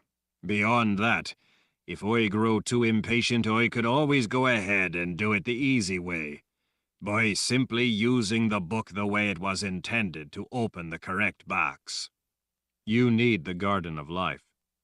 The man gestured dismissively. The boxes predate the Garden of Life. There is nothing that says they must be opened in such a place. A containment field, as my sisters explained it. My sisters, as well as Six, also advised me that while the Garden of Life was built as a containment field specific to the boxes of Orden, the boxes can still be opened from right where they are. Richard glared at the man before him. Without the specific containment field offered by the Garden of Life, it would be extremely dangerous to attempt to open one of the boxes. Any number of otherwise inconsequential errors would risk destroying the world of life. Jagang again smiled a very wicked smile. This world, this life is transient. It is the next world that matters. Destroying this vile, wretched world, this miserable life, would be doing the Creator a great service. Those of us who have served his cause through the Fellowship of Order will be rewarded in that eternal afterlife. Those of you who have opposed us will fall into the eternal darkness beneath the Keeper. Ending this wretched world in the cause of saving it would be a noble act worthy of great reward. So you see, Richard Rao, in this round of Jalad-Jin, I am going to win it all, one way or the other. I am merely offering you the chance to decide how you wish it to end. The wind carried a sheet of dust past as Richard watched the man. He knew from the things he'd studied, and the things that Nietzsche had told him, that Jagang wasn't bluffing about being able to open the boxes without the Garden of Life. He also knew how dangerous it would be. Unfortunately, he also knew that the Order didn't really care if all life ended. They valued death, not life. Even if they could somehow eliminate Jagang, it would make no difference, really. He represented the beliefs of the Order. He did not shape them. In the end, he was hardly the most dangerous part of the Order. It was the evil beliefs the Fellowship of Order taught that were dangerous. Jagang was merely the brute who enforced those beliefs. I don't know that I can make such a decision immediately. I understand. I will give you some time to think it over. Some time to walk the halls of the palace and look into the eyes of those women and children under your care. Richard nodded. This is the kind of thing I will have to think about. There is much to consider. It will take time. The man smiled. Of course. Take your time. I give you a few weeks. I will give you until the new moon. The man started to turn away, but then turned back. Oh, one other thing. His dark gaze slid to Nietzsche. You will have to surrender Nietzsche to me as part of the bargain. She belongs with me. She must be given back. What if she doesn't want to return to your side? Perhaps I didn't make myself clear. It doesn't matter what she wants. She is to be returned to me. Is that clear enough? It is. Good, he said with a condescending smile. That concludes our talk, then. You have until the new moon to surrender the palace and Nietzsche. The man turned to gaze out at the army spread out below. Then he walked woodenly to the edge of the planks and, without a word, stepped out into space. He didn't even scream as he tumbled down through the buffeting updrafts. Jagang wanted Richard to understand just how little he cared about life and how easily he was willing to take it. Verna and Kara started shouting objections and angry arguments. Richard held up a hand. Not now. I have things I must do. He signaled to the bridge crew. Raise the bridge, he called out on his way up the road as he met them on their way back down. Fists clapped to hearts in salute. Chapter 53. In the flickering torchlight, lost in deep concentration, Richard used his finger to draw the next element in the sorcerer's sand. Running through the words silently to himself first, he finally looked up to the dark windows, then began murmuring the incantations aloud in High Daharan. Through the leaded windows, in his distant awareness, he saw the moonlight. Only the day before, Jagang had given him until the new moon to surrender the palace. That moonlight would day by day continue to dwindle until they were enveloped in complete darkness. Richard had listened to Verna, General Meifert, and Kara's strong sentiment that they should not surrender. Verna thought that surrender would be giving moral sanction to criminal beliefs, and they should fight such evil to the death. General Meifert thought that it was little more than a trick, and it would be foolish to believe Jagang would keep his word, so they should never surrender. Kara thought that they were going to die one way or the other, so they might as well fight to the death and in the process kill as many of the enemy as possible. Nathan and Nietzsche had only listened to the arguments, undecided on whether it would be best to surrender or fight. Richard had pointed out that they were only offering ideas on how they should die, not on how they could prevail. They were thinking of the problem, not the solution.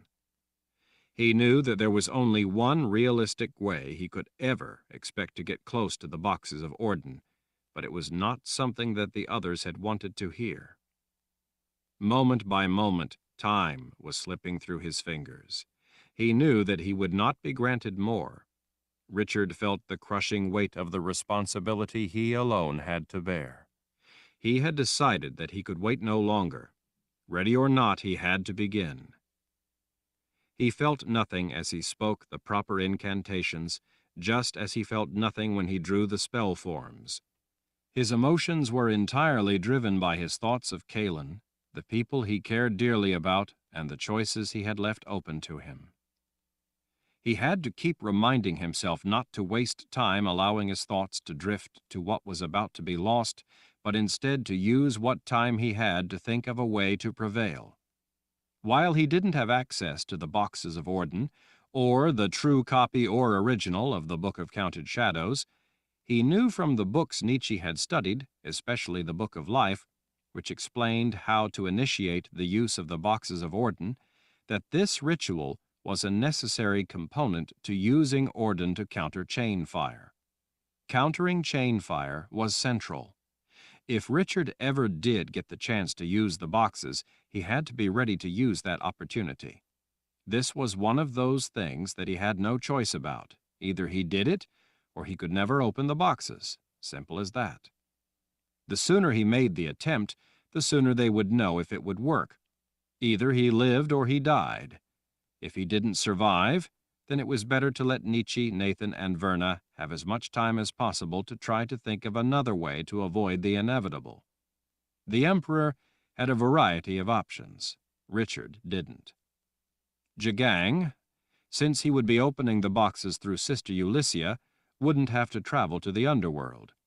Sister Ulyssia was a sister of the dark. She already had all the connection with the underworld that she would need to make Orden function for them.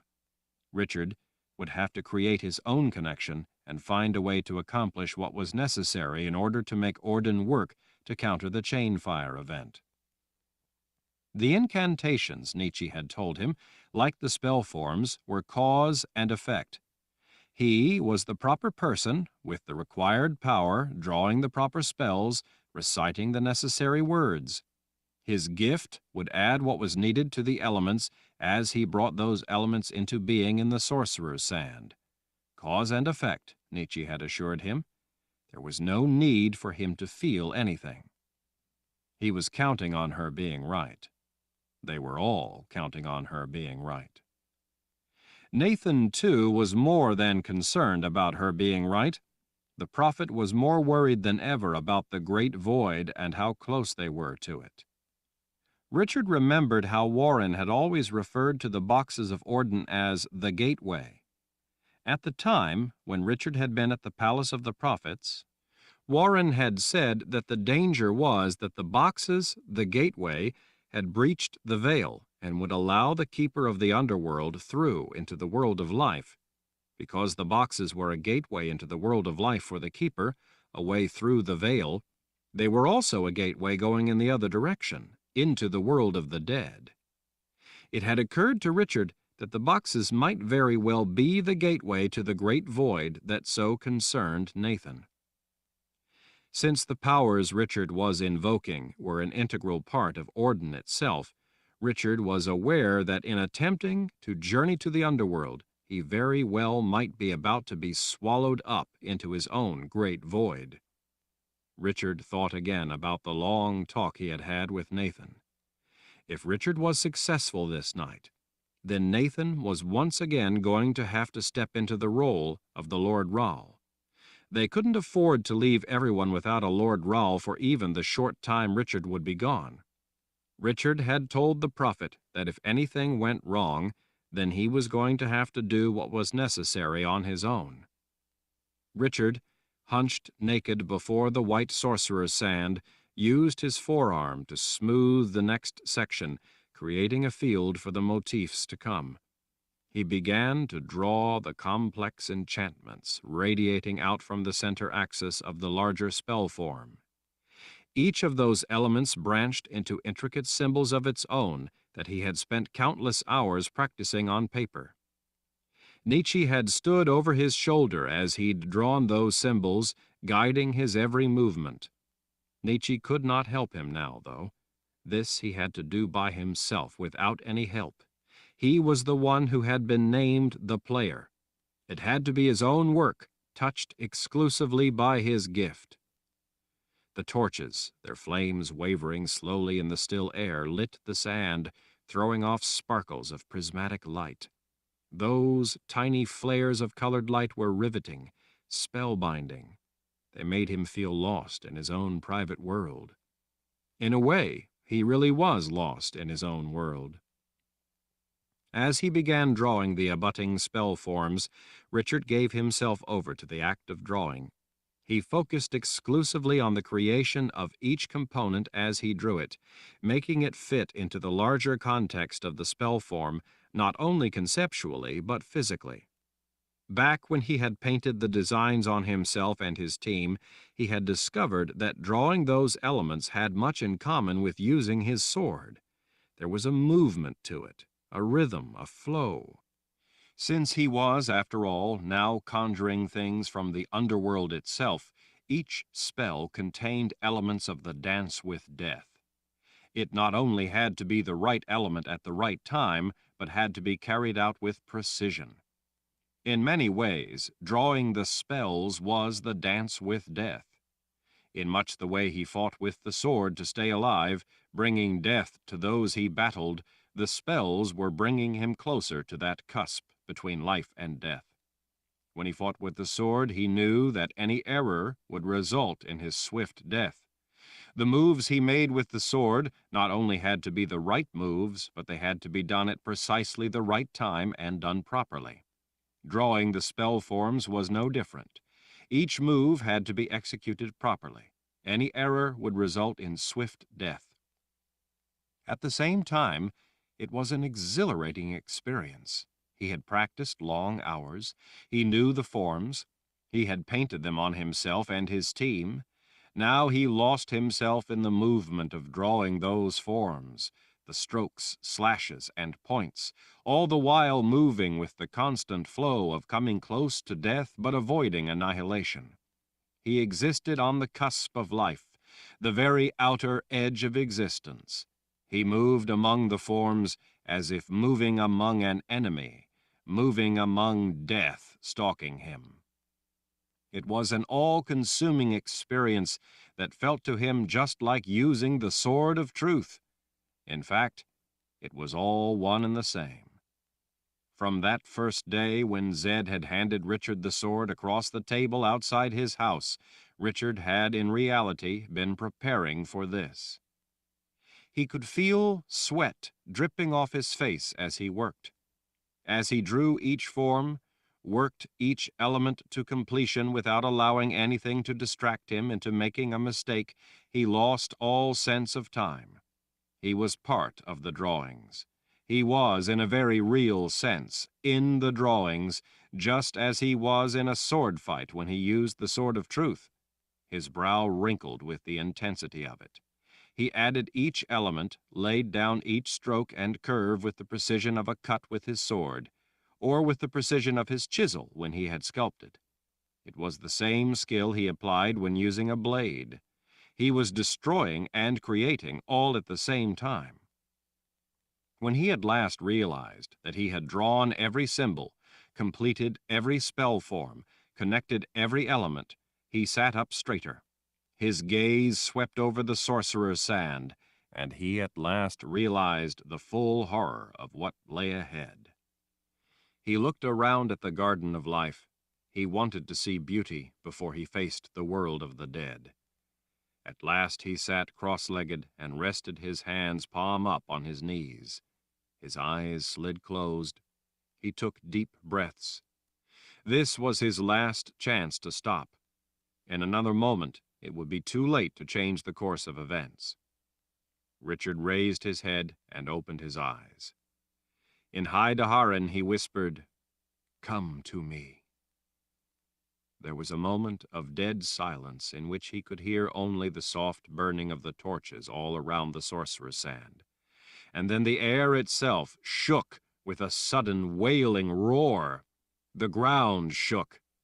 From the center of the sparkling white sand, from the center of the spell forms, a white shape, like white smoke, began to rise. It spiraled around itself in tumbling swirls and eddies as it slowly ascended through the sand, as if drawing itself upward out of the spells themselves. As it came, as it lifted ever upward, the sorcerer's sand beneath it was rent open, allowing the blackness of death to establish a void in the world of life. Richard watched as the white form ascended out of that void, forming into the shape of a figure in flowing white robes. The figure opened its arms the way a flower would open itself to the world of life and light, until the gossamer robes hung in flowing folds from those widespread arms. The figure floated, suspended above the black void in the white sand. Richard rose up before the figure. "Thank you for coming, Denna." She smiled a beautiful, radiant, and yet longingly sad smile. As Richard gazed at the spirit, she reached out and touched his cheek. It was as loving a touch as Richard had ever felt. In that touch, he knew that he would be safe with her, as safe as he could be in the world of the dead. From the shadows of the trees, where Richard had asked her to wait, Nietzsche watched in wonder as Richard stood before the soft glow of an ethereal figure. She was an achingly beautiful creature, a spirit of quiet purity and dignity. Nietzsche felt tears run down her cheeks at actually seeing a good spirit there before her. It filled her with joy, and at the same time terror for Richard, for where that spirit would be taking him. As the glowing figure in white robes circled a sheltering arm around Richard, closing him off from the world of life, Nietzsche stepped forward into the light of the torches. Her forehead beaded with sweat as she watched the gossamer glow gently spiral down into the darkness with her charge. "Safe journey, my friend," she whispered. "Safe journey." And then, before the opening had completely closed, before the sparkling white sorcerer's sand had healed itself over again, a dark form came together in the air above. The thing whirled itself into a tight funnel as it followed them down into darkness. The beast had been attracted to Richard through the use of his gift, and now it was pursuing him down into its own realm. Chapter 54.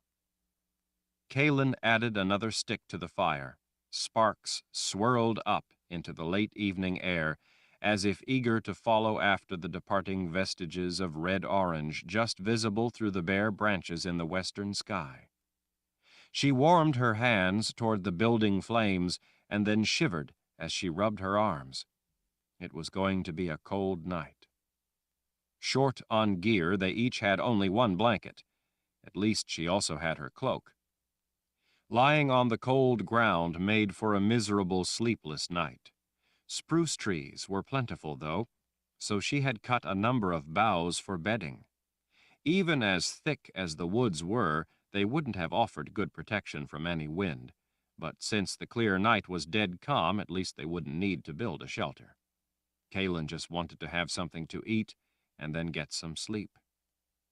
Before they had built the fire, she had taken the opportunity to set a couple of snares, hoping to catch a rabbit, if not to eat that night, then maybe in the morning before they started out again. Samuel had collected a good supply of firewood to last the night, then built the fire. After finishing with that, he had gone off to a nearby stream down a rocky bank to collect water. Kaelin was bone-weary as well as hungry. They were nearly out of the food they'd brought from the Imperial Order's camp. Not that they'd stopped all that often to eat or rest. Unless they caught a rabbit, it would be dried biscuits and dried meat again. At least they had that. It wasn't going to last much longer, though. Samuel hadn't wanted to stop to try to see if they could get more food. He seemed in a frantic urgency to get somewhere. They had a few coins they'd found in the bottom of the saddlebags, but rather than venturing into one of the several small towns they had passed near in order to try to get more supplies, Samuel had insisted that they stay well clear of any people. He was convinced that Imperial Order soldiers would be hunting them. Considering how much Jagang apparently hated her, and how keen he was to extract vengeance, Kaelin couldn't really offer any argument against Samuel's theory. For all she knew, soldiers might be hot on her heels. The thought added an uneasy edge to her chill. When Kaelin asked Samuel where they were going, he was vague about it, simply pointing west-southwest. He assured her, though, that they were going someplace where they would be safe. He was proving to be a strange traveling companion. He spoke very little when they rode, and even less at camp. Whenever they stopped, he rarely ventured far from her. She imagined that he simply wanted to protect her, to keep her safe, but she wondered if it was more that he was watching over his prize. While he had come into the Order's camp to rescue her, he never wanted to talk about his reasons for doing so. One time when she had pressed him, he said it had been because he wanted to help her.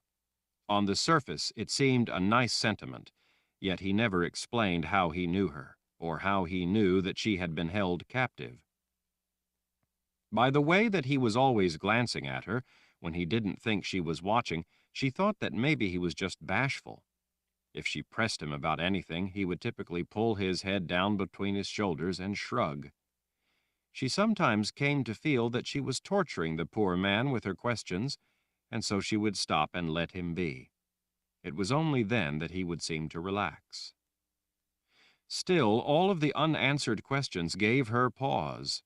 Despite everything he had done and how he helped her at every turn, she didn't trust him. She didn't like that he wouldn't answer such simple questions, such important questions. Having so much of her own life a mystery to her left her rather sensitive to the relevance of unanswered questions. She knew, too, that Samuel was fascinated by her. He often seemed eager to do things to please her. He would cut pieces of sausage, giving her one slice at a time until she had to stop him, telling him that she'd had enough and that he should eat too. At other times, though, like when he was distracted by his own hunger, he would forget to offer her anything until she asked. Sometimes she would glance over and see him staring at her with those strange golden eyes. In those moments, she thought that she saw the cunning countenance of a thief. She tried to keep a hand on the handle of her knife when she went to sleep. At other times, when she would try to ask questions, he seemed too shy even to look her in the eye, much less answer her, and would hunch back toward the fire as if hoping he could be invisible. Most of the time, she had trouble getting more than a yes or no out of him. His reticence never seemed to be out of cruelty, arrogance, or indifference, though. In the end, since it was so difficult getting him to talk, and the answers she did get were virtually useless, she had stopped trying. He was either painfully shy, or he was hiding something. In those long periods of silence, Kaelin's mind would turn to thoughts about Richard. She wondered if he was alive or dead. She feared that she knew the answer, but was reluctant to accept the finality of his death. She was still astonished, recalling the sight of him using weapons, the way his blade moved, the way he moved. He had done so much to help her escape. She feared that he had paid the ultimate price for it. In the still air, thinking about Richard, Kaelin felt a chill that was not from the cold. It was a strange night. Something about it felt out of sorts and empty. The world felt like an even more lonely place than usual. That was the thing that bothered her the most, the constant, gnawing emptiness she felt. The terrible loneliness of being isolated from almost everyone else in the world. A part of her life was missing, too, and she didn't know what it was. She didn't even know who she was, other than her name and that she was the Mother Confessor. When she had asked Samuel what a confessor was, he had stared a long moment and then shrugged. She got the clear impression that he knew but didn't want to say. Kaylin felt cut off not only from the world, but from herself. She wanted her life back. In the fading light, she made her way over to the exhausted horse as he cropped at the clumps of long grass. There was no currycomb to brush out his coat, so she stroked her hand over the huge animal, cleaning it as best she could, checking for any injuries or burrs. She used her fingers to pry off dried clumps of mud from his legs and then the side of his belly. The horse turned his head back, watching her cleaning off the caked mud. The horse liked her care and gentle touch. He was an animal kept by men who were little more than animals themselves and wasn't used to being treated with kindness and respect, so he knew the value of both. When she finished picking his hooves clean, she gave the horse a good scratch behind the ears. He neighed softly, nuzzling his head against her. Kaylin smiled and scratched some more, which pleased the horse just fine. His big eyes closed as he soaked in the attention. She felt closer to the horse than to Samuel.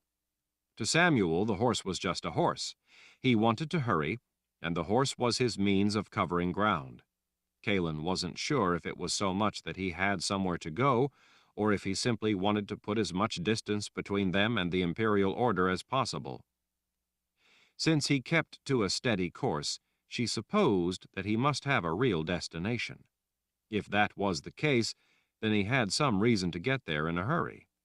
If he had a destination and was eager to get there, then why wouldn't he at least tell her where they were going?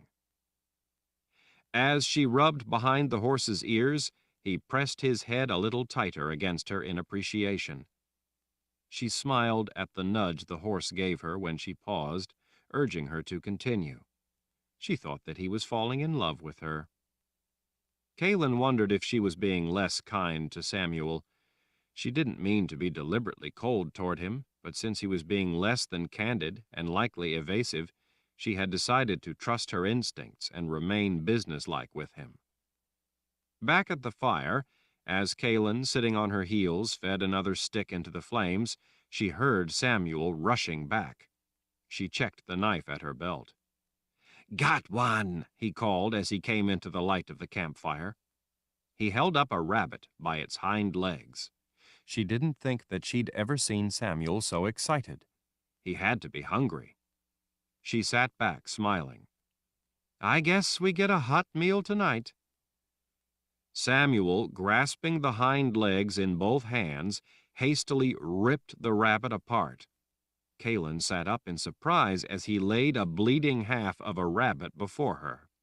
Samuel squatted not far away, hunched down facing the fire, and began devouring the other half of the rabbit. Kaylin stared in shock as she watched him eating the raw catch. He tore off a bite of fur with his teeth and swallowed it down. He crunched right through bones. As blood ran down his chin, he even ate the entrails. The sight was making her sick. Kaylin looked away to stare into the fire. "Eat," Samuel said. "It's good." Kaylin picked up the hind leg and tossed her half to him. "I'm not very hungry." Samuel didn't argue. He tore into her half. Kaylin lay back, resting her head against the saddle, and watched the stars. To take her mind off Samuel, she thought again about Richard, wondering who he really was and what his connection to her was. She thought about how he fought with a blade. In many ways, it reminded her of the way she fought. She didn't know where she had learned what she knew. As she wandered through an internal landscape of shadowy uncertainties, she watched the moon slowly rise. She began wondering why she should continue to stay with Samuel. He had saved her life after a fashion, after Richard told him how. She supposed that she did owe him some gratitude, but why stay with him? He wasn't providing her any answers or real solutions. She didn't owe him her dogged allegiance. She wondered if she should strike out on her own. She realized that even if she left Samuel and struck out on her own without knowing who she was, where would she go? She saw trees and mountains as they rode past, but she didn't know where she was. She didn't know where she grew up, where she lived, where she belonged. She didn't recognize the land or even remember any towns or cities other than the places of the dead that she'd gone through after the sisters had captured her. She was lost in a world that didn't know her, and she didn't remember. When she realized that the moon had risen above the trees, she looked over at Samuel. He had long ago finished his meal. He was polishing his sword as it lay in his lap. "Samuel," she called. He looked up as if being yanked out of a trance. "Samuel, I need to know where we're going." To a place where we will be safe. "You've told me that before. If I'm going to continue to travel with you—" You must! You must come with me! Please!" Calin was taken aback by his outburst of emotion. His eyes wide and round, he looked genuinely panicked. "Why?" "Because I will take us to safety." "Maybe I can take myself to safety." "But I can take you to someone who can help you get your memory back." He had her attention. She sat up. "You know someone who can help me get my memory back?" Samuel nodded vigorously. "Who?" "A friend." "How can I believe that you're telling me the truth?" Samuel gazed down at the gleaming weapon in his lap. He ran adoring fingers over its curves. "I am the seeker of truth. You have a spell that has taken your memory. I have a friend who can help you recover your past, recover yourself." Caelin's heart pounded with the abruptly unexpected prospect of having her memory back. All of her other questions seemed suddenly insignificant. Samuel had never told her that he was the seeker of truth. She didn't know what the seeker of truth was, but she had seen the word truth in gold wire woven through the silver wire of the hilt. It seemed an odd title for someone so reluctant to offer any information about anything. "When will I meet this person?" "Soon. She is close." "How do you know?" Samuel looked up. His yellow eyes stared at her, looking like twin lanterns in the darkness. "I can feel her. You must stay if you want to recover your past." Calin thought about Richard with those strange symbols painted all over him. That was the past she was really interested in.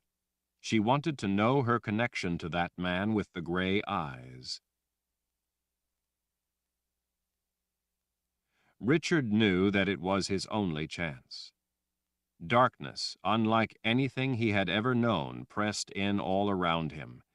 It was suffocating, terrifying, crushing. Denna tried to protect him, but even she had no power to stop such a thing. No one did. "You can't," came Denna's whispering voice in his mind. "This is a place of nothing. You can't do that." Richard knew that it was his only chance. "I have to try." "If you do that, you will be naked to this place. Your protection will be stripped from you. You will not be able to be here any longer." "I've done what I must." "But you will not be able to find your way back." Richard cried out in agony. The protective structure of the spell forms that he had created was being shredded. The blackness all around was seeping in and crushing the life from him. This was a place that did not tolerate life. This was a place that existed to draw life itself away into the dark eternity of nothing.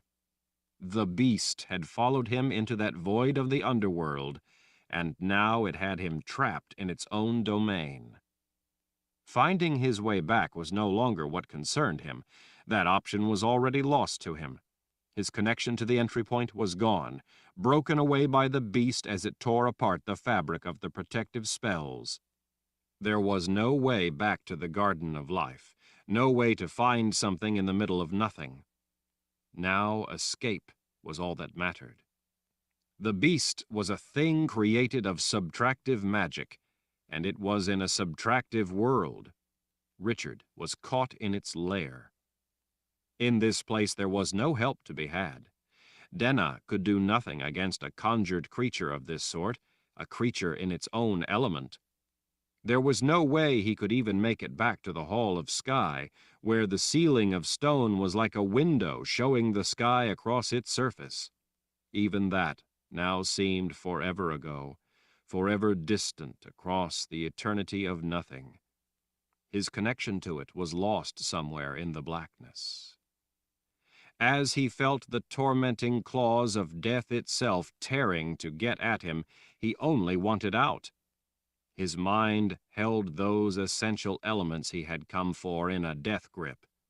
The beast was trying to strip them away from him. Even if it cost him his life, he could not let those things go.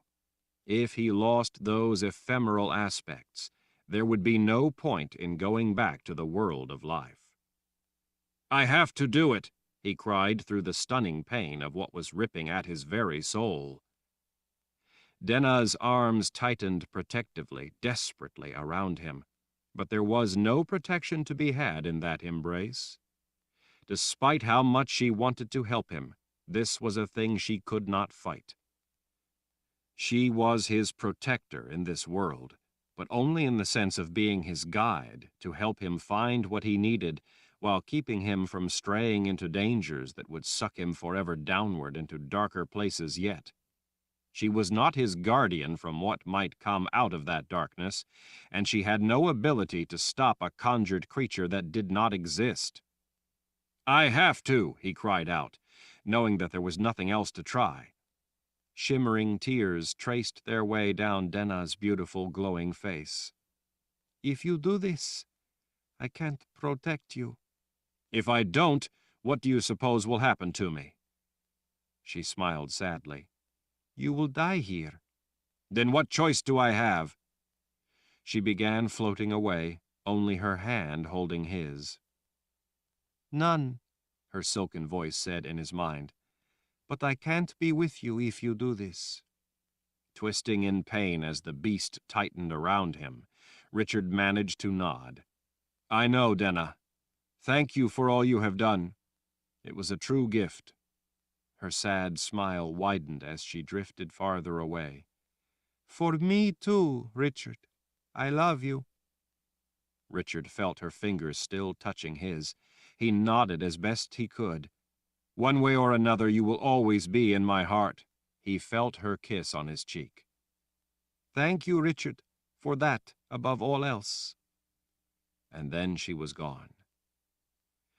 When she vanished, and Richard was suddenly alone, enveloped in incomparable solitude and darkness, in the absence of everything, he released additive magic into the beast in a world where it could not exist. In that instant, as the concussion of the additive came into being in the heart of nowhere, the beast, unable to endure such an irreconcilable clash between what was and what was not, between the world of life and the world of the dead, between suddenly containing, without any protective buffers, an element of additive in a world of subtractive, disintegrated out of existence in both worlds. At the same time, Richard felt a stunning blow from every direction at once. There was suddenly ground under his feet. Unable to stand, he collapsed among skulls. Naked men, painted in wild designs, sat in a circle all around him. Shaking with pain and shock, he felt comforting, calming hands on him. From all around he heard words he didn't understand. But then he began to see faces he recognized. He saw his friend, Savidlin. At the head of the circle, he saw the Birdman. "Welcome back to the world of life, Richard with the temper," a familiar voice said. It was Chandelen. Still catching his breath, Richard blinked at the grim faces watching him. They were all painted in wild designs with black and white mud. He realized that he understood the symbols. When he had first come to these people and asked for a gathering, he had thought the black and white mud was simply random patterns. He knew now that it wasn't. It had meaning. "Where am I?" "You are in the spirit house," Chandelen said in his deep, grim-sounding voice. The men all around him, speaking in the strange language, were the Mud People elders. It was a gathering. Richard looked around at the spirit house. This was the village where he and Kaelin had been married. This was the place where they had spent their first night as husband and wife. The men helped Richard stand. "But what am I doing here?" he asked Chandelen, still not sure if he was dreaming or dead. The man turned to the Birdman. They exchanged brief words. Chandelen turned back to Richard. "We thought you would know, and that you could tell us. We were asked to have a gathering for you. We were told that it was a matter of life or death." Richard frowned as he carefully stepped out of the collection of skulls of ancestors. "Who asked you to have a gathering?" Chandelen cleared his throat. "Well, at first we thought it might be a spirit." "A spirit," Richard said as he stared. Chandelen nodded. "But then we realized it was a stranger." Richard tilted his head toward the man. "A stranger?" "She flew here on a beast, and then—" He stopped when he saw the look on Richard's face. "Come, they will explain it." "They?" "Yes, the strangers. Come." "I'm naked." Chandelen nodded. "We knew you were coming, so we brought clothes for you. Come, they are just outside, and you can talk to the strangers. They are eager to see you. They feared you would never come. We have been in here for 2 nights waiting." Richard wondered if it was Nietzsche and maybe Nathan. Who but Nietzsche could have known to do such a thing? 2 nights, Richard mumbled, as he was funneled out the door among all the elders as they touched him, patted his shoulder, and jabbered greetings. Despite the unexpected circumstances, they were pleased to see him. He was, after all, one of them, one of the Mud People. It was dark outside. Richard noticed the slender crescent of the moon. Attendants waited with clothes for all the elders. One of the men handed Richard buckskin trousers and then a buckskin pullover shirt. Once Richard was dressed, the group of men swept him through the narrow passageways. Richard felt as if he had awakened in some past life. He remembered all these passageways through the buildings. Richard was eager to see Nietzsche. He couldn't wait to find out what had happened, how she knew to help him escape. It was probably the prophet who had known of the problem he would face, and she must have figured a way to help him by providing a way for him to step back into the world of life. He couldn't wait to tell her what he had managed to do in the underworld. The Birdman laid an arm around Richard's shoulder and spoke in the words Richard didn't understand. Chandelen answered him, and then spoke to Richard. "The Birdman wants you to know that he has spoken with many ancestors in the gathering, but in all his life he has never seen one of our people return from the spirit world." Richard glanced over at the smiling Birdman. "It's a first for me as well," he assured Chandelen. In the open center of the village, large fires were burning, lighting the crowds attending the feast. Children ran through the legs of adults enjoying the festivities. People were gathered on and around the platforms. "Richard!" a girl shouted. Richard turned to the sound and saw Rachel jump off a platform and run toward him. She threw her arms around his waist. She seemed a head taller than the last time he'd seen her. As he embraced her, he couldn't help laughing with the joy of seeing her again. When he looked up, Chase was standing there as well. Chase made the largest among the mud people look the size of children. "Chase, what are you doing here?" He folded his arms, looking unhappy. "It's too incredible. You wouldn't believe me if I told you." Richard gave him a look. "I just came back from the underworld. I think I have you beat for incredible." Chase thought it over. "Maybe. I was at camp. I'd been searching for Rachel. My mother visited me." "Your mother? Your mother passed away years ago." Chase made a face, as if to say he knew that better than Richard. "That kind of thing gets your attention." "Well," Richard said, trying to grasp what was going on, "it obviously wasn't your mother. Didn't you think to ask who she really was?" Chase, his arms still folded, shrugged. "No." He glanced off into the darkness. "It was a rather emotional experience. You would have had to have been there." "I imagine you're right," Richard said. "Did she tell you why she had come to visit you?" "She told me that I had to come here as fast as I could. She said that Rachel would be here, and that you needed help." Richard was dumbfounded. "Did she tell you what sort of help I needed?" Chase nodded. "Horses. Fast horses." "My mother came to me, too," Rachel said. Richard looked from the girl back up at Chase. Chase shrugged, as if to say he had no answer. "Your mother?" Richard asked Rachel. "You mean Emma?" "No, not my new mother, my old mother. My mother who gave birth to me." Richard didn't quite know what to say. "What did she want with you?" "She told me that I had to help you by coming here. She said that I needed to tell these people that you were in the spirit world, and they had to have a gathering so that you would have a way to get back." "Really?" was all Richard could think to say. Rachel nodded. "She said I had to hurry, that there was little time, so she had a gar fly me here. His name is Gratch. He was real nice. Gratch told me that he loves you, but he had to go home after we came here." Richard could only stare. "That was a few days back," Chase said. "We've been waiting for you. The mud people had to prepare for the gathering.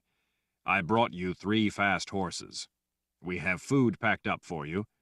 They're ready to go." "Ready to go?" Chase nodded. "As much as I'd like to visit, and believe me, I think we have some things to talk about, my mother said that you would be in a hurry to get to Tamarang."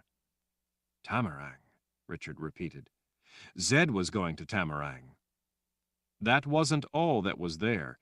The book that Baracus had written for Richard and then hidden for him 3,000 years before was in Tamarang. Richard had found the book, but then been captured by 6. The book, Secrets of a War Wizard's Power, was hidden in a stone cell in Tamarang. He needed that book now more than ever. Baracus had already provided invaluable help. If Richard was to open the boxes of Orden, though, that book might well provide the things he needed. "Tamarang," Richard said again in thought. "There was a spell there that cut me off from my gift." Rachel nodded. "I fixed it." Richard stared down at her. "You fixed it?" Chase gave Richard a look. "Like I said, there are some things we need to talk about, but now is not the time. As I hear it told, you're in a big hurry. You only have until the new moon." With a feeling of sinking dread, Richard glanced at the sliver of a moon. "I can't get back to the People's Palace by the new moon. It's too far away." "You aren't going to the People's Palace," Chase reminded him. "You're going to Tamarang." Richard grasped Chase by the arm. "Take me to the horses. I'm running out of time." Chase nodded. "So my mother told me." Chapter 55. Zed winced in pain. He heard someone calling his name again. The voice sounded like it was drifting into him from some distant world. He didn't want to answer the call, didn't want to open his eyes, didn't want to be fully conscious and have to feel the full brunt of awareness. "Zed," the voice called again. A big hand shook him, gently rocking his body back and forth.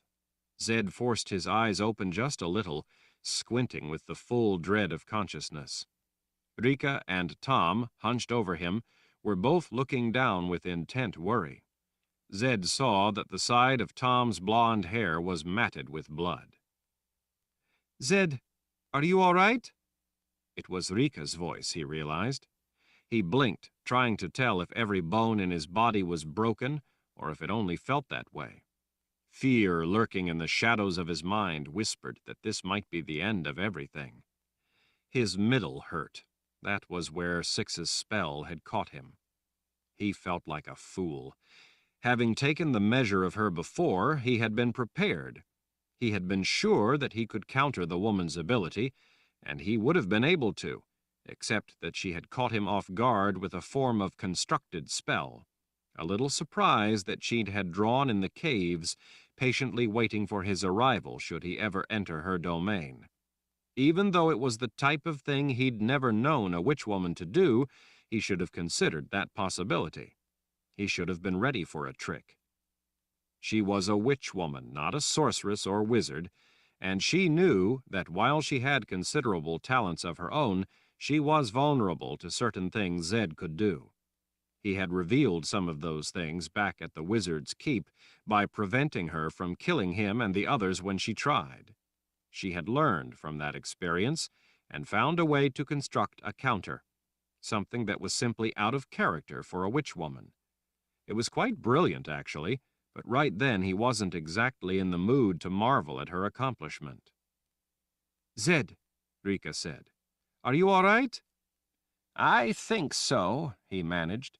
"You?" Rika grunted with a note of displeasure. "They were certainly ready for us. Whatever she did kept me from being able to stop her." "Well, don't feel bad. She did the same to me." "With you unconscious, all those soldiers were more than I could handle," Tom added. "Sorry, Zed, but I let you down when you needed me the most. I should have been the steel against steel for you." Zed squinted up at the man. "Don't be silly. Steel has its limits. It was I who shouldn't have allowed us to be taken in such a way. I should have known better and been prepared for it." "I guess we all failed," Rika said. "Worse, we failed Richard. We didn't even make it into the cave to help him. We need to get into the cave to break that spell, keeping him from his gift." "Not much hope of that now," Rika said. "We'll see about that," Zed grumbled. "At least it appears we're safe for the moment." "Unless Six returns to finish us." Zed peered up at the man.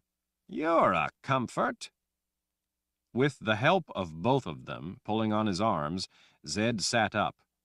"Where are we, anyway?" he asked as he looked around in the dim light. "Some sort of prison room," Tom said. "The walls are entirely stone except for the door. The hallway outside is filled with guards." It wasn't especially large. A lantern burned on a small table. There was a single chair. Other than that, the room was barren. "The ceiling is beams and planks," Zed observed. "I wonder if I could breach them with my power, enough for us to sneak out of here." With their help, he staggered to his feet. Rika steadied him as he lifted an arm to use his gift to probe the ceiling. "Bags," he muttered. "When she used that constructed spell, she also put some kind of barrier around this room. It keeps me from breaching it with my gift. We're sealed in." "Something else," Tom said. "The guards are mostly Imperial Order soldiers. It appears that Six is working on the same side as Jagang." Zed scratched his scalp. "Great! That's all we need." "At least she didn't kill us," Tom offered. "Yet," Rika added. Zed squinted as he looked up at the ceiling. He pointed. "What's that?" "What?" Tom said, looking up. "That, there. at the edge of the ceiling up against the wall. There is something wedged between that last beam and the top of the wall." Tom pulled the chair over and used it to reach the dark bundle hidden in the shadow of the beam. He tugged on it until it suddenly fell to the floor. Some of the things inside tumbled out. "Dear spirits," Zed said. "That's Richard's pack." He recognized some of the things that had fallen out. He bent to right the pack, inspecting the clothes briefly before stuffing them back inside the pack. When he lifted the black shirt trimmed in gold and returned it to the pack, he spotted a book lying on the floor. He picked it up, squinting in the dim light of the lantern. "What sort of book is it?" Rika asked. Tom leaned closer to see. What does it say? Zed could hardly believe what he was seeing. "The title says Secrets of a War Wizard's Power." Rika let out a low whistle. "My sentiment as well," Zed muttered as he inspected the front and back covers. "Where in the world would Richard have gotten such a thing? This could be invaluable." "What does it say about his powers?" Rika asked, as if eager for gossip. Zed opened the cover and turned over a page, then another. He blinked in surprise. "Dear spirits," he murmured in astonishment. Nietzsche looked up when she saw a shadow fill the doorway. It was Kara. "How are you doing?" the moored Sith asked in a quiet voice that seemed to get lost in the somber room. Nietzsche's gaze wandered off to stare into space. She couldn't really see the relevance of the question. She supposed that Kara was just trying to find something to say, something that reflected her genuine concern. It struck Nietzsche as tragic that a moored Sith would come to finally possess such simple, decent qualities when it was too late to matter. "I don't know anymore, Kara." "Have you figured out what went wrong?" Nietzsche looked up from the padded leather chair she was in.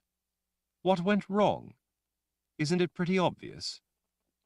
Kara stepped closer and idly stroked a finger along the other side of the mahogany table. In the dimly lit library, her red leather stood out like a splash of blood. "But Lord Raoul will find a way back." It sounded to Nietzsche like a plea rather than a statement. "Kara, if Richard was coming back, he would have been back 10 days ago," Nietzsche said in a dejected voice, unable to summon a lie. Kara deserved more than to have the truth obscured with the deceit of false hope. "Well, maybe it took longer than the two of you thought it would take."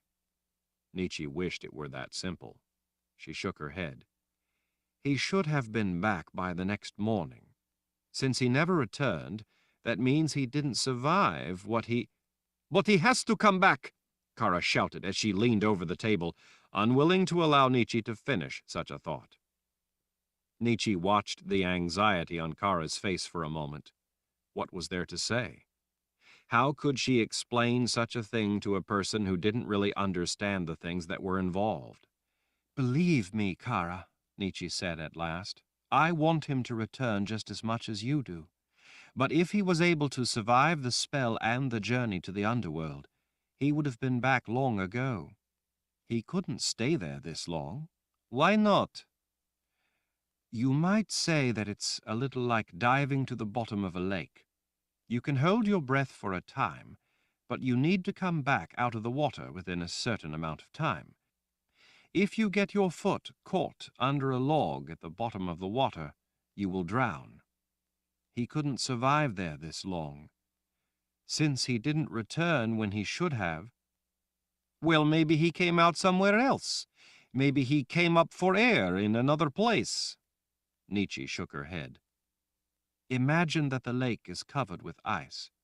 The hole he went through, that's the spells in the sorcerer's sand, is the only way back out. The boxes of Auden are a gateway. This part of it was using elements of Auden, of that gateway. The underworld is just emptiness."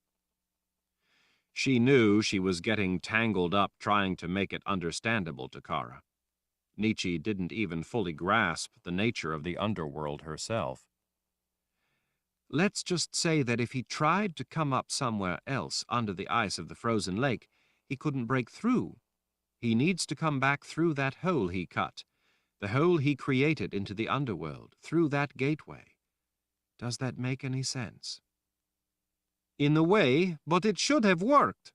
She gestured to all the books lying open all over the table. The two of you had it all figured out. Dark and Raal did it. There is no reason this wouldn't have worked just the same. There's no reason it shouldn't have worked for Richard just as well. Nietzsche looked away from Kara's intent blue eyes. Yes, there is. Kara straightened. What do you mean? What reason? The beast. Kara stared for a long moment. The beast? You think the beast might have found him there, in the underworld? Nietzsche shook her head. No, the beast found him here in this world, as he drew the spell.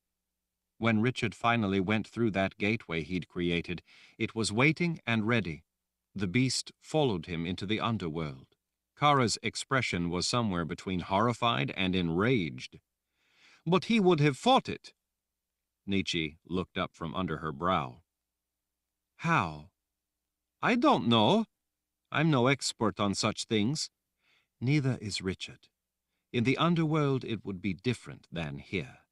In the past he used his sword or the shields to stop it. When the beast appeared the last time, he was able to shoot it with one of those special arrows. What was he going to do to fight it in the underworld? He had to go naked. He had no weapons, no way to fight it. Kara's expression tipped toward enraged. Then why would you allow him to go? He had already gone into the underworld when I saw the beast. It went down after him. There was simply no way to stop the beast or even to warn Richard. There had to be some way you could have stopped him. Nietzsche stood. Going to the underworld is something he had to do if he was to have had a chance to use the power of Auden. Without going, he can't counter chain fire, and if he can't counter chain fire, we're all lost. Besides, I couldn't have stopped him if I wanted to. Kara paced before the table. But it's going to be the new moon in a few days. We're running out of time. There has to be something you can try. There has to be a chance that he's still trapped there, holding his breath. Lord Raal has never given up on us. Lord Raal would fight with his last breath for us. Nietzsche nodded as she stepped around the table. You're right. I'll go back to the Garden of Life and cast some calling spells. She knew it was a silly idea. She knew that such a thing was not only impossible but a waste of time. Still, she felt like she needed to do something or she would go mad, and it would at least make Kara feel better until the end came. Besides, what else was there to do now? Good idea, Kara said. Do some calling spells until you pull Lord Raal back. Out in the hallway, Nietzsche saw that in both directions it was blocked off by men of the first file. They each had a crossbow armed with a red-fletched bolt. It looked like the men were deliberately sealing off the library area. Nietzsche saw the top of Nathan's head of white hair as he made his way through the dense wall of men. The prophet finally stepped through all the soldiers. Spotting Nietzsche, he immediately headed toward her. His face looked more than grim. Just seeing the look on his face made Nietzsche's mouth go dry. Nathan, what is it? She asked as he came to an abrupt halt before her. His azure eyes looked tired. I am sorry, Nietzsche, but this is the only way. Nietzsche blinked in confusion. She glanced briefly to the soldiers standing shoulder to shoulder across the hallway. They, too, looked bleak about being there. What is the only way? She asked. He looked away from her eyes to wipe a weary hand across his face. Richard and I had an earnest talk before he left on his dangerous journey. He told me that if he failed to return, I should do what must be done to save the people here from the horrors Jagang would set loose upon them. Without Richard, prophecy says that we will lose in this final battle. We have always known that. I know a thing or two about going to the underworld, Nietzsche. I am familiar with the spell forms he used. I've been up to the Garden of Life. I've studied the things he did. Richard got it all correct. It should have worked. The beast chased him into the underworld, Kara said. Nathan sighed heavily, but didn't look all too surprised. I figured it had to be something like that. The thing is, I've studied the methods Richard used. Kara appeared hopeful that the prophet could offer an answer that Nietzsche couldn't provide. Good. Have you figured out a way to get him back from the underworld? Nietzsche's going to cast calling webs. Maybe you could help her. The two of you together. Her voice trailed off. Nathan didn't look in the mood to entertain such nonsense. There is no such thing, Kara. We can't get him back from the underworld after this amount of time. Richard is lost to us. Kara blinked away tears, unable to abide such a proclamation. The Emperor is going to get in here, Nathan said. It's only going to be a matter of time. The Great Void will shortly be upon us. All we can do now is hope to spare as many people in the palace as possible. Nietzsche held up her chin. I understand. The only way to do that is to surrender the palace as soon as the new moon arrives, and to do it in the way that Jagang has demanded. Nietzsche swallowed. I can't say that I know any other way, Nathan. I'm sorry, Nietzsche. His voice revealed just how sincere his words were. But I need to prepare a number of things, so I'm going to have to put you under arrest and have you securely locked up until Jagang comes on the new moon to collect you. Nietzsche felt a tear roll down her cheek, not for herself, but for the loss of Richard to all the people who had been depending on him to turn the tide, to fight the final battle, to at last do what only Richard could do.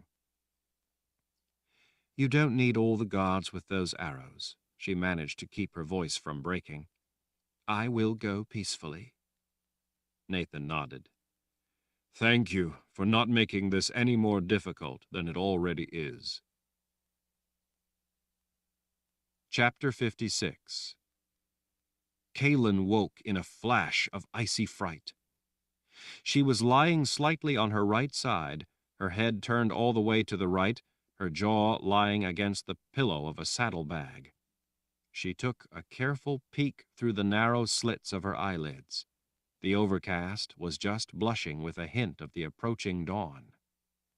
While she hadn't known why she'd awakened so abruptly, she soon realized the reason. Out of the corner of her eye, she could see that Samuel was right above her, hovering over her. He was still and silent, mere inches away, like a mountain lion poised over prey. He was completely naked. Kaelin was so startled that for an instant she lay frozen in confusion, wondering if she really was awake or if she was having some kind of bizarre nightmare.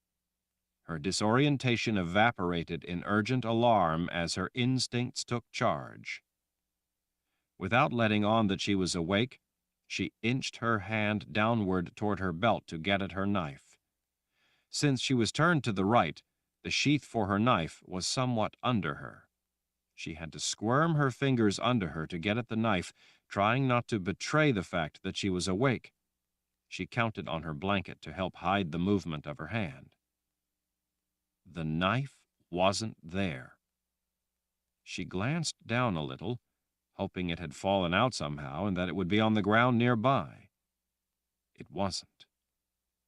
As she was feeling around under the blanket trying to find her knife, she saw the pile of Samuel's clothes not far away. Then she saw the knife. It had been tossed beyond his clothes, well out of reach. She was sickened by the mental image of him stealthily removing his clothes as he stared at her while she slept. She was appalled by the thought that he had been so close to her, watching her, taking her knife, preparing for the obscene things he wanted to do to her, and that she hadn't even been aware of it.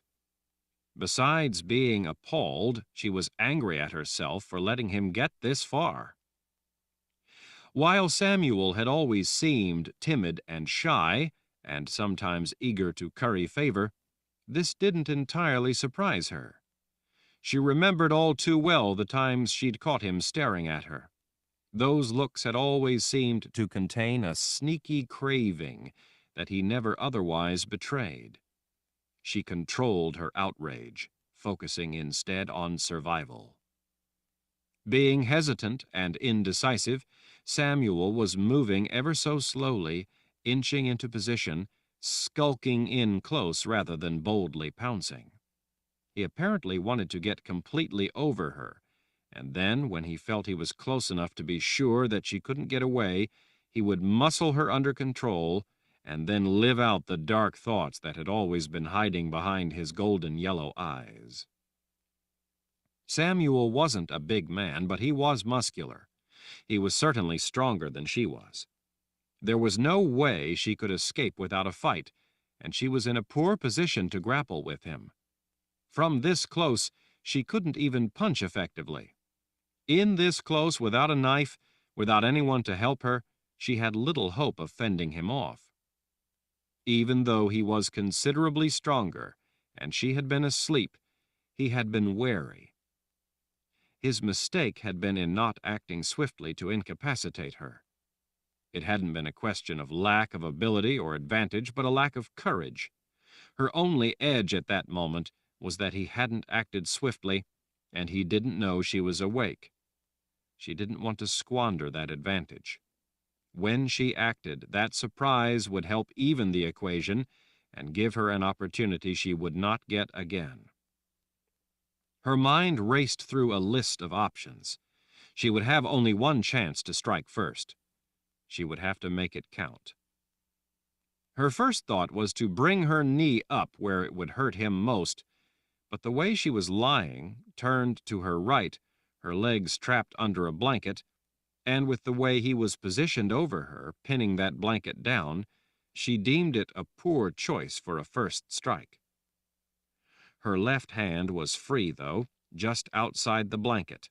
That seemed her best choice. Without further delay, before it was too late, she struck hard and fast, as quick as a viper, trying to gouge out his eye with her thumb. She pressed with all her strength into the soft tissue of his eye. He cried out in fright, immediately jerking his face back and away.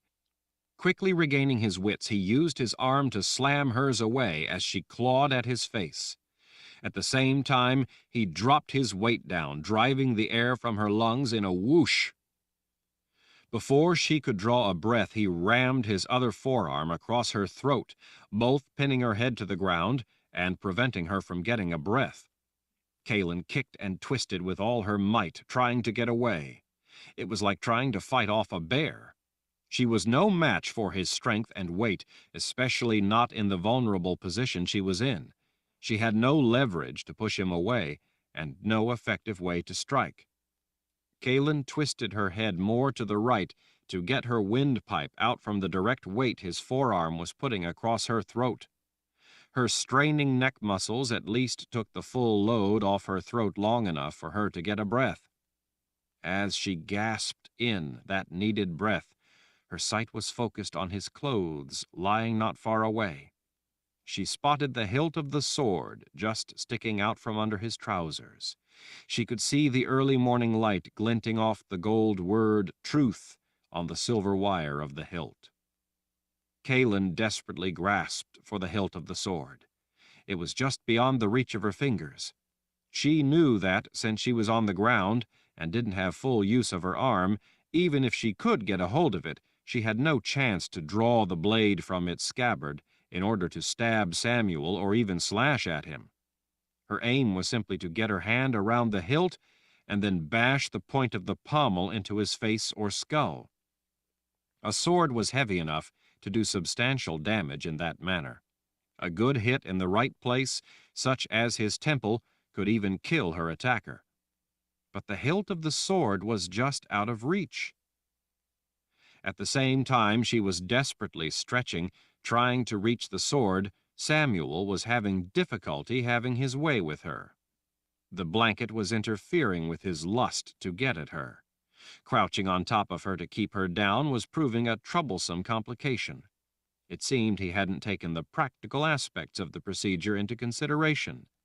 He was quite effectively pinning her down, but the blanket was part of the means by which he was keeping her arms and legs under control. At the same time, it was preventing him from getting to his ultimate goal. She knew that it was going to be only a moment until it dawned on him to simply knock her unconscious. As if reading her mind, she saw his right arm cock back. She could see his big fist tighten.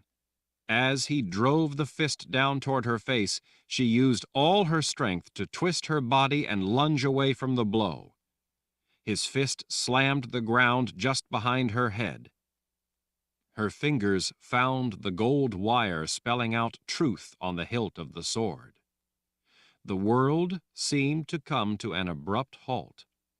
In an instant, she was flooded with understanding. Things within her that had been entirely lost were suddenly right there. She didn't remember who she was, but she instantly remembered what she was. A confessor. It was far from a complete joining with her past, but in that thread of linkage she knew what being a confessor meant. It had been a complete mystery for so long, but now she not only remembered all that it meant, she felt that birthright within her, felt its bond to her. She still didn't know who she was, who Caelan Amnell was, and she didn't remember anything of her past, but she remembered what it meant to be a confessor. Samuel drew back his arm to punch at her again. Caelan pressed her hand to his chest. It no longer felt like there was a powerful man atop her controlling her. She no longer felt panic or fury. She no longer struggled. She felt as if she were as light as a breath of air, and that he no longer had any power over her. There was no longer any frantic rush, any sense of desperation. Time was hers. She didn't need to consider, evaluate, or decide. She knew with complete certainty what to do. She didn't even have to think it through. It was not necessary for Caelan to invoke her birthright, but merely to withdraw her restraint of it. She could see his furious, focused expression frozen above her, his fist remaining poised, unmoving, in an ever-expanding spark of time, as it would until this was finished. She had no need to hope, or expect, or act. She knew that time was hers. She knew what was going to be, almost as if it had already happened.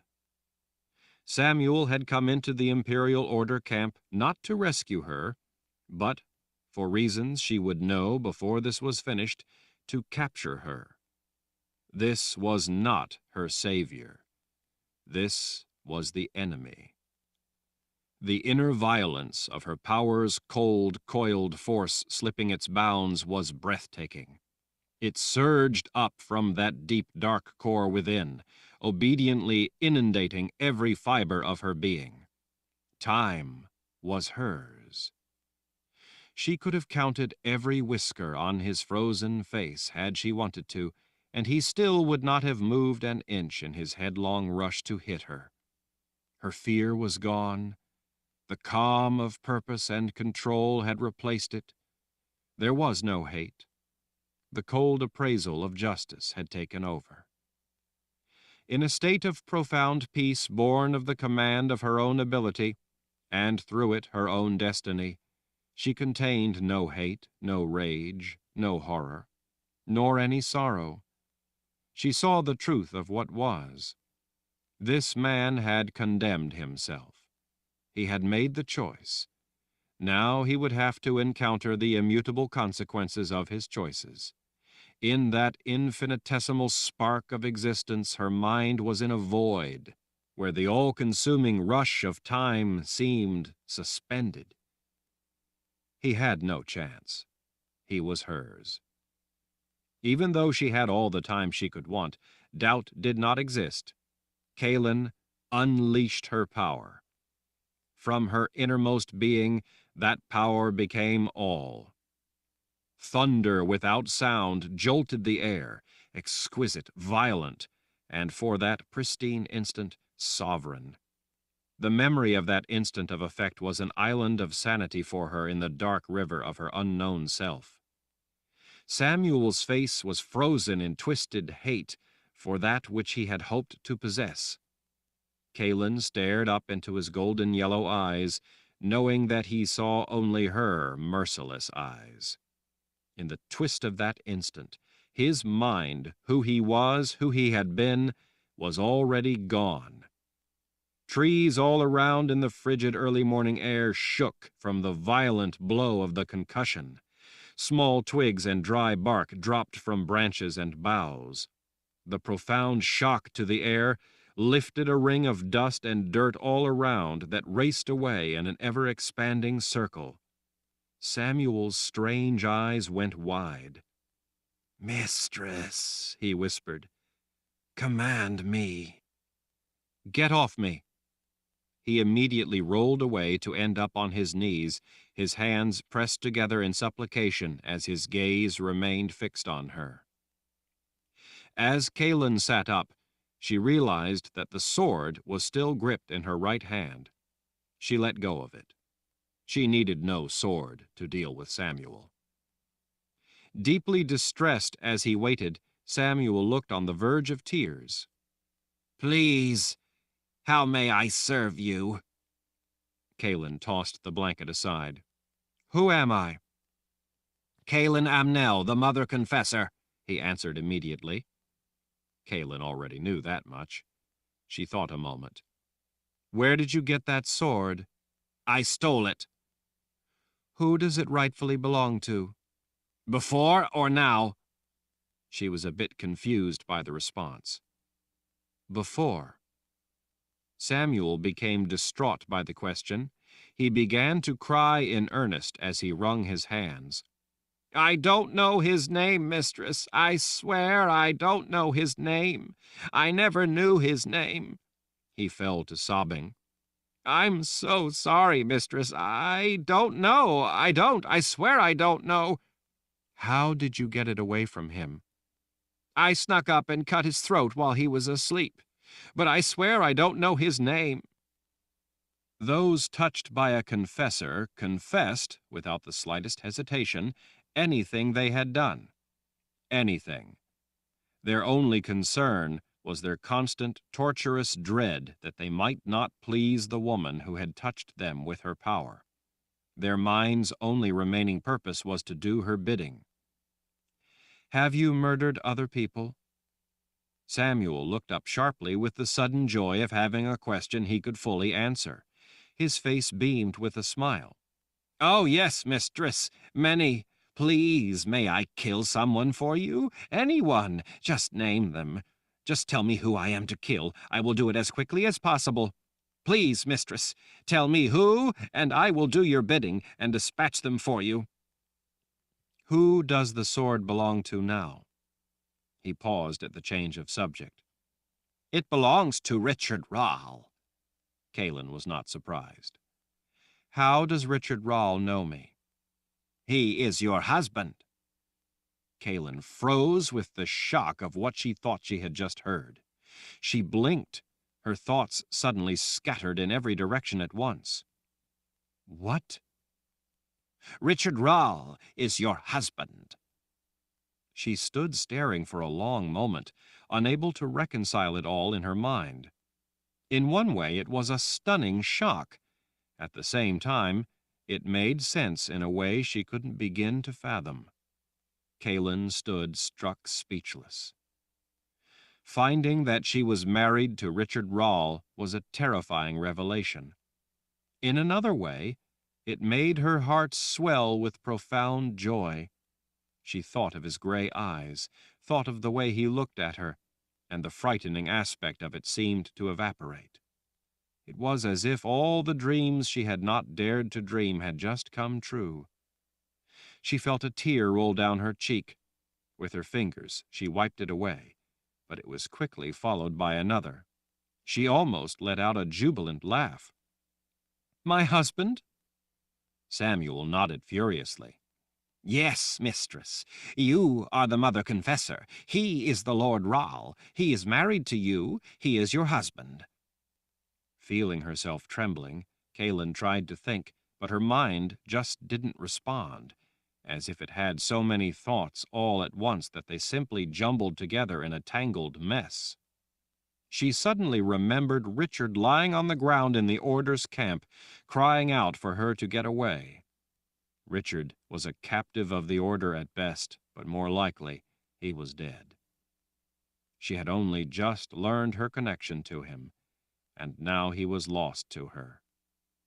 She felt a tear roll down her cheek, but this time there was no joy behind it, only horror.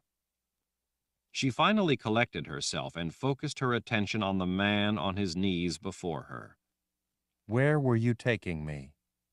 "To Tamarang, to my other mistress." "Other mistress?" He nodded hurriedly. 6. She recalled Jagang talking about her. Kaelin frowned. "The witch woman?" Samuel looked terrified to answer, but he did. "Yes, mistress. I was told to bring you and to give you over to her." She gestured to where she had been sleeping. "Did she tell you to do that?" Even more reluctantly, Samuel licked his lips. Confessing to murder was one thing, but this was entirely different. "I asked if I could have you," he whined. "She said that if I wanted to take you, I could, as my reward for my service, but that I was to bring you to her alive." "And what did she want with me?" "I believe she wanted you as a bargaining tool." "With who?" "Emperor Jagang." "But I was already with Jagang." "Jagang wants you very badly. She knows how valuable you are to him. She wanted to take possession of you and then trade you back to Jagang in return for favors for herself." "How far are we from Tamarang, from the witch woman?" "Not far," Samuel pointed southwest. "If we don't delay, we can get there by the end of tomorrow, mistress." Kaelin suddenly felt very vulnerable being this close to a woman as powerful as that. She knew without doubt that she had to get out of the area, or she might be located without the benefit of Samuel dragging her right up to Six's feet. "And since you were to turn me over tomorrow, you knew that your time with me was running out. You were going to rape me." It wasn't a question, but a statement of fact. Samuel wrung his hands, tears streaming down his red face. "Yes, mistress." In the terrible silence, he became even more distraught as she stood staring down at him. Kaelin knew that a person touched was no longer who they were, no longer had all the mind they once had. Once taken, they were completely devoted to the Confessor. It occurred to her that something very much like that had been done to her. She wondered if her memory was as lost to her as Samuel's past was now forever lost to him. It was a terrifying thought. "Please, mistress, forgive me." In the dragging silence, he could not endure the guilt of his intent. He began to cry hysterically, unable to endure the condemnation in her eyes. "Please, mistress, find mercy for me in your heart." Mercy is a contingency plan devised by the guilty in the eventuality that they are caught. Justice is the domain of the just. This is about justice. "Then please, mistress, please, forgive me." Kaelin stared into his eyes to be sure that he would not mistake her words or her intent. "No. That would be a corruption of the concept of justice. I will not forgive you, not now, not ever. Not out of hate, but because you are guilty of more crimes than those against me. I know, but you could forgive me of my crimes against you. Please, mistress, just those things. Just forgive me for what I have done to you, and for what I intended to do to you. No. The reality of the finality of that proclamation settled into his eyes.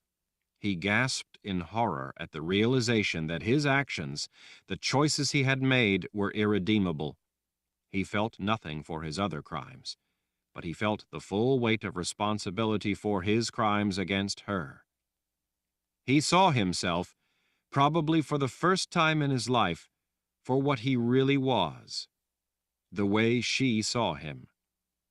Samuel gasped again as he clutched his chest and then crumpled onto his side, dead. Without delay, Kaelin began gathering up her things. With the witch woman this close, she had to get away as fast as possible. She didn't know where she would go, but she knew where she couldn't go. She suddenly realized that she should have thought more about it and asked Samuel a great many more questions. She had let those many answers slip through her fingers. The news about Richard being her husband, had so scrambled her thoughts that she simply hadn't considered asking Samuel anything else. She suddenly felt like a monumental fool for missing such an invaluable opportunity. Done was done. She had to concentrate on what to do now. She rushed over in the dim early light to saddle the horse. She found the horse on the ground, dead. Its throat had been cut. Samuel, probably fearing that she might use the horse to somehow escape before he could have his way with her, had cut the poor animal's throat. Without delay, she rolled as much as she could carry into her blanket and stuffed it into the saddlebags. She tossed the saddlebags over a shoulder and picked up the sword of truth in its scabbard. Sword in hand, Kaelin started away, in the opposite direction of Tamarang. Chapter 57. In crushing loneliness, Kaelin plodded northeast. She began to wonder why she bothered. What was the point of fighting for her life if there could be no future? What could there be to a life without her own mind, in a world dominated by the fanatical beliefs of the imperial order, by people who defined their existence through a filter of hatred for those who wanted to live and accomplish for themselves? They didn't want to accomplish anything. They simply wanted to murder anyone else who did, as if by destroying productive accomplishment they could revoke reality and live a life made of wishes. All those who defined their existence by that burning hatred of others were smothering all joy out of life, and in the process suffocating life itself out of existence. It would be easy to simply give up. No one would care. No one would know. But she would care. She would know. Reality was what it was. It was the only life she would ever have. In the end, that precious life was all she had, all anyone had. It had been up to Samuel to decide how he would live his life, and he had made his choices. It was no less true for her. She had to make the most of what she had in life, even if her choices were limited, and even if that life itself was to be cut short. She had walked for less than an hour when she began to hear the distant rumble of galloping hooves. She paused as she saw horses break from a line of trees ahead. They were coming right toward her. She glanced around the bottomland she was crossing. In the gloomy light of a leaden sky, she could see that the trees covering the foothills to each side were too far for her to reach their cover in time. The grass, long since brown as winter closed in, had been flattened by wind and weather. It didn't provide anywhere for her to hide. Besides, it looked like she might have been spotted. Even if she hadn't, at the speed the horses were closing, they soon would catch up to her, and she had no hope of running across their line of sight and not being seen. She tossed the saddlebag on the ground. The gentle breeze lifted her hair back off her shoulders as she gripped the scabbard of the sword in her left hand. Her only choice was to stand and fight. She realized then that she was invisible to most everyone. She almost laughed aloud with relief. This was one of those rare times when she was thankful to be invisible. She stood her ground, remaining quiet, hoping the riders wouldn't see her and would simply ride by and be gone. But in the back of her mind, she remembered Samuel telling her that Jagang would send men after them. Jagang had men who could see her. If that was who was riding toward her, then she was going to have to fight. She didn't pull the sword free in case the riders, on the off chance they could see her, weren't hostile. She didn't want to start a battle unless she really had no choice. She knew she could draw the blade in an instant if need be. She had 2 knives as well, but she knew that she could handle a sword. She didn't know where she'd learned, but she knew she was good with a sword. She remembered seeing Richard fight with a blade. She recalled thinking at the time that it reminded her somewhat of the way in which she fought with a blade. She wondered if it had been Richard, her husband, who had taught her to use a sword the way she did. She noticed then that while there were 3 horses, only 1 had a rider. That was good news. It cut the odds to even. As the galloping horses bore down on her, she was astonished to recognize the rider. Richard! He leaped off the horse before it had skidded to a halt. It snorted, tossing its head. All 3 horses were lathered and hot. "Are you all right?" he asked as he rushed toward her. "Yes." "You used your power." She nodded, unable to take her gaze off his gray eyes. "How did you know?" "I thought I felt it." He looked giddy with excitement. "You can't imagine how glad I am to see you." As she stared at him, she wished that she could remember their past, remember all they meant to each other. "I was afraid you were dead. I didn't want to leave you there. I was so afraid that you were dead." He stood gazing at her, seeming unable to speak. He looked like she felt, as if he had 1,000 things all bottled up, all wanting out first.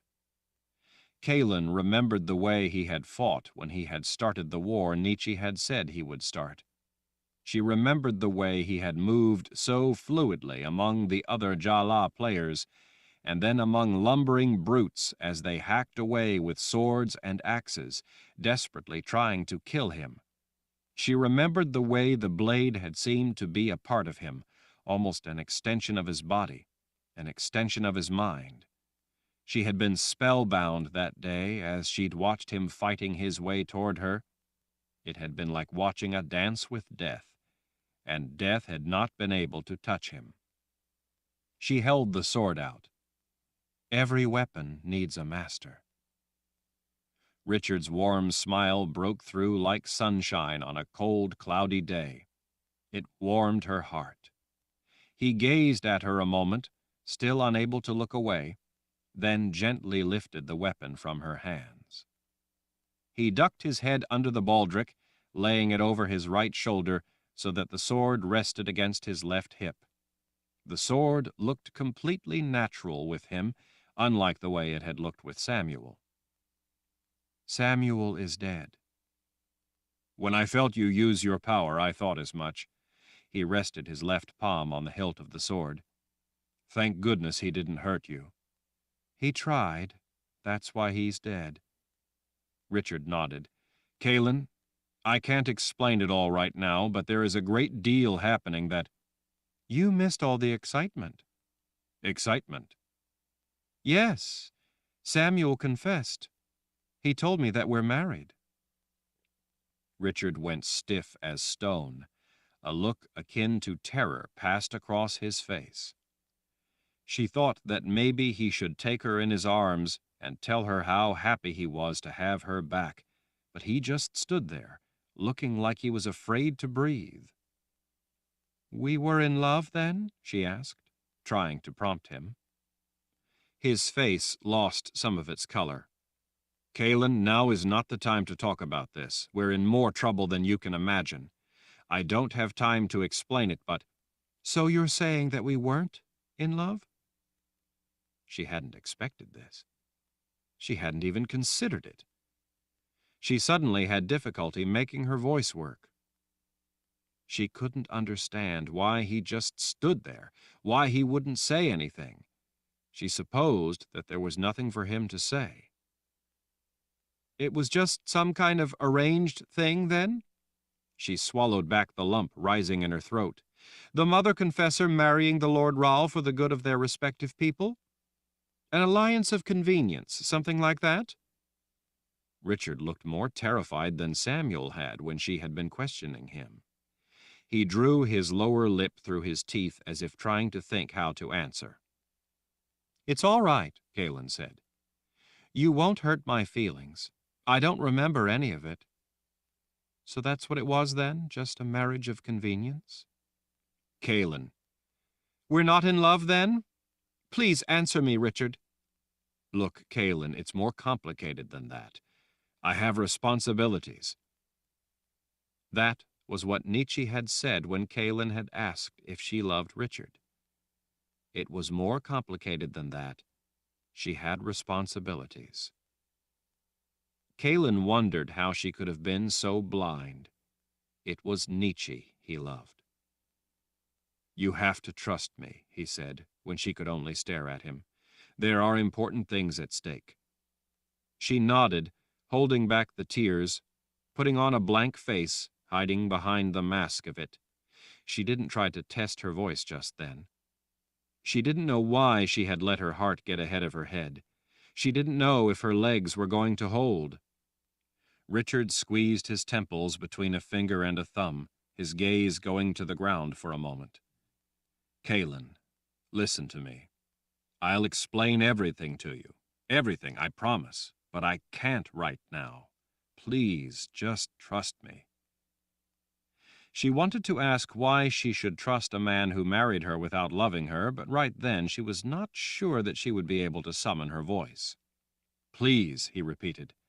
"I promise I'll explain everything when I can, but right now we have to get to Tamarang." She cleared her throat, finally gathering the ability to speak. "We can't go there. Samuel said that 6 was there." He was nodding as she spoke. "I know, but I have to go there." "I don't." He paused, gazing at her. "I don't want anything else to happen to you," he finally said. "Please, you need to come with me. I'll explain later, I promise." "Why is later better than now?" "Because we'll be dead if we don't hurry. Jagang is going to open the boxes of Orden. I have to try to stop him." She didn't buy the excuse. Had he wanted to, he could have already answered her. "I'll go with you if you answer one question. Did you love me when you married me?" His gray eyes studied her face a moment before he finally answered in a quiet voice. "You were the right person for me to marry." Kalen swallowed back the pain, the cry wanting to escape. She turned away, not wanting him to see her tears, and started toward where Samuel had been taking her. It was well after nightfall when they were finally forced to stop.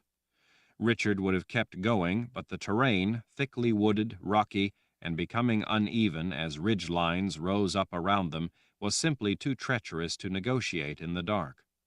The nearly new moon would have come up at sunrise, but the narrow crescent didn't provide enough illumination to brighten the inky cloud cover in the east. Even the light that would have been provided by meager starlight was hidden by the thick clouds. The darkness was so complete that it was simply impossible to go on. Kalen was tired, but as Richard started a fire in the fluff of cattails he'd broken open for tinder, she could see that he was in far worse condition. She wondered if he'd slept in recent days. After he had a fire going, he set fishing lines and then started to collect enough firewood to last them through the cold night. Up against a rocky rise, they at least had some protection from the biting wind. Kaelin did her best to care for the horses, fetching them water in a canvas bucket among the supplies Richard had with him. When he'd finished collecting firewood, he found that they had some brook trout on his lines.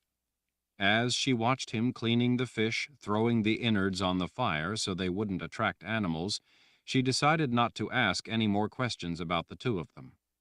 She couldn't endure the pain of the answers. Besides, he had already told her what she had asked. She was simply the right person for him to marry.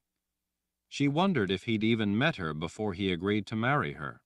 She realized that it must have been heartbreaking for Nietzsche to see the man she loved marry someone else for unromantic, practical reasons. Kaelin forced her mind away from that whole line of thought. "Why are we going to Tamarang?" she asked. Richard glanced up from his work at cleaning the fish. "Well, a long time ago, back in the Great War 3,000 years ago, the people back then were fighting this same war we're fighting now, a war to defend ourselves against those who want to eliminate magic and all other forms of freedom. The people defending against such aggression took a number of extremely valuable things of magic, things they had created over many centuries, and put those things in a place called the Temple of the Winds. Then, to protect it all from falling into the hands of the enemy, they sent the temple into the underworld." "They sent it into the world of the dead?" Richard nodded as he laid out some big leaves. "During the war, wizards on both sides had conjured terrible weapons, constructed spells and such. But some of those weapons were made out of people. That's how the Dream Walkers came to be. They were created out of people captured in Casca, Jillian's ancestors."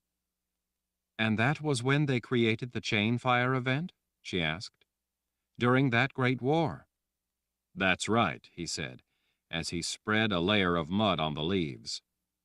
"Other wizards were constantly working to counter the things that had been created from magic. The boxes of Orden, for example, were created during that great war in order to counter the chain fire spell." "I remember the sisters talking to Jagang about that." "Well, the whole thing is quite complicated, but basically a traitor named Lothane went to the Temple of the Winds where it was hidden away in the underworld. He secretly did things to one day aid the basic cause of the Order when it eventually rekindled." "They thought the war would reignite?" "There have always been and always will be those who are driven by hate and want to blame those who are happy, creative, and productive for their misery." "What sort of things did this Lothane do?" Richard looked up. "Among other things, he made sure that a Dreamwalker would one day again be born into the world of life. Jagang is that Dreamwalker." Richard finished wrapping the fish in leaves and mud and set the little bundles in the glowing coals at the edge of the fire. "After that, the people on our side sent the first wizard to the Temple of the Winds. His name was Baracus. He was a war wizard. He made sure that another war wizard would be born to try to stop the forces trying to take mankind into a dark age." Kaelin pulled her knees up and drew her blanket around herself to keep warm as she listened to the story. "You mean that there haven't been any war wizards since that time?" Richard shook his head. "I'm the first one in nearly 3,000 years. Baracus, though, did something at the temple to ensure that another would one day be born to carry on the struggle. I'm the one born because of what he did back then. Realizing that such a person wouldn't know anything about his ability, Baracus came back and wrote a book called Secrets of a War Wizard's Power. He had his wife, Magda Cirrus, who he loved very much, take that book away and hide it for me. He was very careful to make sure that no one but me would get a hold of the book. While Magda Cirrus was on that journey to hide Secrets of a War Wizard's Power, Baracus killed himself." Kaelin was astonished to hear this news. "But why would he do such a thing? If he loved Magda Cirrus, Why would he do that and leave her all alone? Richard looked over in the flickering firelight. I think that he had just seen so much pain and suffering in the war, as well as treason and betrayal, to say nothing of the experience of traveling through the underworld, that he just couldn't stand it any longer. His eyes looked haunted. I've been through the veil. I can understand what he did. Kaylin rested her chin on her knees. After spending time in the Order's camp, I guess I know how disheartened a person can get about everything. She looked over at him. So, you need this book to help stop the Imperial Order? I do. I found it, but I had to hide it again when I was taken to the Order's camp. To rescue her. Don't tell me the book is in Tamarang. He smiled. Why else would we be going there? Kaylin sighed. Now she could see why it was so important. She stared into the flames, thinking about Baracus. Do you know whatever happened to Magdasiris? Richard used a stick to drag a wrapped fish out of the fire. He opened it and tested it with his knife. When he saw that it was flaky and done, he set it beside her. Careful, it's hot. He dragged out the other baking bundle. Well, Magdasiris was heartbroken. After the war, they needed to get the truth out of Lothane, the traitor who had betrayed them. A wizard at the time, Merritt, came up with a way to do that. Richard stared into the flames for a moment before he went on. He created a confessor to get the truth. Kaylin paused at nibbling at the fish. Really? That was where the confessors came from? When he nodded, she asked, Do you know who she was? Magdasiris. She was so heartbroken about her husband being dead that she volunteered for the experiment. It was extremely dangerous, but it worked. The confessors were created. She was the first. Eventually, she fell in love with Merritt, and they married. Being a confessor was the only part of her past to which Kaylin felt connected. Now she knew where confessors had come from. They had come from a woman who had lost the man she loved.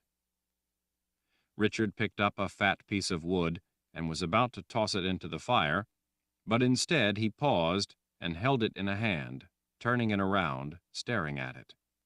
He finally set it aside and tossed a different piece in the fire. You'd better get some sleep, he said when they'd finished. I want to be out of here as soon as it's light enough to see. Kaylin could tell that he was more exhausted than she was, but she could also tell that something was deeply troubling him, so she didn't argue. She wrapped herself in her blanket, close enough to the fire to stay warm. As she glanced up at Richard, she saw him still sitting before the fire, staring at the piece of firewood he'd set beside before. She had thought that he would be more interested in looking at his sword, now that he finally had it back. Kaylin woke softly. It was a good feeling not to wake the way she had the day before with Samuel on top of her. She rubbed her eyes and saw that Richard was still sitting before the fire. He looked terrible. She couldn't imagine what must be going through his head, with the responsibilities on his shoulders, with all the people depending on him. I have something I'd like to give you, he said in a quiet voice that felt so soothing to hear when she first woke. Kaylin sat up, stretching for a moment. She saw that there was just a hint of light in the sky. They would need to be on their way soon. What is it? She asked, as she folded her blanket and set it aside. You don't have to take it, but it would mean a great deal to me if you would. He finally looked away from the flames and into her eyes. I know that you don't know what's going on or even who you are, much less what you're doing here with me. I wish more than anything in the world that I could explain it all to you. You've been through a nightmare, and you deserve to know everything, but I just can't tell you right now. I'm asking you to trust me. She looked away from his eyes.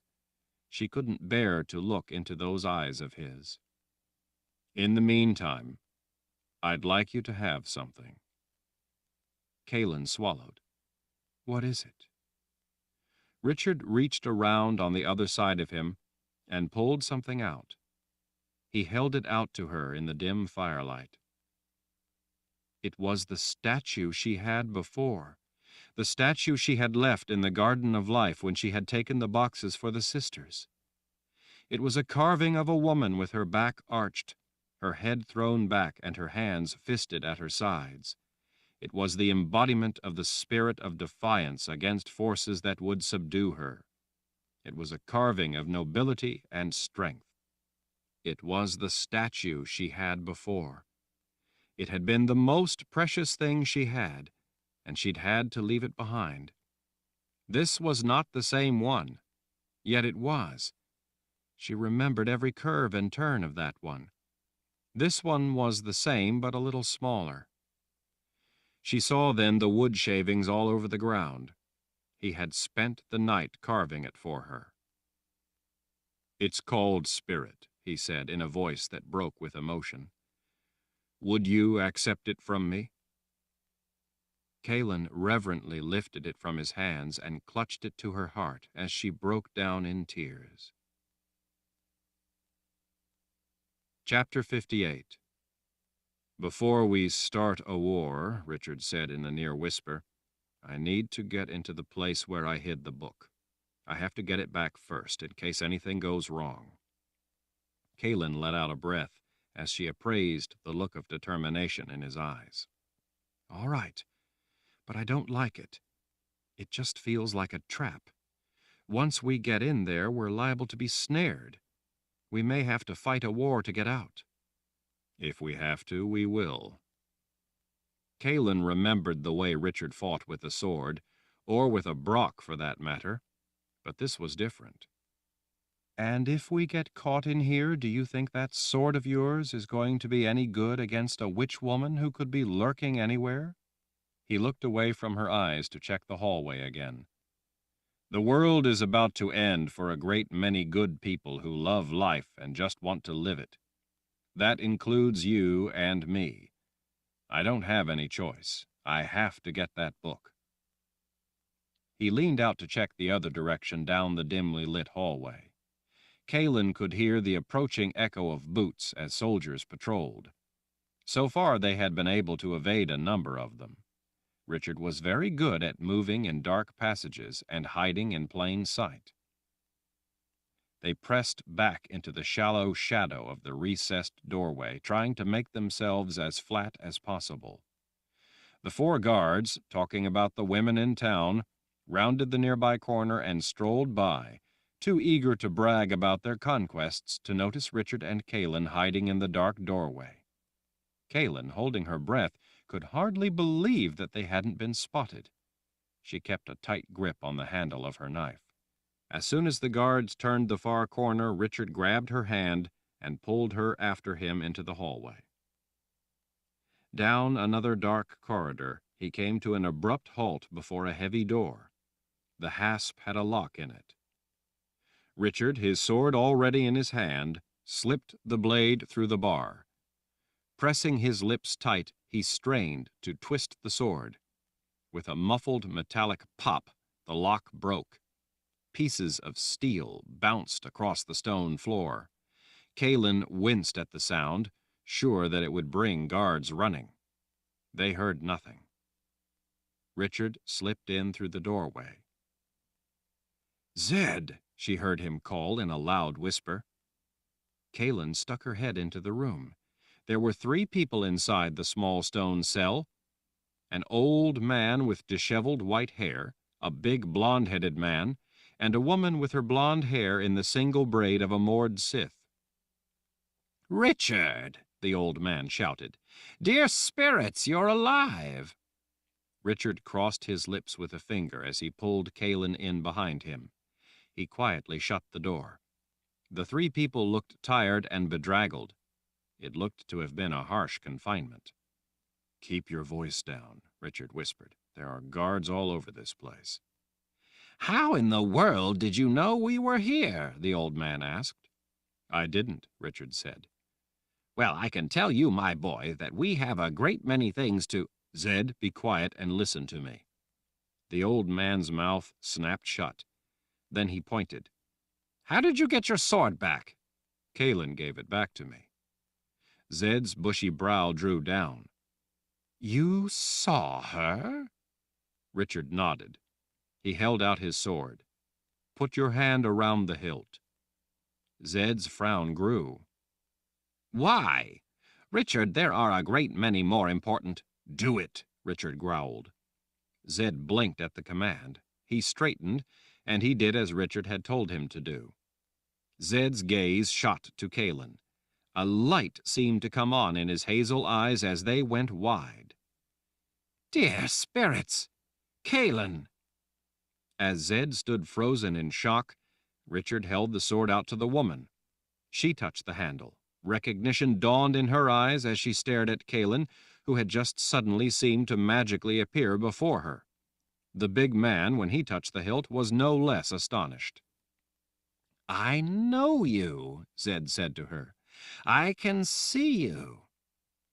Do you remember me? Kaelin asked. Zed shook his head. No. The sword must interrupt the ongoing nature of the chain fire event. It can't restore my lost memory. That's gone. But it stops the ongoing effect. I can see you. I recognize who you are. I don't recall you, but I know you. It's rather like seeing a face you know, but not being able to place it. Same with me, the big man said. The woman nodded her agreement. Zed grabbed Richard's sleeve. We have to get out of here. 6 will be back. We dare not get caught here and have to tangle with her. She's more than a handful. Richard started across the room. I have to get something first. The book? Zed asked. Richard stopped and turned back. You saw it? I should say I did. Where in the world did you ever come across such a thing? Richard climbed up on the chair and pulled down a pack stuffed up behind a beam. First Wizard Baracus. From the Great War? That Baracus? That's right. Richard hopped down from the chair. He wrote the book and then had it hidden for me to find. He is responsible for me being born with both sides of the gift, so he wanted to help me with my abilities. He had his wife, Magda Cirrus, hide it after he came back from the Temple of the Winds. It's a long story, but the book has been waiting for me for 3,000 years. Zed appeared dumbfounded. They gathered around the table as Richard dug around in the pack until he found the book and pulled it out. He held up the book for Zed to see. The problem was, at the time, I was cut off from my gift, so I couldn't read it. It just looked like blank pages. I don't know what Baracus wanted to tell me about my ability. Zed shared a look with the other 2 captives. Richard, I need to talk to you about what Baracus left for you. Yes, in a moment. A frown grew on Richard's face as he thumbed through the book. It's still blank. He looked up in confusion. Zed, it's still blank. The block on my gift was broken. I know it was. Why would this still appear blank to me? Zed laid a hand on Richard's shoulder. Because it is blank. To me, but you can read it. He held the book open before the old man. What does it say? It's blank, Zed repeated. There is no writing at all in the book, only the title on the cover. Richard puzzled at the old man. What do you mean it's blank? It can't be blank. It's supposed to be The Secrets of a War Wizard's Power. It is, Zed said in a grave tone. Richard looked heartbroken, angry, and puzzled all at once. I don't understand. Wizard Baracus left you a wizard's rule. What wizard's rule? The rule of all rules, the rule unwritten, the rule unspoken since the dawn of history. Richard ran his fingers back through his hair. We don't have time for riddles. What did he want me to know? What is the rule? Zed shrugged. I don't know. It's never been spoken and has never been written. But Baracus wanted you to know that it's the secret to using a war wizard's power. The only way to express it, to make sure that you would grasp what he was intending to tell you, was to give you a book unwritten, to signify the rule unwritten. How am I supposed to use it if I don't know what it is? That's a question for yourself, Richard. If you are the one Baracus thought you were, then you will know how to use what he left for you.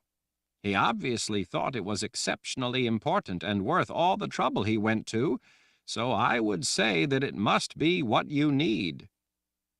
Richard took a deep breath to steady himself. Kaelin felt so sorry for him. He looked at his wits' end. He looked on the verge of tears. My, came a voice from behind. They all spun around. A reed-thin woman in black smiled a sly smile. Her hair was a tangled nest of black. Her bloodless flesh and blanched eyes made her look cadaverous. 6, Zed said. What do you know if it isn't the Mother Confessor? And won't the Emperor be pleased when I bring him Lord Ral as well, all tied up in a nice bundle? Kaelin saw Zed press his hands to his head in obvious pain. He staggered back and crumpled to the ground. Richard's sword made a ringing sound as he drew it. He charged the woman but was stopped short and driven back by forces Kaelin couldn't see. His sword clattered across the stone floor. The woman held out a thin finger toward Kaelin. Not a good idea, Mother Confessor. Not that I care if you fry your own brain trying to turn mine to mush, but you are much more valuable to me alive. Kaelin felt the pain of the unseen power forcing her back, just as Richard had been forced back. The debilitating agony was something like the pain from the collar, but sharper, deeper down in her ears. It made the back of her jaw hurt so much that she had to open her mouth. All 5 of them were cringing back, holding their ears with the pain of it. This is going to make things so much easier, 6 said in a self-satisfied manner as she glided toward them like death itself. 6, a stern voice called from the doorway. 6 spun to a voice she obviously recognized. The pain lifted from Kaelin's head. She saw the others recovering as well. Mother? 6 said in emotional confusion. You have disappointed me, 6, the old woman said as she stepped forward into the room. Disappointed me greatly. She was slender, much like 6, but stooped with age. Her black hair flared out from her face in much the same way, but it was streaked with white. Her eyes, too, were a blanched blue. 6 backed up a couple of steps. But You what? The old woman demanded in a venomous tone of displeasure. This woman was a commanding presence who feared nothing, least of all 6. 6 cowered back a step. I don't understand. Kaelin's jaw dropped as she saw the tight, pale flesh of 6's face and hands begin to move, as if bubbling from beneath. 6 started screaming in pain, her bony hands groping the crawling flesh of her face. Mother, what do you want? It's quite simple, the old woman said, stepping closer yet to the witch woman as she shrank away. I want you to die. At that, 6's whole body jerked about violently as her skin convulsed and churned, looking like it was separating from the turbulent muscle and sinew beneath. She almost looked like she was boiling from within. The old woman grabbed the suddenly slack skin at the back of 6's neck. As 6 began to crumple downward, The old woman gave a mighty pull. The skin, mostly in one piece, pulled right off the stricken witch-woman. She collapsed, a bloody, unrecognizable mess barely contained by the sack of a black dress, to the stone floor. It was about as sickening a sight as Callan could imagine. The old woman, holding the sagging remains of Six's skin, smiled at them. They all stood frozen in shock as the old woman seemed to shimmer, her appearance wavering and flickering. Callan stared in astonishment. The old woman was no longer old, but young and beautiful, with long, wavy auburn hair. Her variegated gray dress did little to conceal her sensuous figure. Points of the airy fabric floated as if in a gentle breeze. "Shota," Richard said, a grin splitting his face. She dropped the bloody hide in a sloppy pile, then smiled a coy, teasing smile as she stepped forward and tenderly cupped his cheek with her other hand. Callan could feel her own face going red. "Shota, what are you doing here?" Richard asked. "Saving your hide, obviously." She smiled even wider as she glanced down to the remains in the black dress. "I guess it cost Six hers." But I don't understand." "Neither did Six," Shota said. "She expected me to scurry away with my tail between my legs to forever hide in trembling fear that she might find me. So she never expected a visit from her mother. Such a thing was not among her otherwise considerable talents or her limited imagination, since she had no comprehension of the value of a mother, and no empathy with those who do. She could not imagine the power and meaning of such a bond, so such a thing blinded her. Her connection to her mother was loathing schooled by fear." Callan could feel her face heating even more as she watched Shota run a long, lacquered fingernail down the front of Richard's shirt. "I don't like it when someone takes what I have worked for and created," Shota said to Richard in an intimate voice. "She had no right to what is mine. It took me a great deal of time and effort to reverse all that she had done, to sink her treacherous tentacles into my domain, but I did." "I think there was more to it, Shota.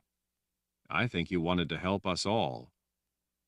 Shota stepped away, flicking a hand in acknowledgment as she turned her back on Richard. "The boxes are in play. If the Sisters of the Dark open them, a great many people who have done no wrong will die. I, too, will be cast to the keeper like a scrap of meat." Richard could only nod at the truth of that. He bent and picked up his sword. He held the hilt out. "Here." "My dear boy, I've no need for a sword." Callan didn't know how anyone could have such a beautiful, silken voice. Shota didn't act like she even knew that there was anyone else in the room. Except when she cast a brief warning glare at Zed, her almond eyes rarely left Richard. "Just humor me and touch it." Her whole face softened with a flirtatious smile. "If you say so." Her graceful fingers curled around the hilt. Her eyes suddenly turned to see Callan standing right there beside him. "The sword interrupts the ongoing effect of the chain fire spell," Richard explained. "It doesn't reverse it, but it enables you to now see what is before you." Her gaze lingered a moment before returning to Richard. "So it does." Her voice turned serious. "Right now, though, all of us in this room are about to be taken by the power of Orden and given over for all eternity to the Keeper of the Dead in the underworld." Her fingers touched the side of Richard's face. "As I've told you before, you need to stop that from happening." "And how am I to do that?" Shota gave him a scolding look. "We've had this discussion before, Richard. You are the player. It is up to you to put the boxes in play." Richard heaved a sigh.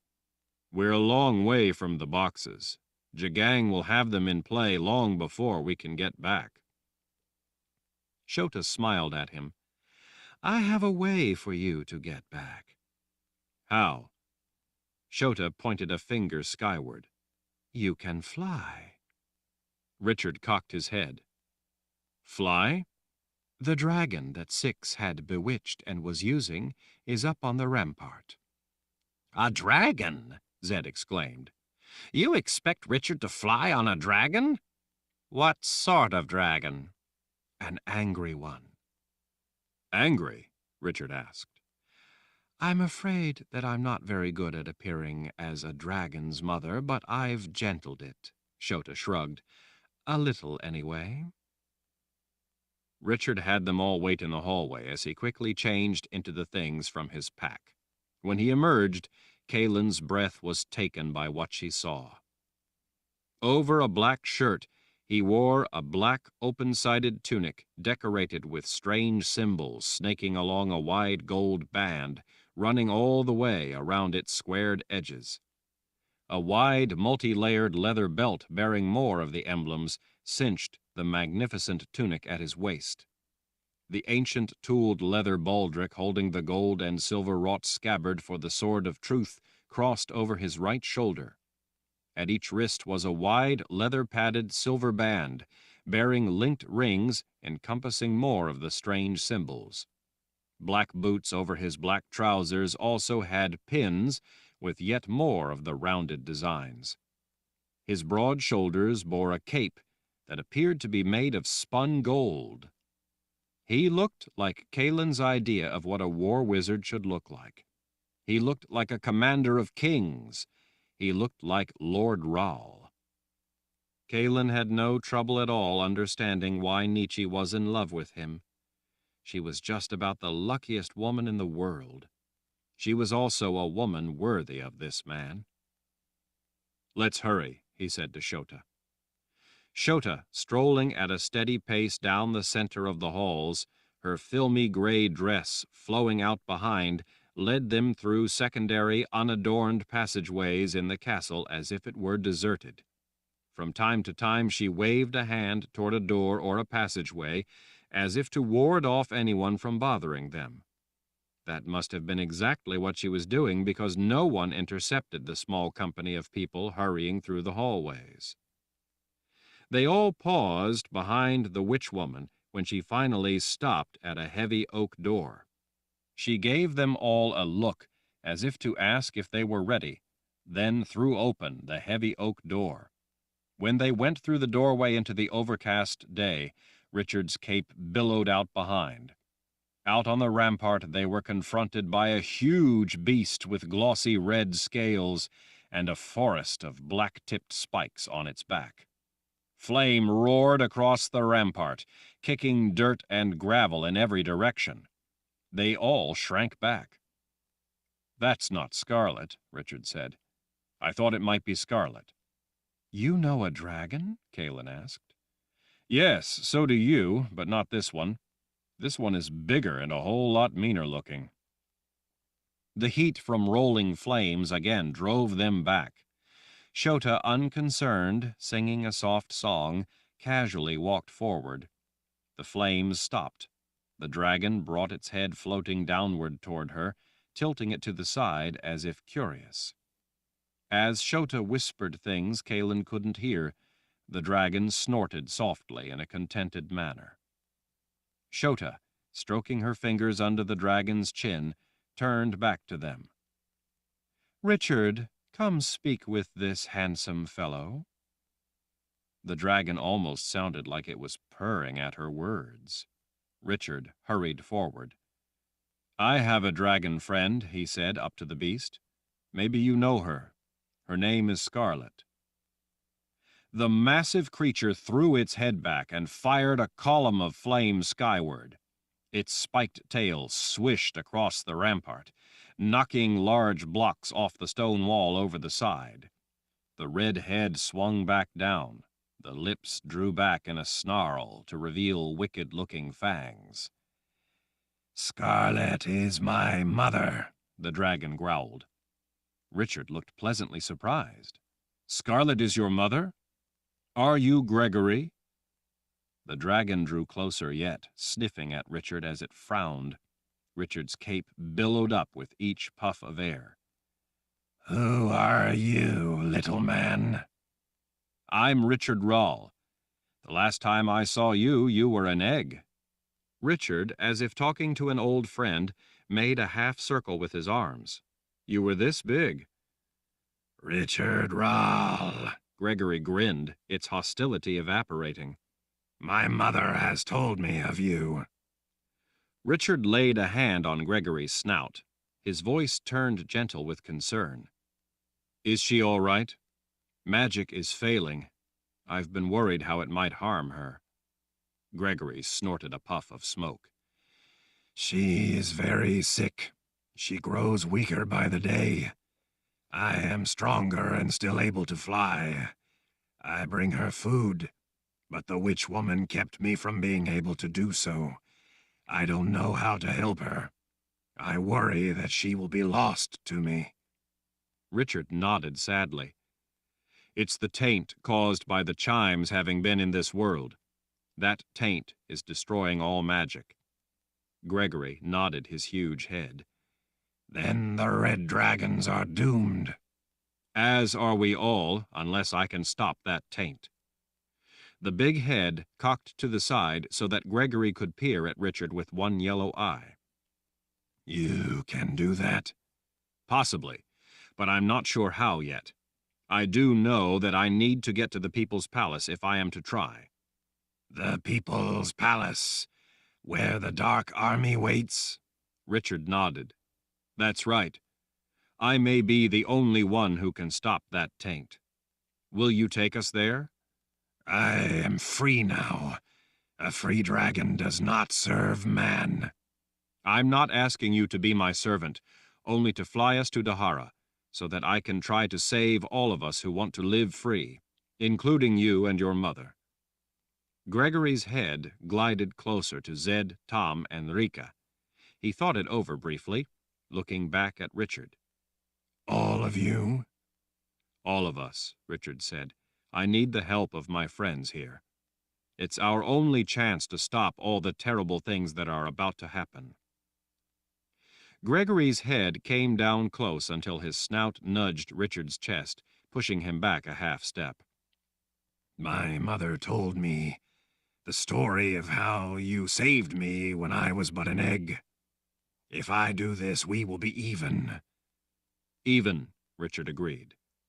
Gregory lowered his body down onto the rampart as much as possible.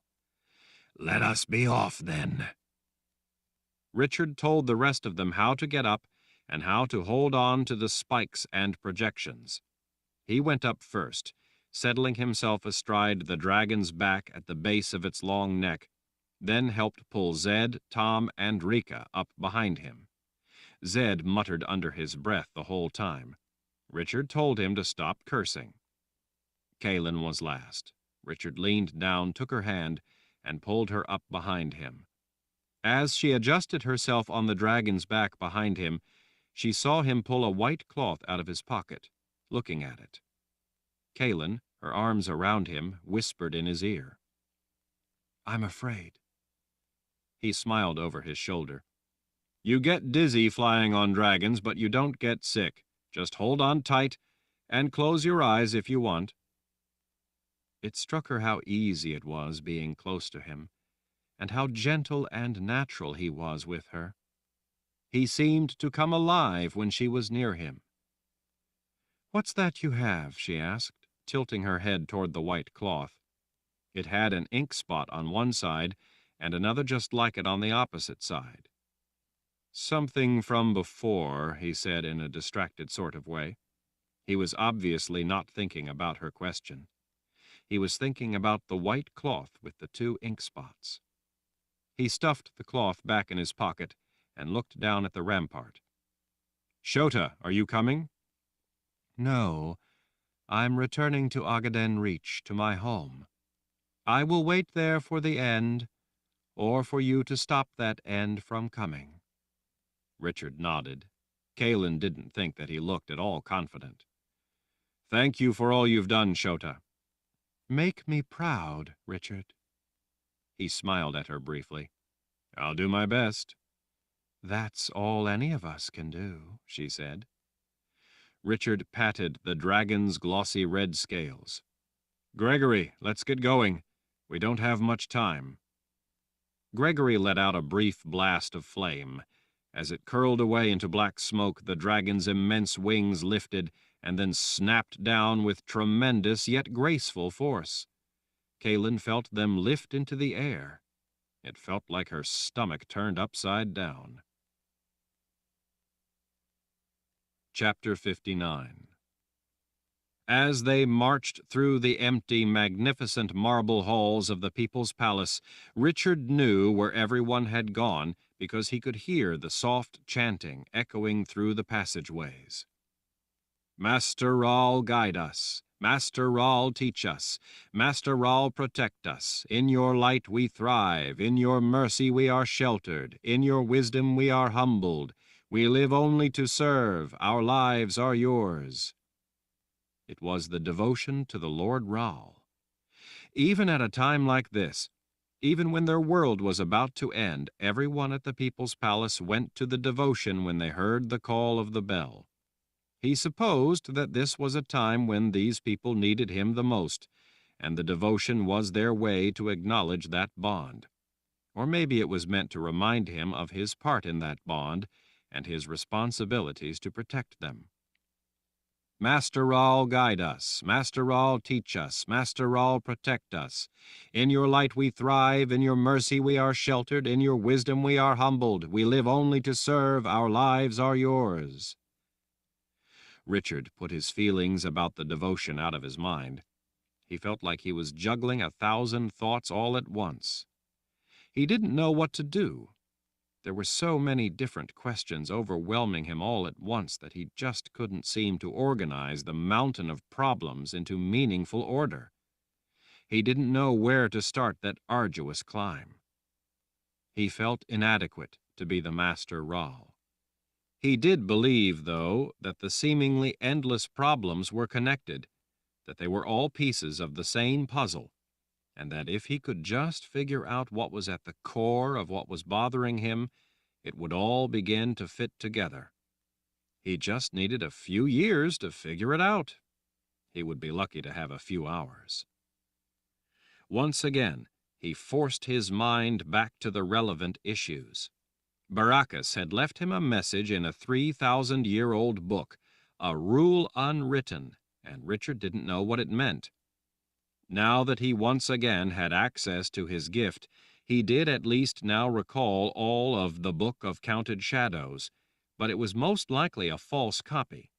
Jagang had the original. Jagang had the boxes. Why was a confessor central in it all? Was it because a confessor was central to the boxes of Orden if one of the copies of the Book of Counted Shadows was used? Or was he just imagining it? Was he just thinking that a confessor was central because Kalen was a confessor and she was central in his life? Just the thought of Kalen sent his mind off track and racked him with anguish. Having to keep from telling her all the things he so desperately wanted to tell her was crushing his heart. Having to keep from taking her in his arms and kissing her was killing him. He just wanted to hold her tight. But he knew that if he destroyed the sterile field of her mind, then there was no chance for the power of Orden to restore her to who she was. He had to remain distant and vague. What terrified him the most was the thought that it was too late, that Samuel had already tainted that sterile field. He could feel Kalen walking beside him. He recognized the sound of her footsteps, the scent of her, the presence of her. One instant he was overjoyed that he had her back, and the next he was panicked that he was going to lose her. He had to stop letting his mind drift to the problem and focus instead on the solution. He had to find the answer, if there really was an answer. Master Rahl, guide us. Master Rahl, teach us. Master Rahl, protect us. In your light we thrive. In your mercy we are sheltered. In your wisdom we are humbled. We live only to serve. Our lives are yours.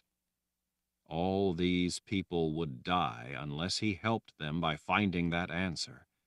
But how in the world was he to do that? He returned to what he thought had to be the heart of the solution. He would need to open the boxes of Orden if he was to reverse all the damage done. That was all there was to it. Unless he did that, the world of life damaged by the chain fire event and its subsequent taint would spiral out of control. Unless he opened the right box, Jagang's sisters would. But he didn't know how to open the boxes, and besides, he didn't have control of them. Jagang did.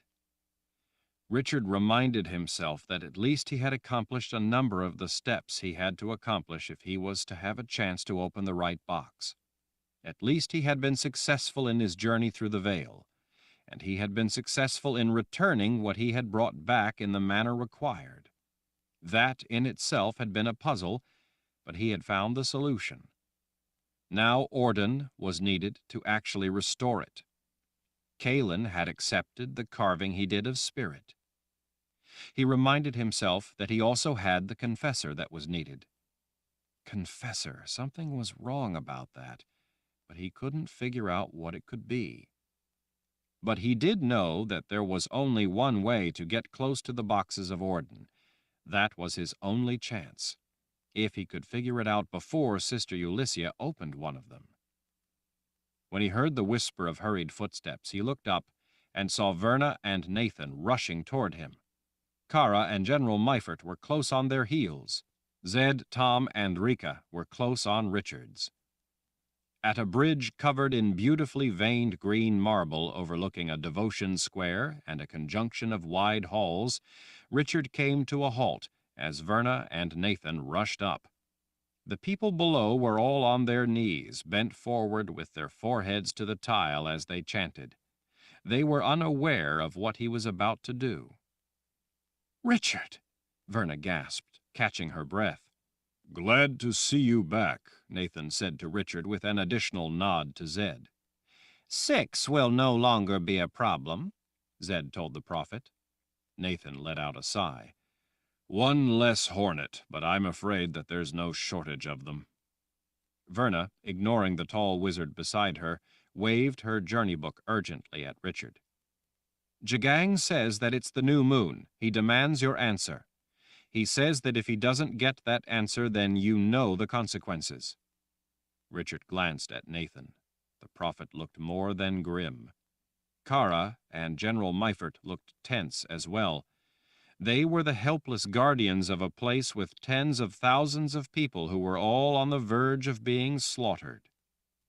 Soft chanting drifted up from below. "Master Rahl, guide us. Master Rahl, teach us. Master Rahl, protect us. In your light we thrive. In your mercy we are sheltered. In your wisdom we are humbled. We live only to serve. Our lives are yours." Richard rubbed his fingertips on his forehead as he swallowed back the lump rising in his throat. He had no choice, for more reasons than the one. He looked up at Verna with forbidding finality. "Tell Jagang that I agree to his terms." Verna's face went scarlet. "You agree?" "What are you talking about?" Kalen at his right asked. Richard was distantly heartened to hear the tone of awakened authority in her voice. But he ignored her and directed himself to Verna. With great effort, Richard controlled his voice. "Tell him that I have decided to give them what they want. I agree to his terms." "Are you serious?" Verna was bottled rage. "You want me to tell him that we surrender?" "Yes." "What?" Kalen said, seizing a fistful of his shirt sleeve to pull him around toward her. "You can't surrender to him." "I have to. It's the only way I have to keep all those people down there from being tortured and killed. If I surrender the palace, he will allow them to live." "And you're going to take Jagang's word for that?" Kalen demanded. "I have no choice." This is the only way. You brought me back here to turn me over to that monster? Kalen's green eyes brimmed with tears born of anger and hurt. Is that why you wanted to find me? Richard looked away. He would have given just about anything to tell her how much he really loved her. If he was to go to his death, he at least would want her to know his true feelings and not think that he had married her out of a duty to an arrangement and was now using her as treasure to be turned over in a surrender. It was crushing his heart that she thought that. But he had no choice. If he corrupted the sterile field, then the Kalen that he knew would be forever lost, if it hadn't already been corrupted by Samuel, if she wasn't already lost to him. Richard turned his attention elsewhere. Where's Nietzsche? He asked Nathan. Locked up like you told me to do until Jagang can collect her. Kalen rounded on him. And now you're also giving the woman you love over to... Richard lifted a hand, commanding silence. He unclenched his jaw as he turned to Verna. Do as I say. His tone of voice made it clear that it was an order not to be discussed, much less defied.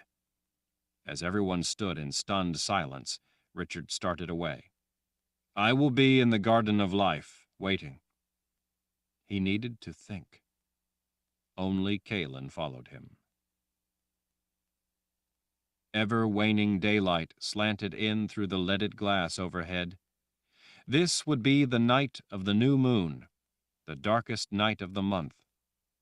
Richard had heard it said that such darkness brought the world of life closer to the underworld. In the hours waiting for Jagang to make it up the plateau and to the Garden of Life, Richard had paced the whole time, deep in thought, thinking about those two worlds, the world of life and the world of the dead. There was something about the whole thing that didn't make sense to him. He went through the Book of Counted Shadows that he had memorized, knowing that there was probably some flaw in it that would make it impossible to use it to open the power of Orden, but also knowing that the elements would still be largely true if out of order. It would take nothing more than changing a single detail to have made it a false copy. He knew that there was a flaw in the copy he had memorized, but he didn't know how to identify the specific deviation from the original. Jagang had the original. He wouldn't have to worry about there being errors in his book. Sister Ulyssia, with Jagang in her mind the whole time, would be reading the original directly, so they would be using the actual true version of the book. Therefore, they wouldn't need a confessor. He came to a halt before Kalen. Copies of the Book of Counted Shadows have to be verified through the use of a confessor. If you had the text to the Book of Counted Shadows, if I recited it for you, do you think you would be able to verify the true parts? Kalen, deep in her own thoughts, looked up. I've asked myself that same question countless times. I'm sorry, Richard, but I just don't know how. It's too bad that the first confessor, Magda Cirrus, didn't leave me a book on how to use my powers, like her first husband left for you. A lot of good that book was doing him. Richard let out a despondent sigh and went back to pacing. He turned his thoughts back to the book that Baracus had so desperately wanted him to have, Secrets of a War Wizard's Power. Baracus had thought that it was vital that Richard have that book with the rule unwritten. The whole thing was so bizarre that Richard was left stunned and not knowing what to think. It had been a monumental effort to recover that book. It had to have also been a great effort on the part of Baracus to see to it that only Richard would eventually be able to find it. Why leave him a book that said nothing? Unless it actually said everything. Richard glanced to his silent grandfather sitting on the short, vine-covered wall nearby. Zed met his gaze, but his sadness at not being able to help Richard was evident. I'm sorry, Kalen said. Richard glanced over. What? I'm sorry. It had to be a terrible decision. I know that you are only trying to keep Jagang's brutes from slaughtering all the people here. I wish I could touch Jagang with my Confessor power. Confessor power, first brought into existence in Magda Cirrus, the woman who had been married to Baracus. But she had been married to Baracus back during the Great War, long before she became a confessor. Dear spirits, Richard whispered to himself, icy realization flashing through his veins. Baracus had left Richard secrets of a war wizard's power to tell him what he needed to know. That was exactly what Baracus had done. He had given Richard the rule unspoken, the rule unwritten since the dawn of time. In that instant, as he grasped the secrets of a war wizard's power, Richard was able to fit the other pieces together and understand it all. He grasped the totality of it, how it all worked, why they had done what they had done, why they had done everything. With trembling fingers, he pulled out the piece of white cloth with the 2 ink stains.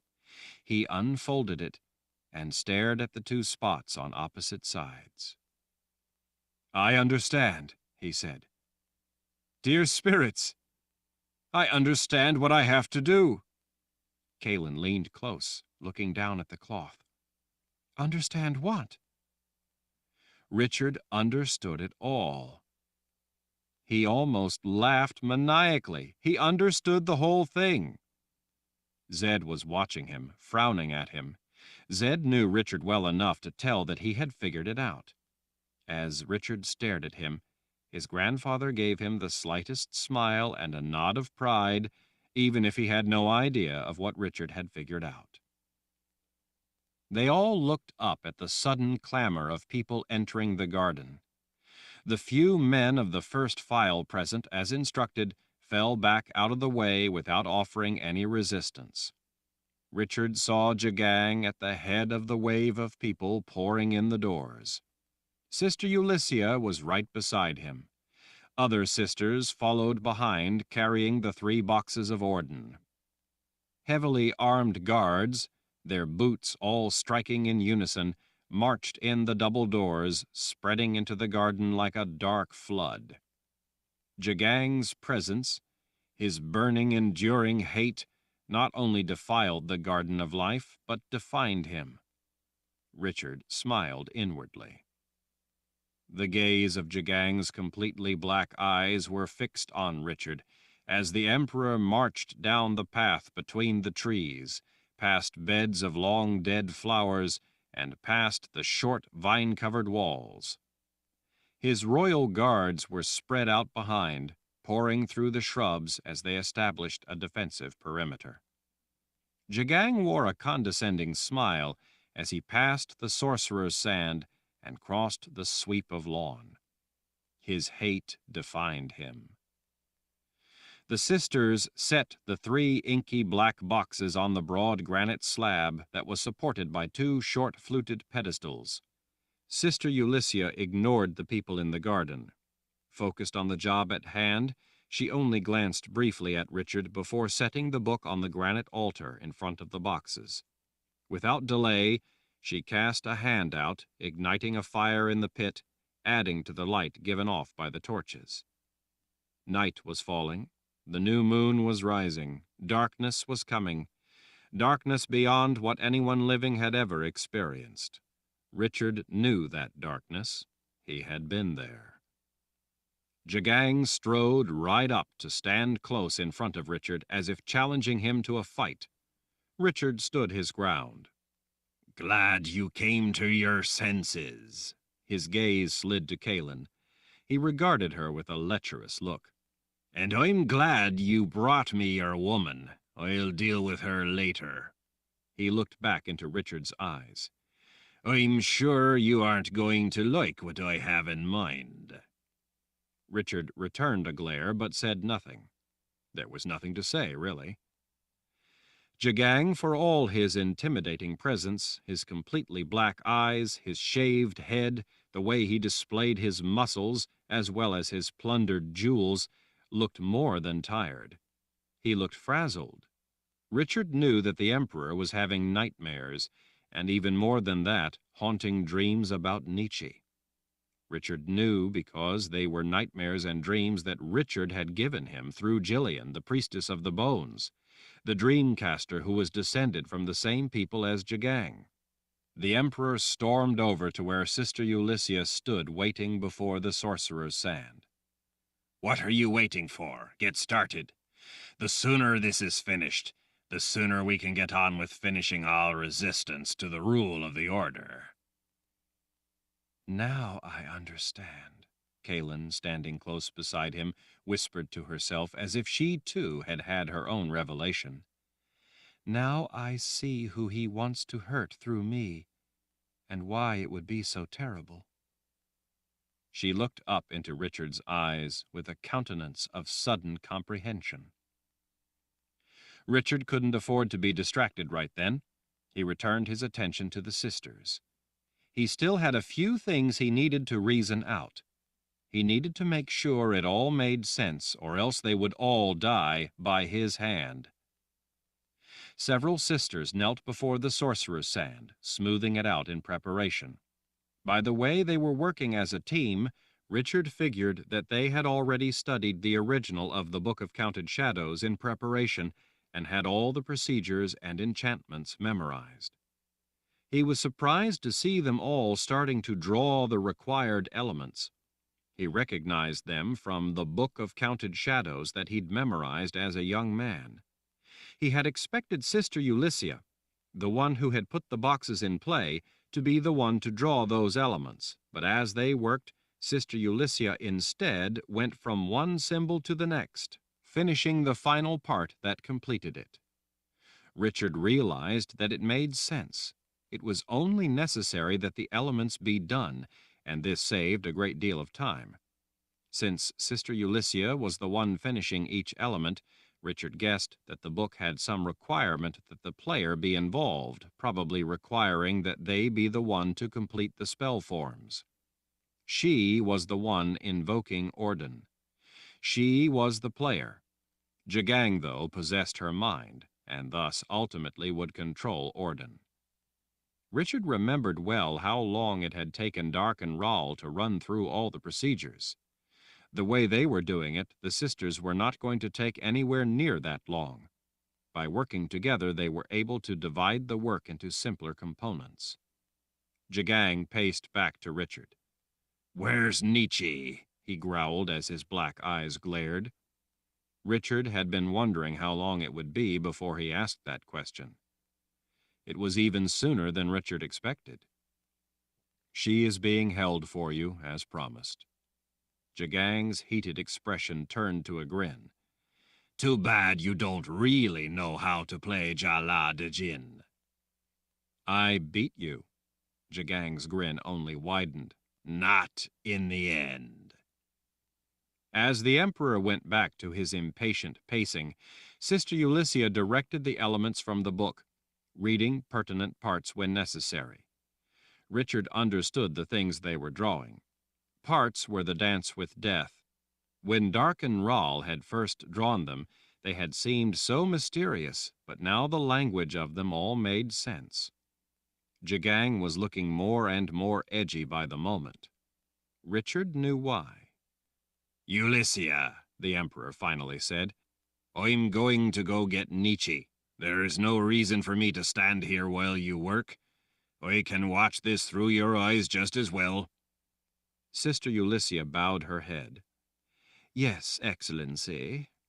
Jagang turned his glare on Richard. "Where is she?" Richard gestured to one of the officers of the first file standing not far away, the man Richard had ready for this purpose.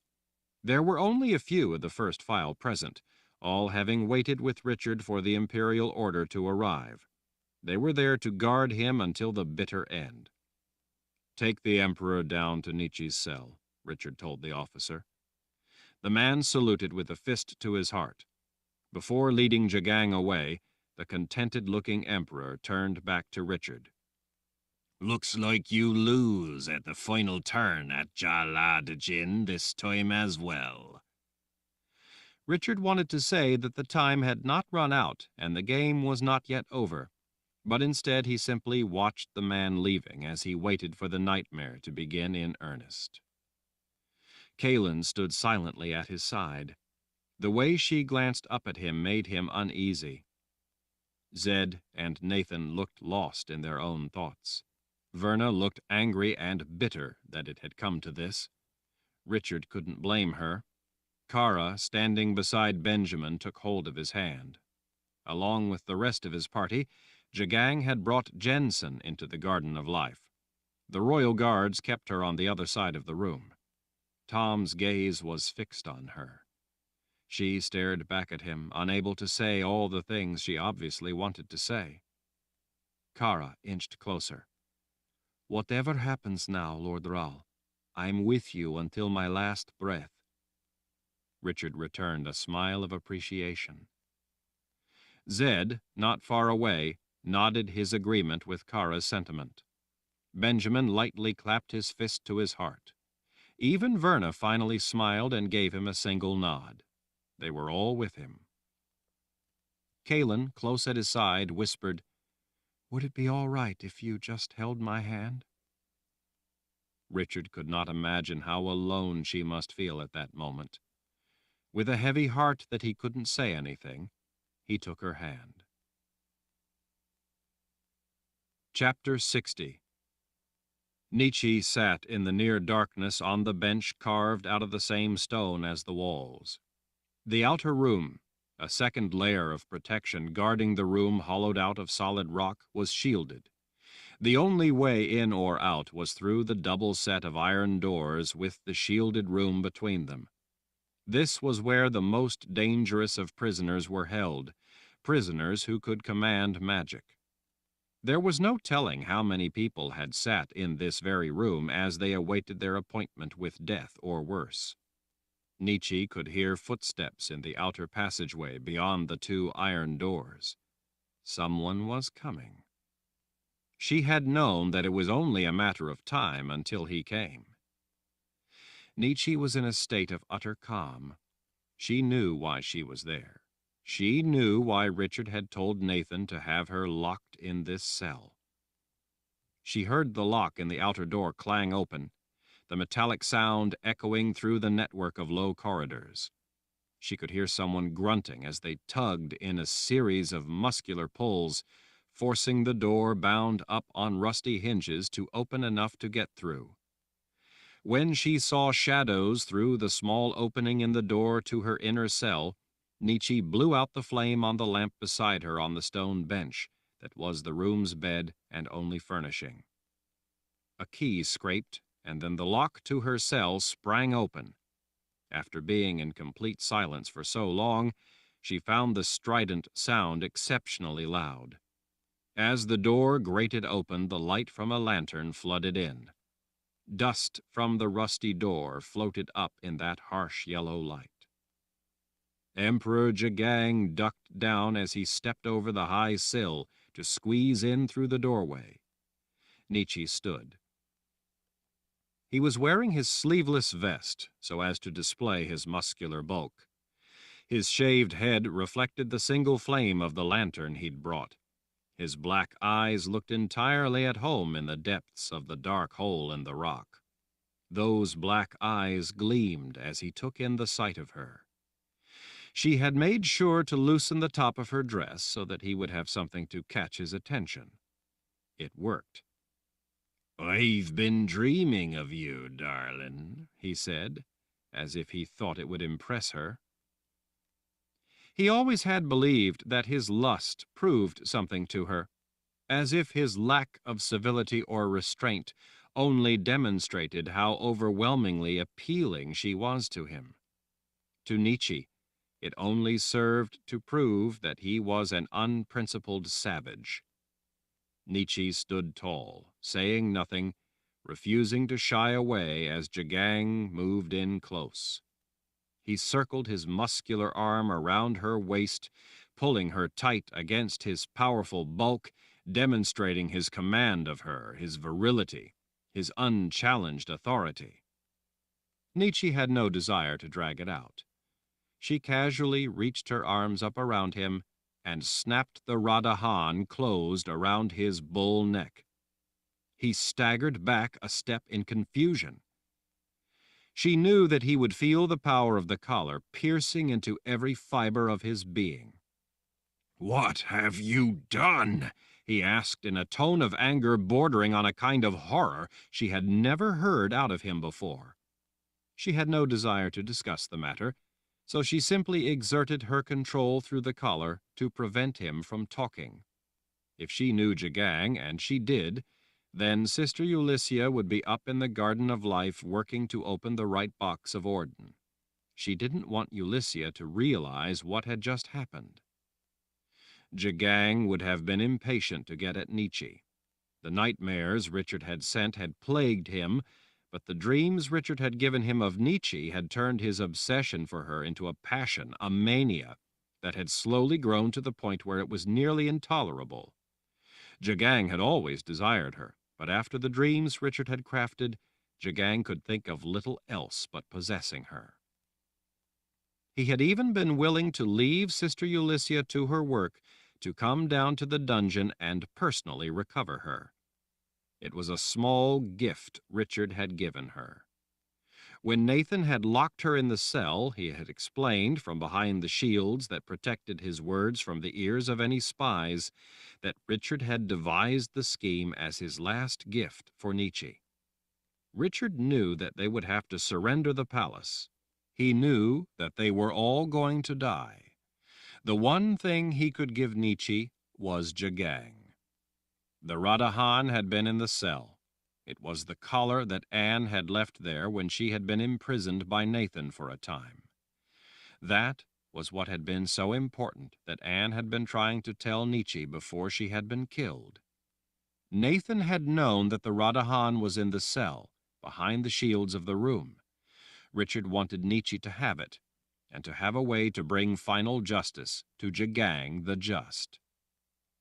Richard had no illusions that it defeated the imperial order. The corrupt beliefs of the order tainted the minds of millions. Jagang was not its architect. That communal hatred would burn on without one man. Nietzsche understood that as well. She had grown up with the teachings of the order. She knew how they attempted to perform the alchemy, turning suffering into virtue, wrongdoing into righteousness, death into salvation. Such beliefs were born in man's willful refusal to use his mind, in his lust for the unearned, his wish for success without effort. Such beliefs were the embodiment of hatred for all that was good, a hatred for virtue, hatred for value.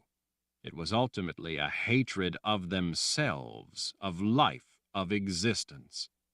It was that hate, that dedication to death, that was the true manifestation of evil.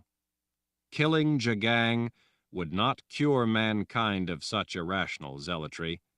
The beliefs of the order were not driven by one man. The order would go on without Jagang. Nor would killing Jagang stop those who had put the boxes of Orden in play, or the chain fire spell, or the taint from the chimes, or the vast army who lay in wait surrounding the palace, so eager for blood and plunder. This would not change any of that.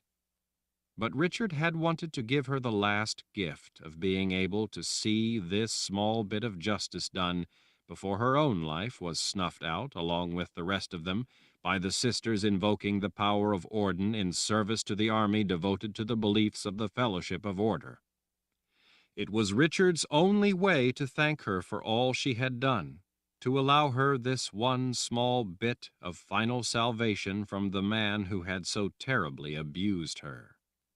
Nietzsche stepped over the high sill. Her prisoner, unable to protest, followed. While her gift was limited within the people's palace, it was enough to easily use the unique nature of the Radahan. She could have dropped Jagang to the ground in overwhelming agony, but she used only the power necessary to overcome his unwillingness to follow her silent directives. Outside the second door, several officers of the first file, men who had brought Jagang down to his caged prize, waited.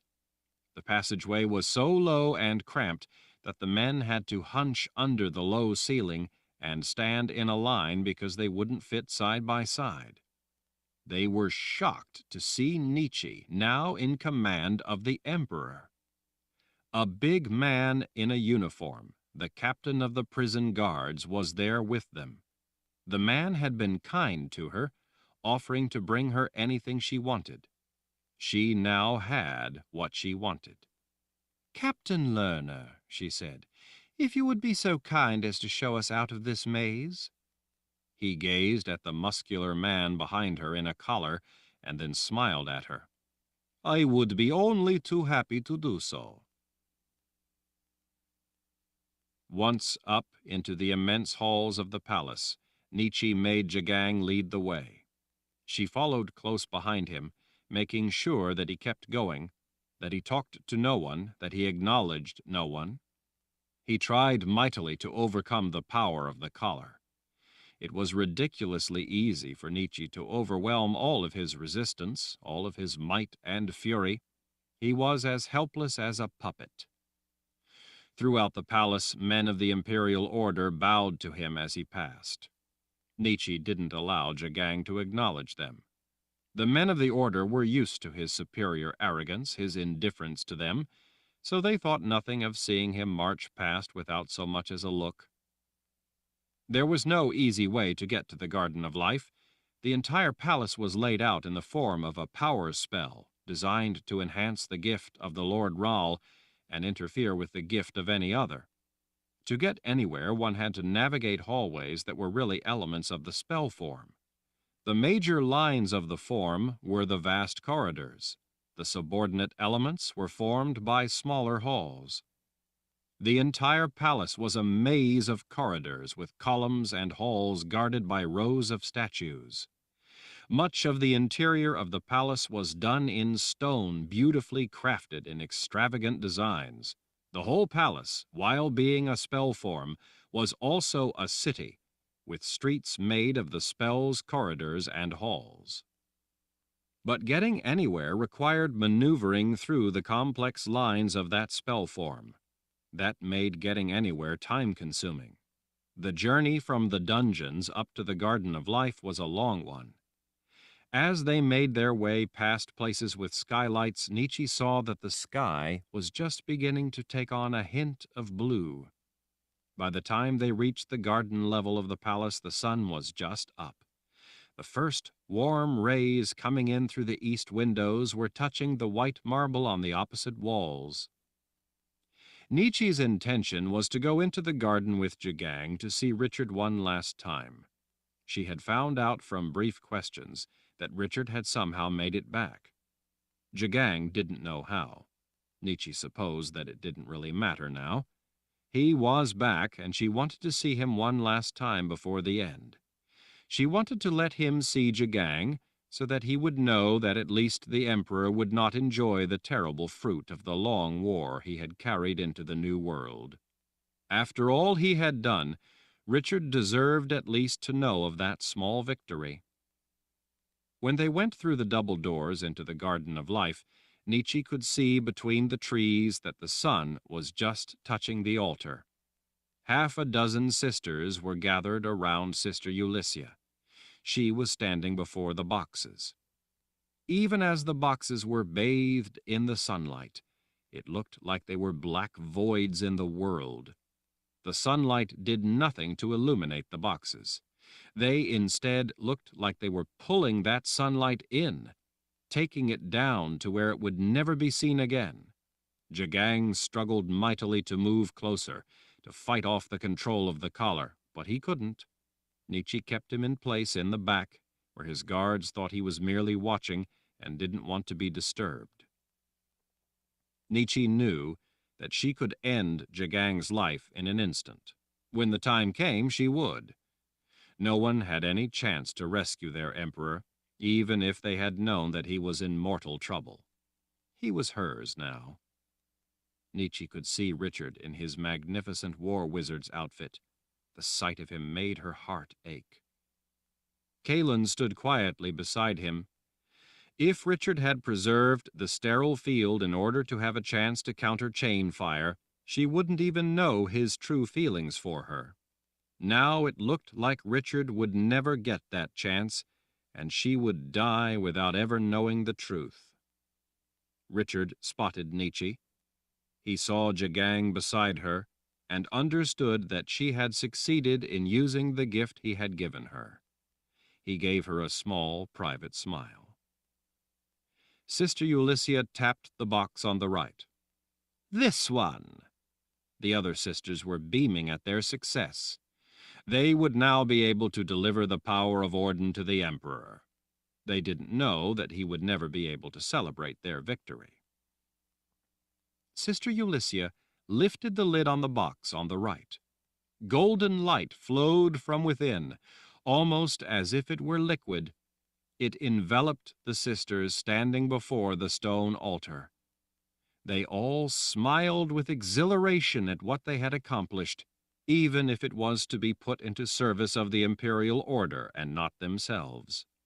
Of course, they would put it to that service without even realizing that Jagang was no longer controlling their minds. If Nietzsche made them aware of that, though, then the sisters would use the gateway to free the keeper of the underworld. Nietzsche's choice was to allow them to give the world over to the order or to the keeper. She knew that was no real choice. At least life under the imperial order would be life. If Sisters of the Dark were allowed to do as they would prefer, there would be no real life. Nietzsche did not want to live to see what was going to come of the new world brought into being by hate. She supposed that she would not have to worry about it. She expected that she had mere moments to live. But Jagang would die before she did. She would make sure of that. Justice would finally visit Jagang the Just. The one thing Nietzsche couldn't understand was why Richard was smiling. Chapter 61. Richard watched as the golden light coming from the box of Orden lifted the seven sisters. Kalen's hand tightened on his. The others in the room watched with a mix of awe and terror. This was something unlike anything that any of them had ever seen or would ever see again. Richard glanced at Nietzsche. Even she was transfixed by the sparkling light that swirled around the sisters. Jagang, standing beside her, was smiling. Richard could just see the metal of the collar peeking through the front of the vest. Jagang knew that his cause would have the power of Orden even if he didn't live to see it. He believed that was all that mattered. He believed in their cause. The sisters within the golden glow appeared to be delighted by the heady power of Orden. It was short-lived. The light darkened as it swept them all up into the air, carrying them toward the darkening sea of sorcerer's sand. The floating sisters glided together, collecting in a tight cluster above the ground. They all began to rotate helplessly in the sparkling amber light. The room darkened as a few flashes of lightning began to flicker about over their heads. Several sisters screamed. A low roar grew to fill the room. The ground trembled as the tight clump of seven sisters floated out over the sorcerer's sand. The sand beneath them began to rotate along with the light. The sparkles within the light connected with the fits of lightning dancing around the room, giving the sisters a flickering appearance. "What's going on?" Sister Ulyssia screamed. Richard let go of Kalen's hand and walked across the grass to the edge of the sorcerer's sand that was slowly darkening from honey-colored to amber to a burnt brown. Richard could smell it burning. "What's going on?" Sister Ulyssia again demanded as her panicked gaze found him. "Did you read the Book of Life?" he calmly asked her. "Of course! You have to use the Book of Life to put the boxes of Orden in play. We all read it. We followed every formula and instruction exactly." You may have followed the instructions contained within the book, but you didn't abide by its meaning. You read what you wanted to read, the formulas and spell forms. Several of the sisters screamed as lightning cracked through the air right near their faces. Sister Ulysses was enraged. "What are you talking about?" Richard clasped his hands behind his back. At the very beginning, there was only one thing all by itself on the first page to emphasize how important, how central it was. It wasn't a formula or a spell form, but it was the first thing the Book of Life said. It was first for a very important reason. In your arrogance, your greed to have what you wanted, you ignored it. The introductory statement to the Book of Life is a warning to anyone who would use the book. It says, "Those who have come here to hate should leave now, for in their hatred they only betray themselves." "What are you babbling about?" one of the other sisters asked, not concerned with what they saw as a dusty aphorism. "I'm talking about a book of instruction on using the power of Orden." The Book of Life is the very first thing needed to use that power. Such power is dangerous almost beyond measure. Those who created it wanted to protect it. Most dangerous things of magic are protected by guards, defensive shields, and fail-safes. Orden was designed to counter chain fire, but because it needed to be profoundly powerful to do that, that also made it profoundly dangerous. Those who created it came up with a fail-safe that is at once both striking in its simplicity and foolproof. That safeguard says, "Those who have come here to hate should leave now, for in their hatred they only betray themselves." "So what?" Sister Ulysses screamed. "So," Richard said with a shrug, "it's a warning. About as deadly a warning as there can be. It's telling you that hate will trigger a deadly reaction from the power of Orden. If you want to use Orden to cause harm, then that can only mean that you would have to be someone who hates. Only those with hate in their hearts would scheme to use such a thing to harm others." "That doesn't make any sense. How would it harm someone who is evil?" she asked. "How could you use Orden to stop us? You hate us. You would be using Orden for hate." Richard shook his head. "You mistake hate and justice. Eliminating those like you who harm innocent people is not done out of hate, but out of love for those who have done no wrong and are being hurt and killed. It's love and respect for innocent life." "Eliminating such people is not hate. It is a product of reasoned justice." "But we don't hate," another sister cried out. "We want to eliminate those who are heathen sinners and are only selfishly concerned with themselves." "No," Richard said. "You hate those you envy. You hate that they are happy." "But we used the Book of Counted Shadows," Sister Ulysses cried in desperation. "We followed the original exactly. It still should have worked." "Well," Richard said as he strolled before the blackening sorcerer's sand, "even if you disregard the safeguard in the Book of Life, I'm afraid that you made a mistake thinking that the Book of Counted Shadows would be of any use." "But it's the real book, the original." Richard smiled as he nodded. "It's the original of yet another failsafe. Didn't you read the first thing in that book as well? It also put the important warning first." "What warning?" "The warning to use a confessor." "But we had the original. We had no need of a confessor." "The warning wasn't that you need a confessor. The warning was the mention of a confessor at all." Zed, unable to contain himself, held up a hand. "Richard, what in the world are you talking about?" Richard smiled at his grandfather. "Who was the first confessor?" "Magda Cirrus." Richard nodded. "The woman who had been married to Baracus. That was during the war. After the Great Barrier was up and the war was over, the wizards up here discovered that the prosecutor in the trial over the Temple of the Winds, Lothane, was a traitor. To discover how he betrayed them, Wizard Merit used Magda Cirrus to create a confessor. Yes, yes, Zed said, nodding. So what? The boxes of Orden were created during the Great War. The first confessor was not brought into being until long after the war. How could the Book of Counted Shadows be the key created to open the boxes if confessors had not even been dreamed up when Orden was created? Zed blinked in surprise. The Book of Counted Shadows couldn't possibly be a key to open the boxes of Orden. That's right, Richard said. They were merely a trick to prevent the misuse of the power of Orden. Using them, even the original, can only get you killed. The Book of Counted Shadows is not the key to opening the power of Orden.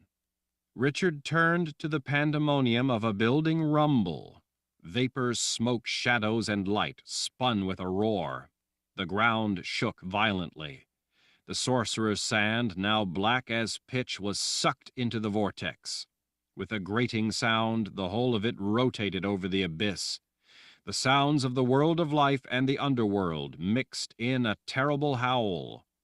The sisters spun in the maelstrom, arms and legs sticking out in every direction, their screams lost in the thundering clamor. Blinding light ignited in the center of the spinning mass.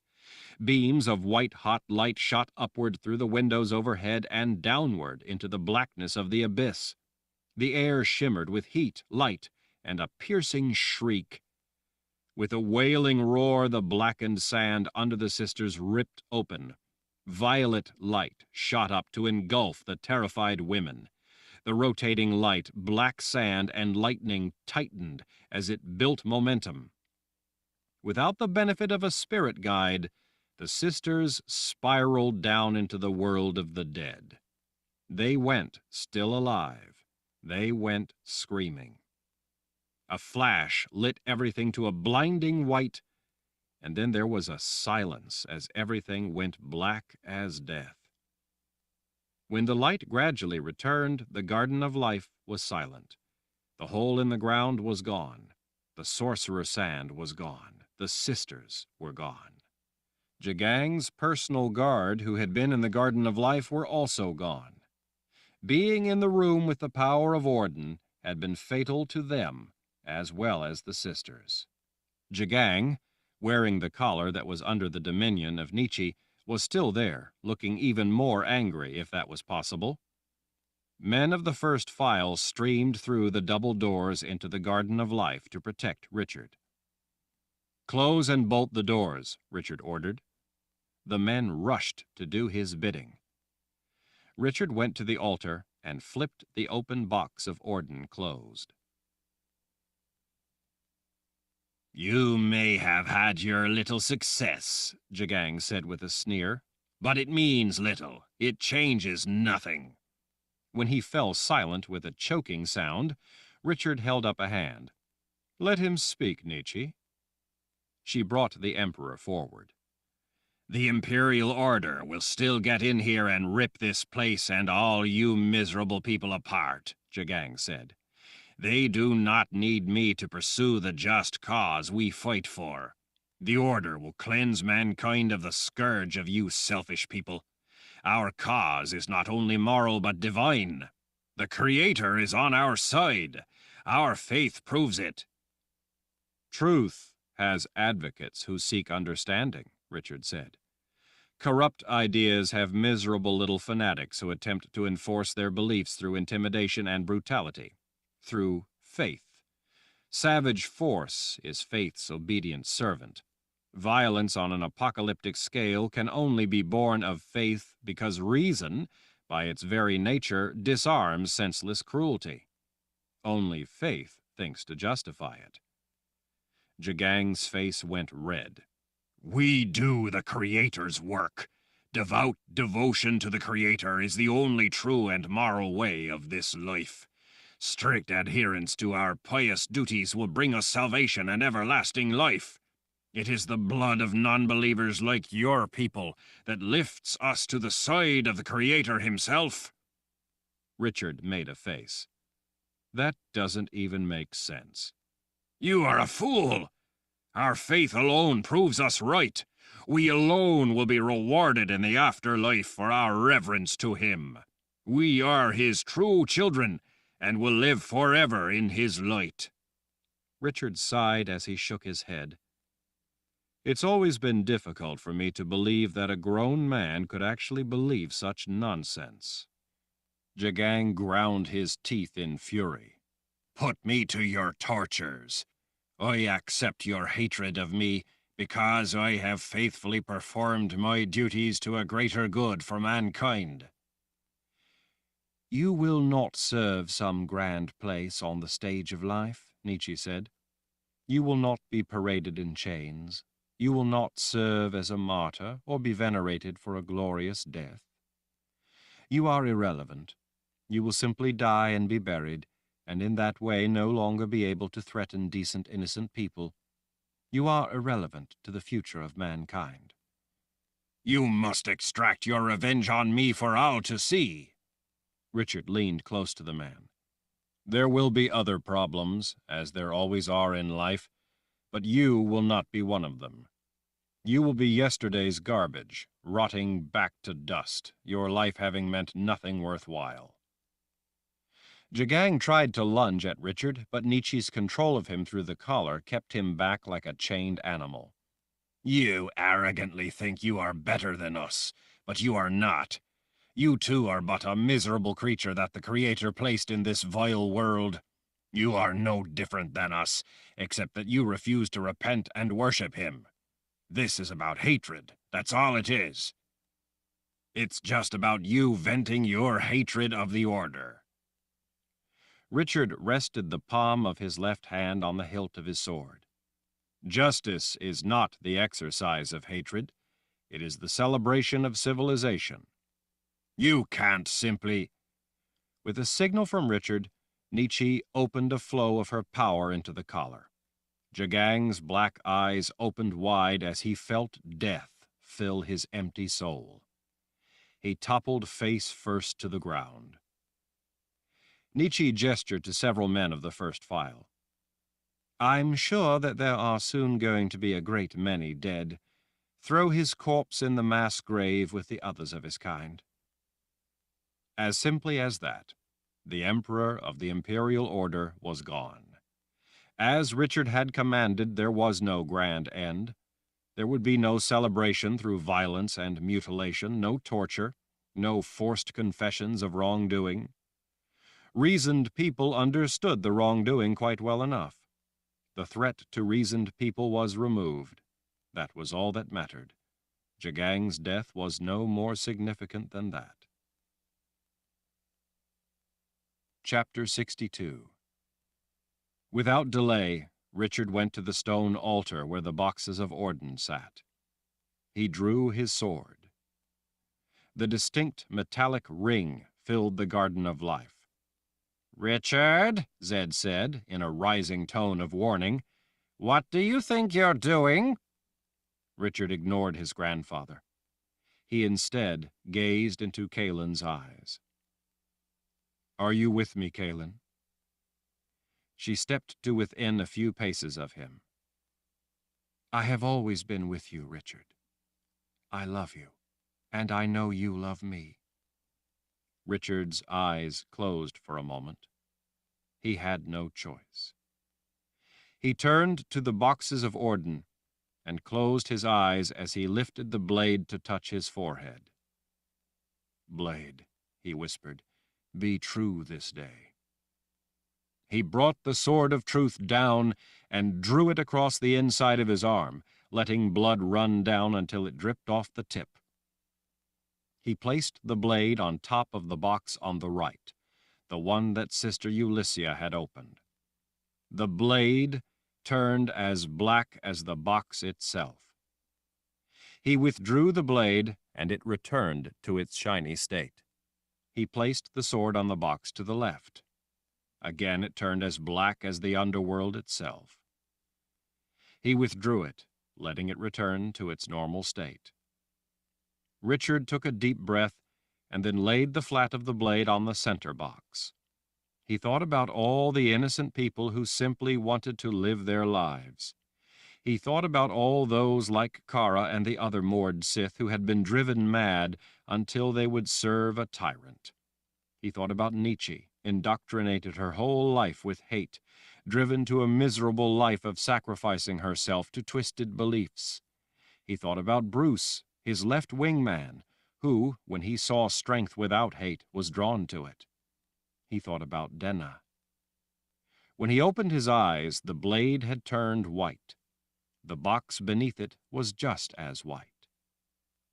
Gripping the hilt in both hands, Richard lifted the point of the sword of truth high over the white box, and with the killing thrust from the Dance with Death, drove it down, pinning the box to the altar. The Garden of Life went white. The entire world of life went white. Time stopped. In that moment, Richard stood in the center of a white world with nothing around him. He looked around, but there was no one there, and at the same time, everyone was there with him. Every individual in the world of life was there with him. He understood. This was, in many ways, the opposite of the last journey he had taken in this room when he went into the world of darkness, and in a way, every soul there had been with him. In this place, in this state, he had the conscious awareness of every living person. In this moment, in this place, they all waited for what the man who commanded the power of Orden would say, and what he would do. This was Orden, the power of life itself. Every person makes choices as to how they will live, Richard began. Evil does not exist independent of man. Men do evil by choice. Choice involves the requirement to think, even if ineffectually. The most basic choice you can make is to think or not to think. To let others do the thinking and tell you what to do, even if they tell you to do evil. Wise choices require more. They require rational thinking. Refusal to think rationally affords one the ability to maintain the illusion of knowledge, wisdom, even sanctity, while committing evil. If you follow the teaching of others who do your thinking for you, and who have you do evil, the innocent victims are harmed just the same as if you choose to harm them yourself. Dead is dead. Their life is over. Teachings that defy reason defy reality. What defies reality defies life. Defying life is embracing death. Celebrating faith over reason is merely a way of denying what is in favor of embracing any whim that strikes your fancy.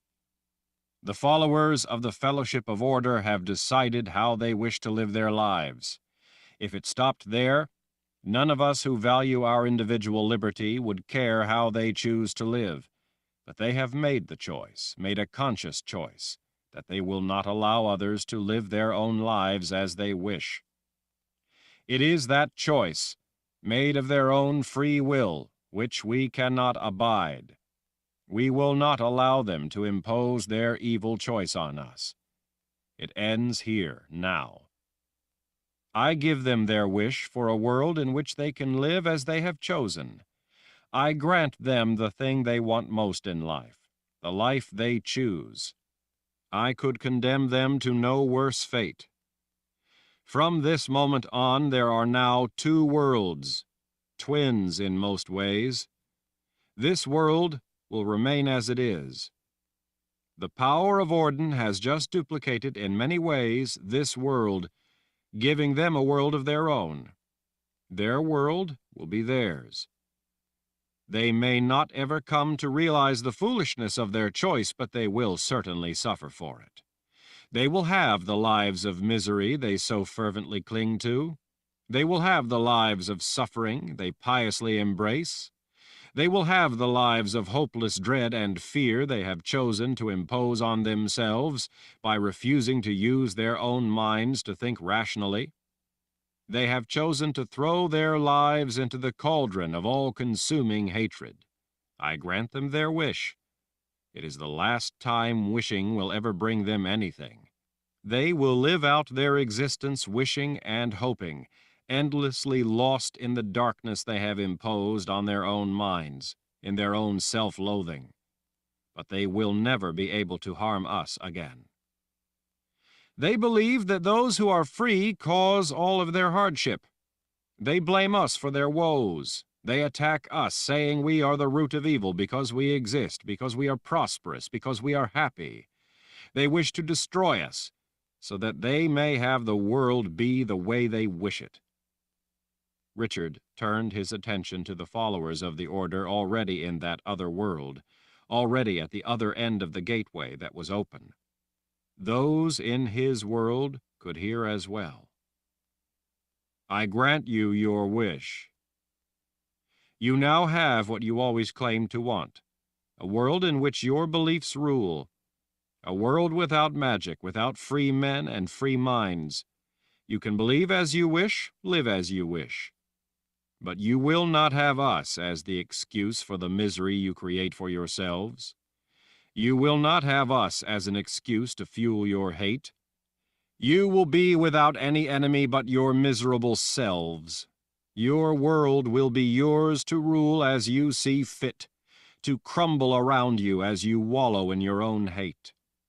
Your children, witness to the senseless cruelty of your willfully ignorant beliefs, will in time hopefully change your world for the better, will make their own adult lives worthwhile and joyful.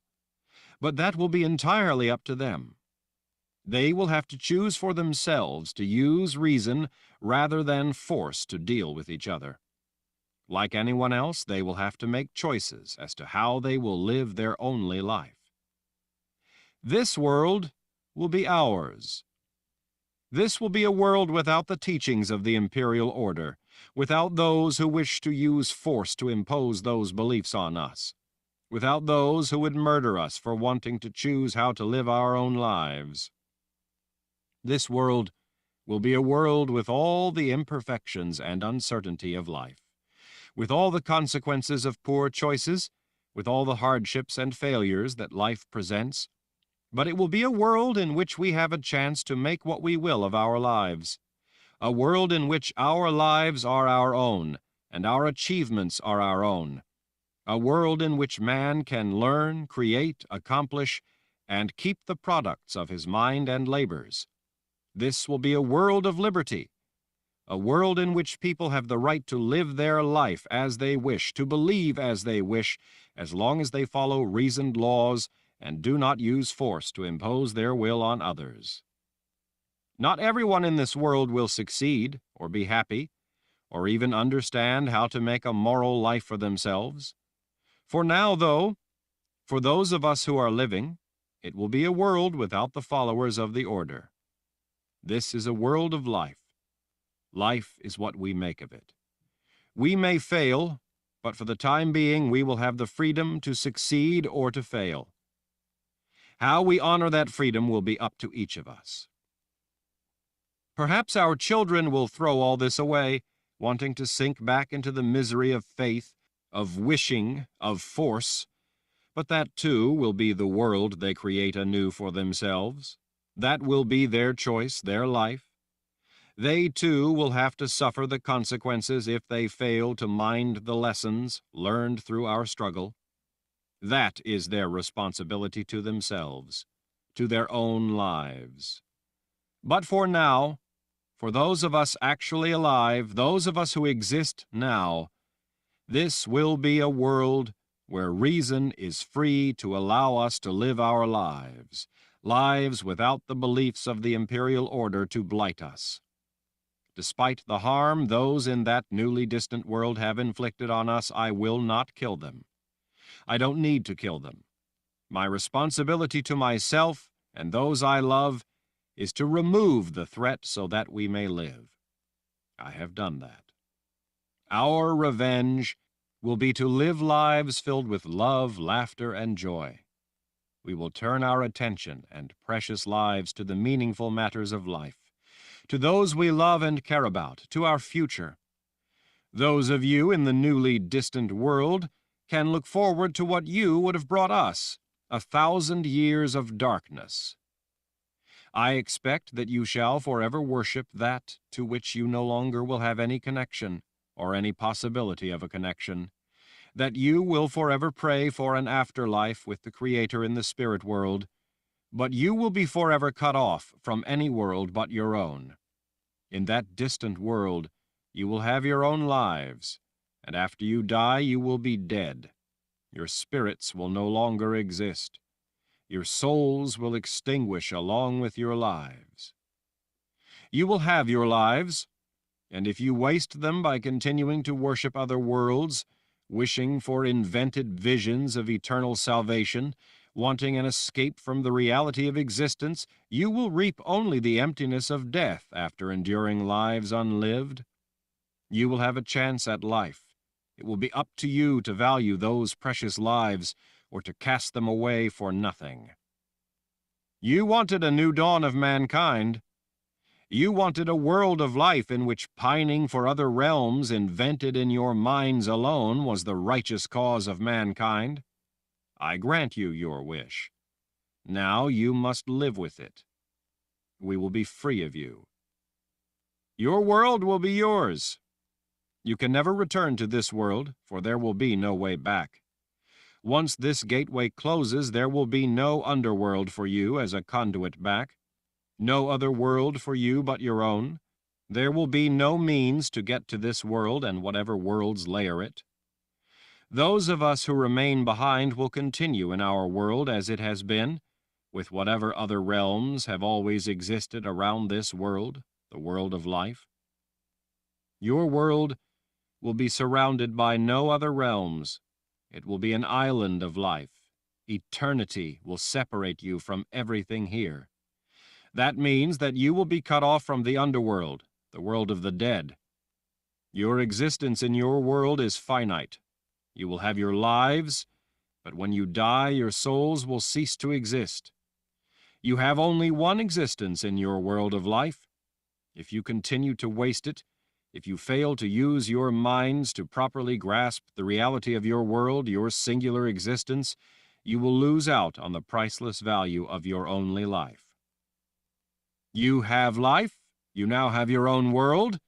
You can never return to this one. You can never again harm us. I give you what you have wanted, a world without dragons, and without all that goes with magic. You will forever be left longing for what you no longer can have.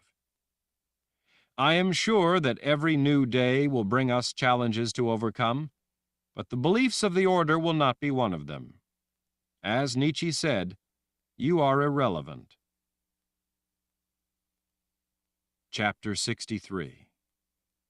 In the pure white void, Jensen stepped into view. Tom was with her, his arm reassuringly resting around her shoulders. Anson, Owen, and Marilee were there as well. Except for Tom, they were all pristinely ungifted, pillars of creation. Richard, Jensen said, we want to go to that new world. A tear rolled down Richard's cheek. He knew that every one of those like her was listening, and they were all in agreement. You all have every right to stay and live free here.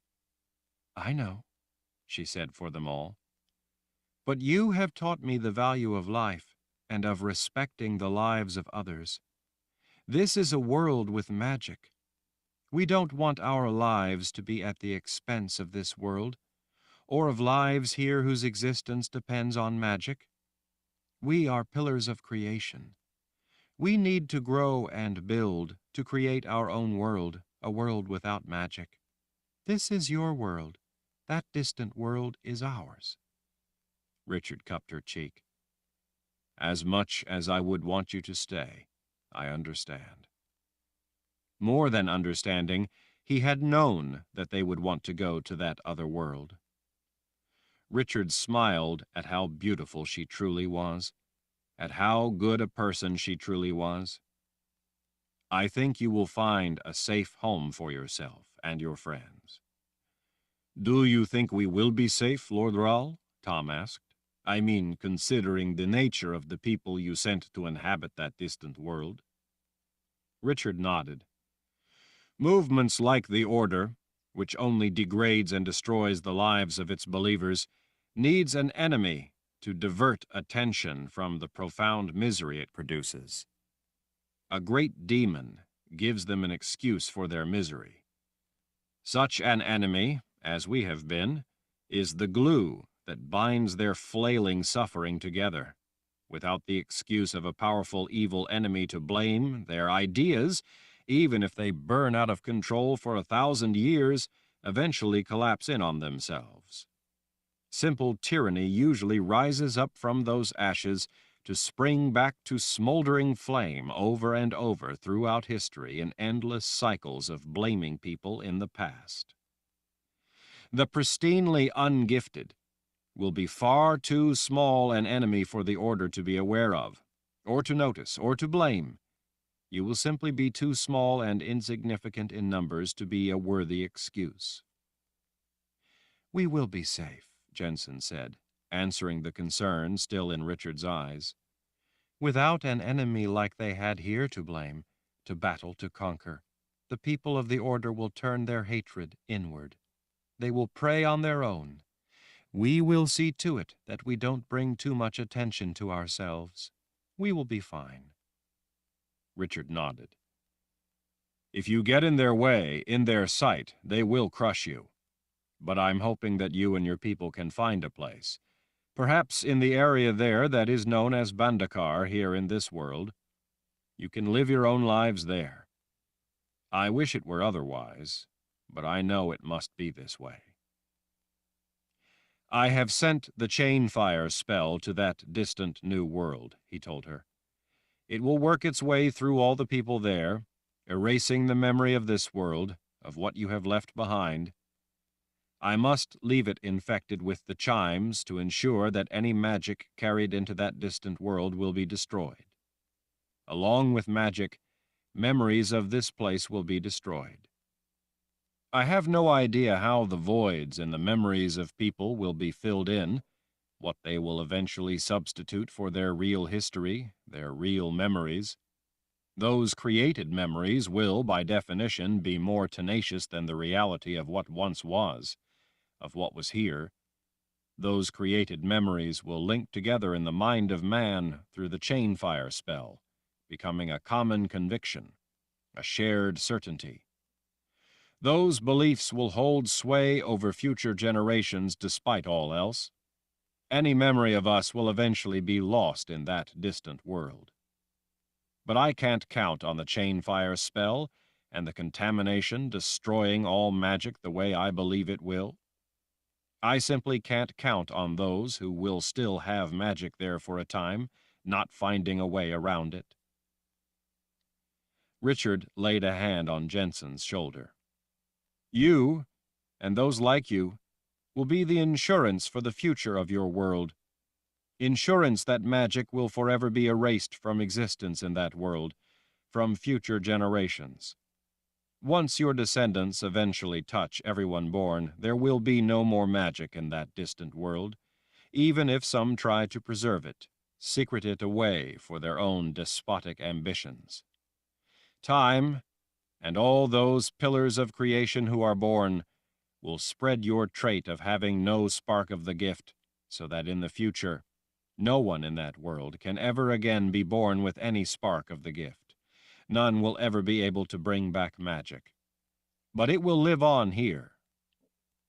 I know that you will remember me, Jensen, but I also know that after time, that memory, along with all of this world, all that was in it, will slip away and come to be nothing more than legend." Richard turned to Tom, the big, blond-headed Daharan. "You are not pristinely ungifted." Tom nodded. "I know, but I love Jensen and wish to be with her more than anything in life. Wherever we are together is wonderful, and we will have a wonderful life together. I'm rather excited about the prospect of helping to build a world for us, a world where Jensen and all the other ungifted will not be different, but simply people. I ask, Lord Rahl, that you release me from service to you, so that I may devote my life to loving and protecting your sister, as well as our people there in our new world." Richard smiled as he clasped hands with the man. "There is no need for me to release you, Tom. You have always served me by your own grace. I will be eternally thankful that you have made Jensen happy." Tom saluted with a fist to his heart, then, grinning, embraced Richard briefly. Owen, Anson, and Marilee, also grinning with the excitement of their lives ahead, clasped hands with Richard, thanking him for teaching them to embrace life. "I love you," Jensen whispered as she gave him a tight hug. "Thank you, Richard, for helping me love life. Even if I forget you, you will always be in my heart." As she stepped away, she and the others began to slip away into the white void of the gateway. All alone in the white void, Richard gripped the sword of truth to withdraw it from the box of Orden, to pull the key from the gateway. He could only think that even if everything had worked as he had planned, the one thing he had hoped for the most for himself had failed. The sterile field he had needed to allow the power of Orden to succeed had been tainted. Kaelin had known that he loved her. "You are a rare person, Richard Rahl," came the most beautiful voice in the world. Richard turned to see her standing there before him. Her green eyes sparkled. She wore her special smile that she wore for no other. Richard stood frozen, one hand still gripping the sword so hard that he could feel the word truth pressing into his hand. Kaelin stepped close, slipping an arm around his neck.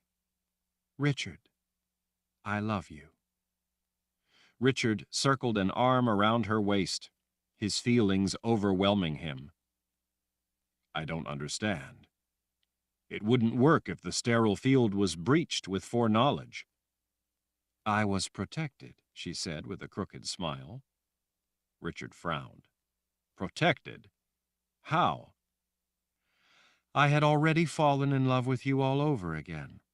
I didn't need a sterile field.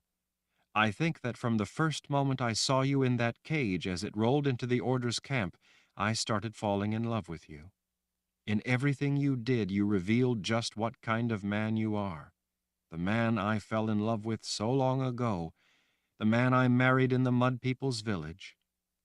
When you gave me that carving of spirit, it confirmed everything I had come to know all over again. Art reveals the artist's inner self. Art reveals a man's ideals, what he values. Anyone with that much reverence, that much passion for the nobility of the human spirit, could only be a man who shares my passion for life." Richard smiled as he felt a tear roll down his cheek. "I went to the underworld to get the memories taken by the subtractive magic of chainfire. There I learned that the core of those memories could only be restored if you accepted them of your own free will. I put them into that carving. When you accepted it, you accepted everyone's memories. You broke the chainfire spell that had taken so much from so many. By being so willing to embrace all that is good, to value the beauty of life and hold it to your heart, you gave everyone back their memories." She gazed into his eyes for the longest moment. And then he kissed his wife, the woman he loved, the woman who meant everything to him, the woman who loved him, the woman he had gone to the underworld and back for. As he lost himself in that kiss, as her arms tightened around him, he pulled the sword of truth from the box of Orden, closing the gateway for all time. When Richard finally opened his eyes, the world had returned. Zed was standing nearby, watching them, grinning. "Zed," Richard said, blinking at all the others also there. "No need to apologize, my boy." "I wasn't apologizing." Zed gestured for them to continue. "Well, you have a right to kiss your wife after all this time. I always knew that you two belonged together for all time.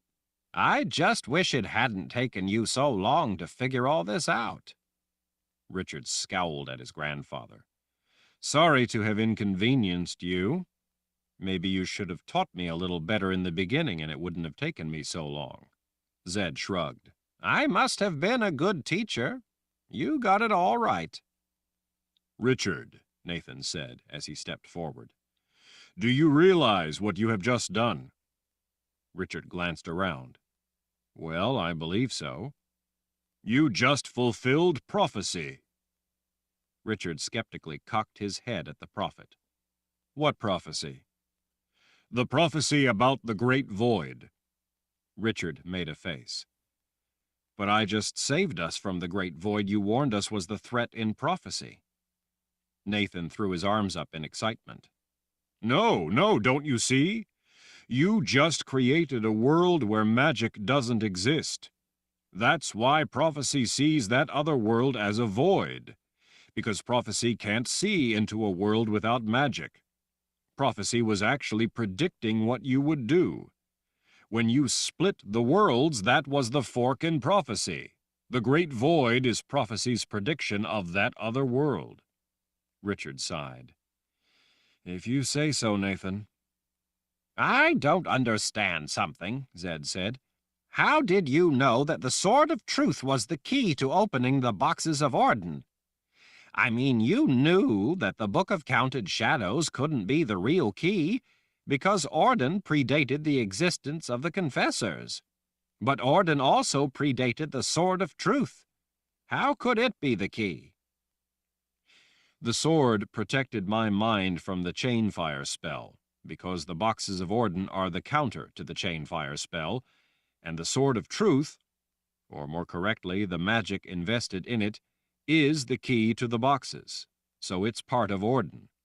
That was the spark of insight that made me realize that the sword is the key. Because I was holding it when the sisters ignited the spell, it protected my memories of Kaelin, and the sword interrupted the ongoing effects of the spell for those who touched it." Zed planted his hands on his hips. "But the sword was created after Orden." "That was a trick." "A trick?" What better way to protect something of such profound power than with a trick, rather than a complex, extravagant construction of magic, like everyone thought of the Book of Counted Shadows? After all, a trick, if properly done, is magic, Richard smiled. You taught me that, remember? That's what the wizards back then did. The whole thing with the Book of Counted Shadows was a trick to disguise the real key, the Sword of Truth. The sword was invested with the magic to unlock Orden. The book was a ruse, a trick, to send everyone off track. The true key, the sword, has elements of magic that complete the constructed magic of Orden. The sword contains those necessary elements, magic invested in it by hundreds of wizards. The sword may have been created later, but the magic invested in it was the magic created by the same wizards who created Orden. It was right under everyone's nose all the time. That was the reason that the Sword of Truth has always been the responsibility of the first wizard. It was beyond priceless. You, Zed, were a proper caretaker for the sword. You found the right person for it, the right person to be the true seeker of truth. The reason it was so important to find the right person to be the seeker is because only that kind of person, with the love of life and empathy for others, would be able to turn the blade white. Only that person, when touching it to the correct box, could have turned the blade white. Only a true seeker of truth can use the Sword of Truth and thus the power of Orden. It's tied into the admonition at the beginning of the Book of Life that says, "Those who have come here to hate should leave now, for they only betray themselves. The sword of truth requires compassion to work. Hate will not turn the blade white, only compassion will. That is the final fail-safe for Orden. At the same time, it works this way in order to be the key to the boxes of Orden. You can't use hate to make Orden work. Hate is not a part of the solution. The Book of Life warns of that very thing. Once you grasp the concept, it's all pretty simple. Yes, I can see how simple it is, Zed muttered to himself as he poked a finger through his thatch of unruly white hair to scratch his scalp. Nathan snapped his fingers as he turned to Zed. Now I also understand that other prophecy. Zed looked up. Which one? Nathan leaned close. You remember, someday someone born not of this world will have to save it. Now it makes more sense. Zed frowned. Not to me. Nathan flicked a hand.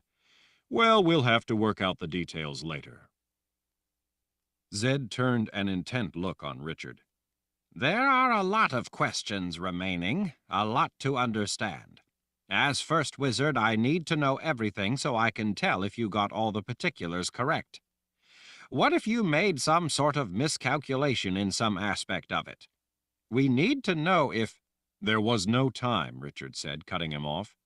Sometimes one has only an instant to do something, and in such circumstances every eventuality can't be considered or addressed. In that cusp of opportunity, not every circumstance can be recognized, much less planned for or dealt with. Sometimes it's more important to seize the chance and do what you can, even knowing that it won't likely account for everything, every problem, than it is to do nothing. Only later can one go over the what-ifs and should-haves. I had to act. I did the very best I could before it was too late. Zed smiled, and then gripped Richard's shoulder, giving it a jostle. You did good, my boy. You did good. Yes, he certainly did, Nietzsche said.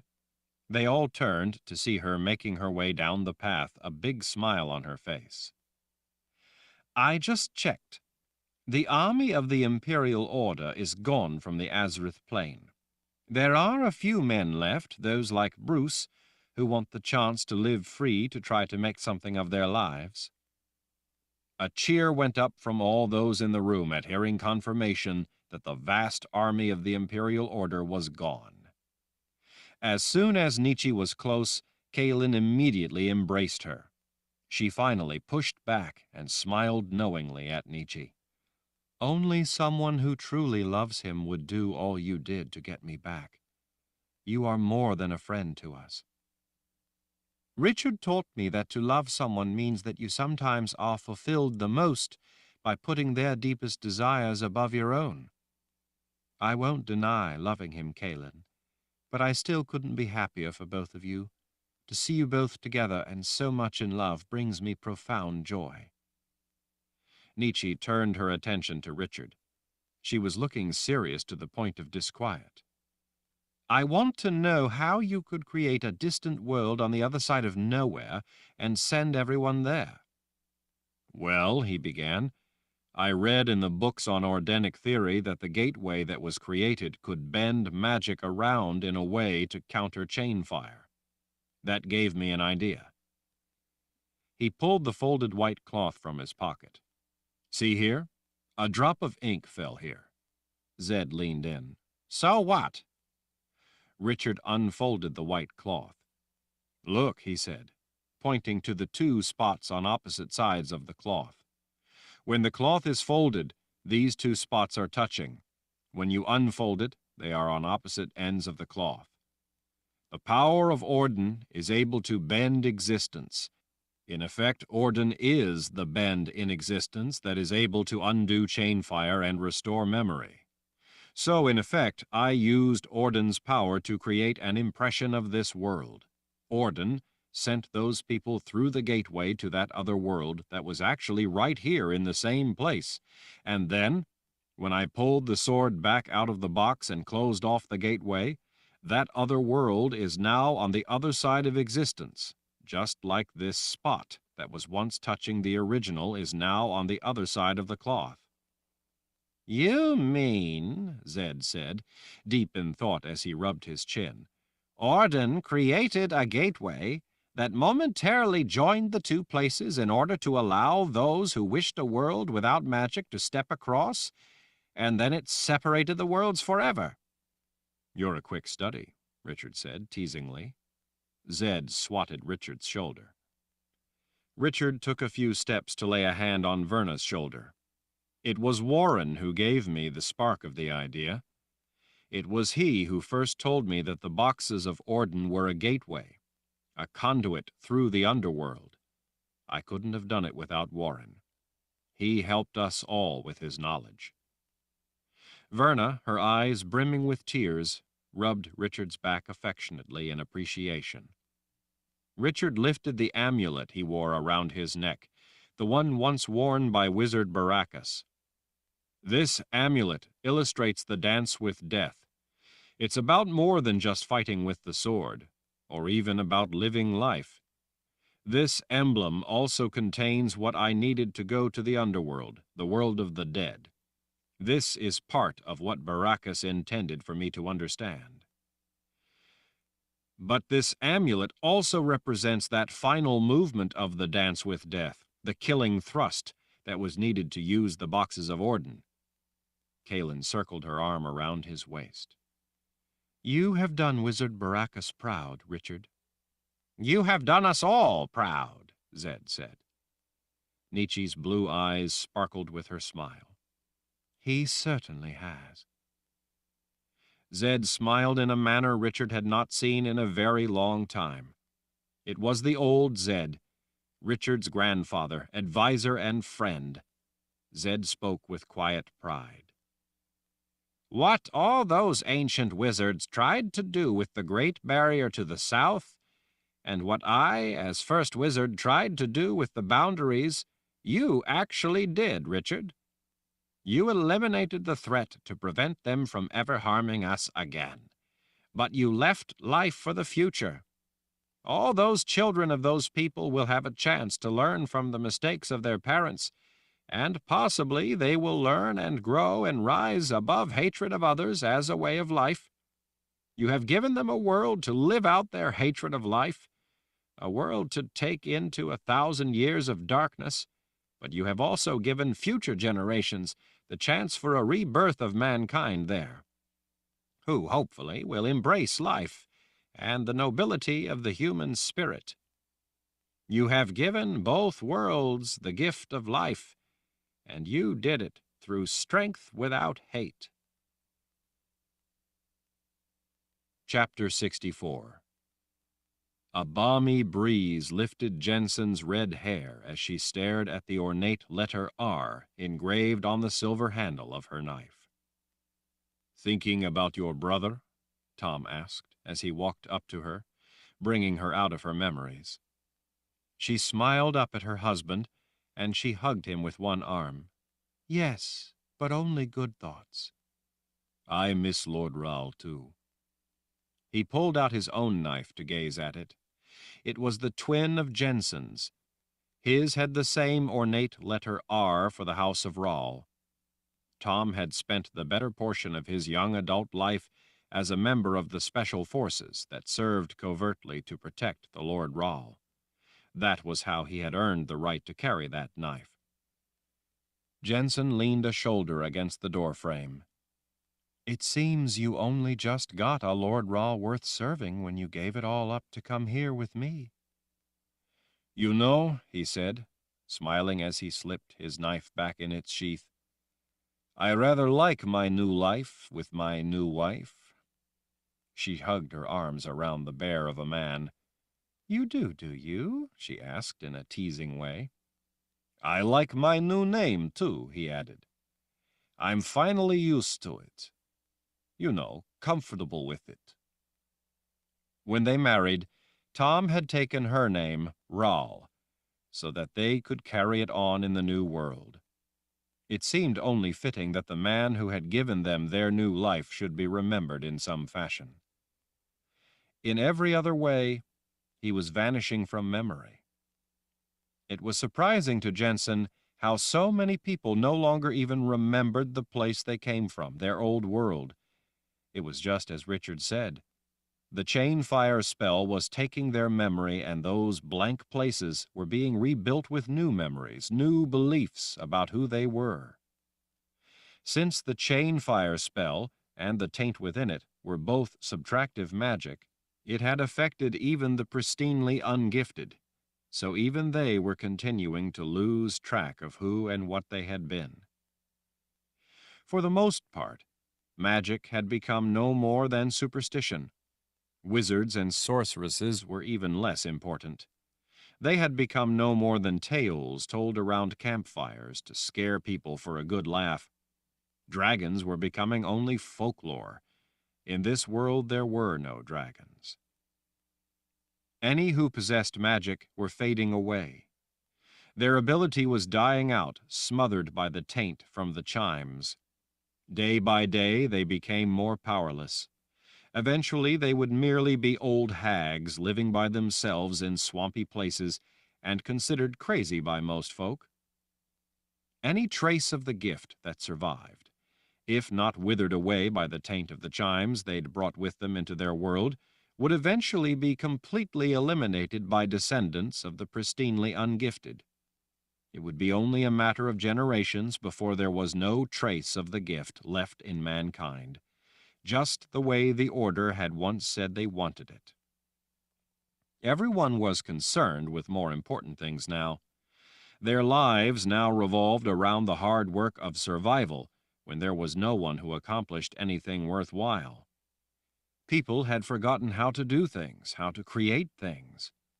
Even what had once seemed the most common of things, such as construction methods, was being lost. The people here never knew how to create.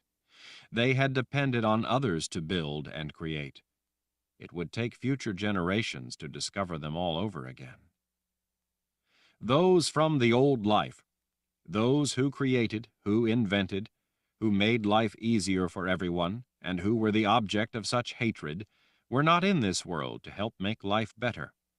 The people left, for the most part, were left to eke out an existence as best they could. For most, living in such a dark age, sickness and death were their constant companion.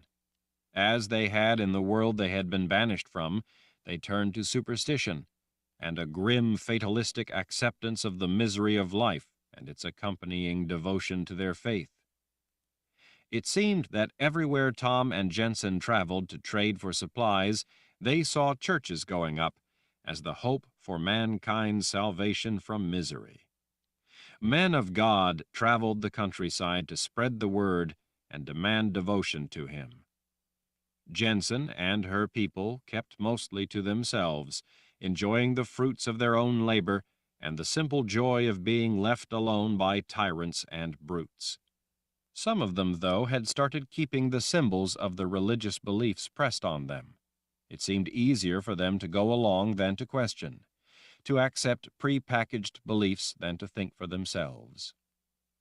Jensen knew that their world was going to be one that sank into a very dark age, but she also knew that within that dark world, she and those with her could carve out their own small place of happiness, joy, and laughter. The rest of the world was too busy suffering to bother with the remote area of a few quiet people. Some of the pristinely ungifted, though, as their memories of the old world vanished, had left to go out among the cities and far-off places. Unknowingly, they carried the pristinely ungifted trait. It would continue to spread to the far corners of the world. "How is the garden coming?" she asked Tom, as he knocked mud off his boots. He scratched his head of blonde hair as he grinned. "Things are coming up, Jen. Can you believe it? I'm growing things. Me, Tom Rahl. I'm finding it more than agreeable. And I think the sow is going to have her litter any time now. I tell you, Betty is beside herself. The way her tail is wagging, I have the feeling that she thinks the piglets are going to be hers." Betty, Jensen's brown goat loved her new home. She got to be near Tom and Jensen all the time, and she could rule the roost. Betty had a couple of horses she was in love with, a mule she tolerated, and chickens that were beneath her. She would soon have her own kids. Tom leaned his shoulders back against the wall and folded his arms as he gazed out appreciatively at the beautiful spring countryside. "I think we'll do just fine, Jen." She rose up on her tiptoes and kissed his cheek. "Good, because I'm going to have a baby." He looked thunderstruck for a moment. Then he leaped in the air with a wild hoot. "You are! Jensen, that's wonderful! We're bringing a new little Rahl into the new world." "Really?" Jensen laughed, nodding at his enthusiasm. She wished that Richard and Kaylin knew, that they could come visit once she eventually had her baby. But Richard and Kaylin were in another world. She had come to love the broad sunlit fields, the trees, the beautiful mountains beyond, and the cozy house they had built. It was home, a home filled with love and life. She wished that her mother could see her place in the world. She wished Richard and Kaylin could see her new home, the place Tom and she had built out of nothing. She knew how proud Richard would be. Jensen knew that Richard was real, but to the rest of her friends in the new world, Richard and all that he embodied, all that he represented, everything they once had known, was passing into the shrouded realm of legend and myth. Chapter 65. Kaylin stopped every step, it seemed, to greet people. She rose up on her toes to gaze out over the crowd, trying to see people she was looking for, people she was excited about seeing again. It seemed like the entire world was assembled in the expansive corridors of the People's Palace. She couldn't ever recall seeing so many people come out for anything. But then this was a special event, something no one had ever seen before. No one wanted to miss it. The world was a different place. With so many people devoted to hatred vanished out of this world and into their own, there was a rebirth, it seemed, of spirit. With fewer people to produce by the toil of labor, the need for food and other goods had spurred labor-saving innovation and inventions. Every day she heard of accomplishments, of new things being developed. The opportunities for individuals to create and prosper were no longer restrained. It seemed the world was in flower. Kaylin stopped when someone caught her arm. She turned to see Jillian with her grandfather. Kaylin hugged the girl tightly and told her grandfather what a brave young woman she had been, and how she had helped to save them all by casting dreams. Her grandfather beamed with pride. Kaylin was besieged by people all wanting to take her hand, to tell her how beautiful she looked, to ask if she and Richard were well. The crowd seemed to float her along. It was a delight to see such celebration, such joy and goodwill come together like this. Several members of the crypt staff stopped her to express their excitement at being invited. She hugged one of the women to stop her from talking. Since Richard had unleashed the power of Orden and grown them their tongues back, Kaylin didn't think any of the crypt staff had stopped talking. Kaylin spotted Nathan strolling through the hallway. His full head of straight white hair hung to broad shoulders, holding a blue velvet cape over a ruffled white shirt. He was wearing an elegant sword at his hip. He said that it made him look dashing. He had an attractive woman on each arm, so she guessed that it worked. Kaylin hoped that Richard was as ruggedly handsome wearing his sword when he was 1,000 years old. She waved at Nathan across a sea of people. He pointed to signify that he would see her with Richard. She headed in that direction. When she spotted Verna, Kaylin caught the prelate's arm. "Verna, you came!" Verna smiled like the sunshine. "I wouldn't think of missing such a thing." "How is life at the Wizard's Keep? Are your sisters happy there?" Verna's smile widened. "Kaylin, I can't begin to tell you. We've found a few new gifted boys. They've come to join us, and we've been teaching them. It's so much different than before, so much better. It's all so new and exciting with a first wizard to help. Seeing such young boys coming to know their gift is wondrous." "And life with Zed at the keep?" "Zed has never seemed so happy. With a keep full of people, you would think he would be grumpy, but I tell you, Kalen, the man has come alive. He's like a child himself again, to have Chase and Emma living there now with all their children and the boys learning their gift. The place is full of life again." Kalen was getting choked up just hearing about it. "That sounds wonderful, Verna." "When are you coming for a visit? Everyone wants to see you and Richard again. Zed has seen to it that people have come in to repair the damage to the Confessor's palace. It's looking majestic again. It's ready for you to come back to visit your home whenever you wish. You won't believe all the staff who have returned and are hoping you and Richard will spend some time there." It was such a joy for Kalen to know that so many people were sincere in their desire to have her around. She had grown up a confessor, a woman feared by all. Now, because of Richard and all that had happened, she was loved as herself and as the mother confessor. "Soon, Verna, soon. Richard has been talking about wanting to get out. The palace is driving him nuts. He is surrounded by marble, and the man wants to go look at trees." Verna kissed Kalen's cheek before Kalen started on her way again. She had gone only a short distance when the square-jawed Captain Zimmer saw her and tapped his fist to his chest in salute.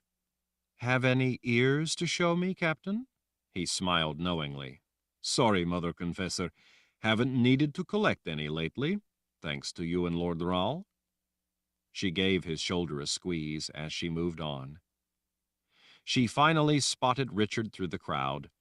He turned to look at her, almost as if he could sense her presence. She didn't doubt that he could. The sight of him, as it always did, made her weak with joy. He looked magnificent in his black war wizard outfit, fitting attire for the occasion. When she reached him, and he circled an arm gently around her waist, drawing her close to kiss her, the rest of the world, the thousands of people, most of them no doubt watching, vanished from her mind. "I love you," he whispered in her ear. "You are the most beautiful woman here." "I don't know, Lord Rahl," she said with a playful smile. "Some more might show up. Better not judge too quickly." Richard saw Victor Casella, with his wolfish grin, tap his fist to his heart in salute. Richard, smiling at the blacksmith, returned the salute in kind. Kalen spotted Zed then. She threw her arms around the old man. "Zed!" "Don't squeeze the life out of me." She pulled back, gripping his arms. "I'm so glad you came." His grin was infectious. "Wouldn't miss it for the world, dear one." "Are you enjoying yourself? Have you had anything to eat?" "I would be enjoying it more if Richard would leave me be so I could sample a few of the delightful-looking treats." Richard made a face. "Zed, the kitchen staff run when they see you." "Well, if they don't like to cook, they shouldn't have become cooks." Kalen felt someone grab her hand. "Rachel!" She bent and hugged the girl. "How are you?" "Wonderful. Zed has been teaching me to draw when he's not eating." Kalen laughed. "Do you like living at the keep?" Rachel beamed. "It's the most fun ever. I have brothers and sisters and friends, and Chase and Emma, of course. I think Chase really likes being a keep warden." "I bet he does," Richard said. "And someday," Rachel added, "we may move to Tamarang to live in the castle. But Zed says that I'm a long way from ready for that." Rachel had been born with royal blood that carried the ability to draw spells in the sacred caves. She was technically the Queen of Tamarang. Someday she was going to make a grand queen and draw wonderful things. "Zed," Kalen said, "have you seen Addie?" "Yes," Zed smiled to himself. Friedrich Gilder makes her happy. If ever there was a woman who deserved to find happiness, I think it's Addie. Lucky for her, she traveled to the keep back when the palace was under siege and ran into Friedrich. The two of them just seemed to hit it off. Now that Aidendrill is back full of life, Friedrich has more work gilding than he can handle. I can hardly get him to do any work for us at the keep." "And you're all right?" Kalen asked. His brows lifted. "Well, I will be when you and Richard come and stay for a while." He shook a finger at Richard. "I tell you, Richard, sometimes I feel like you've gone off to the underworld to live at the Temple of the Winds." Richard leveled an even look at his grandfather. "The Temple of the Winds isn't in the underworld." "Of course it is. It was banished there during—" "I brought it back." Zed stiffened. "What?" Richard nodded with the slightest smile. "When I went to the underworld, before I opened the power of Orden, I did a few little things. While the gateway of Orden was open, I was able to put the temple back where it belongs, in this world. It was designed, created, and built by the mind of man. The things in it were the creations of the mind of man. It belongs to man. I brought it back to those of us who value such genius." Zed still hadn't blinked. "But it's dangerous." "I know. I made sure that for now no one but me can get in. I figured that when you're not busy, you and I can go visit it. It's quite a remarkable place, actually. In the Hall of Sky, the ceiling of stone is like a window showing the sky across its surface. It's so beautiful. I'd love to be the one to show you a place that no one else has seen in 3,000 years."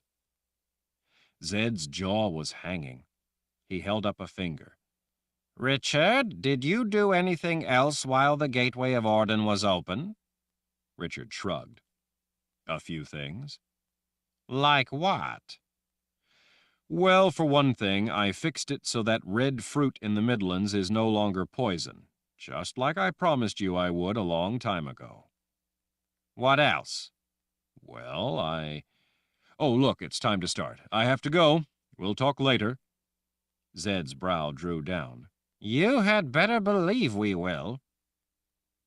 Taking Kalen's hand, Richard ascended the steps to the platform of the devotion square.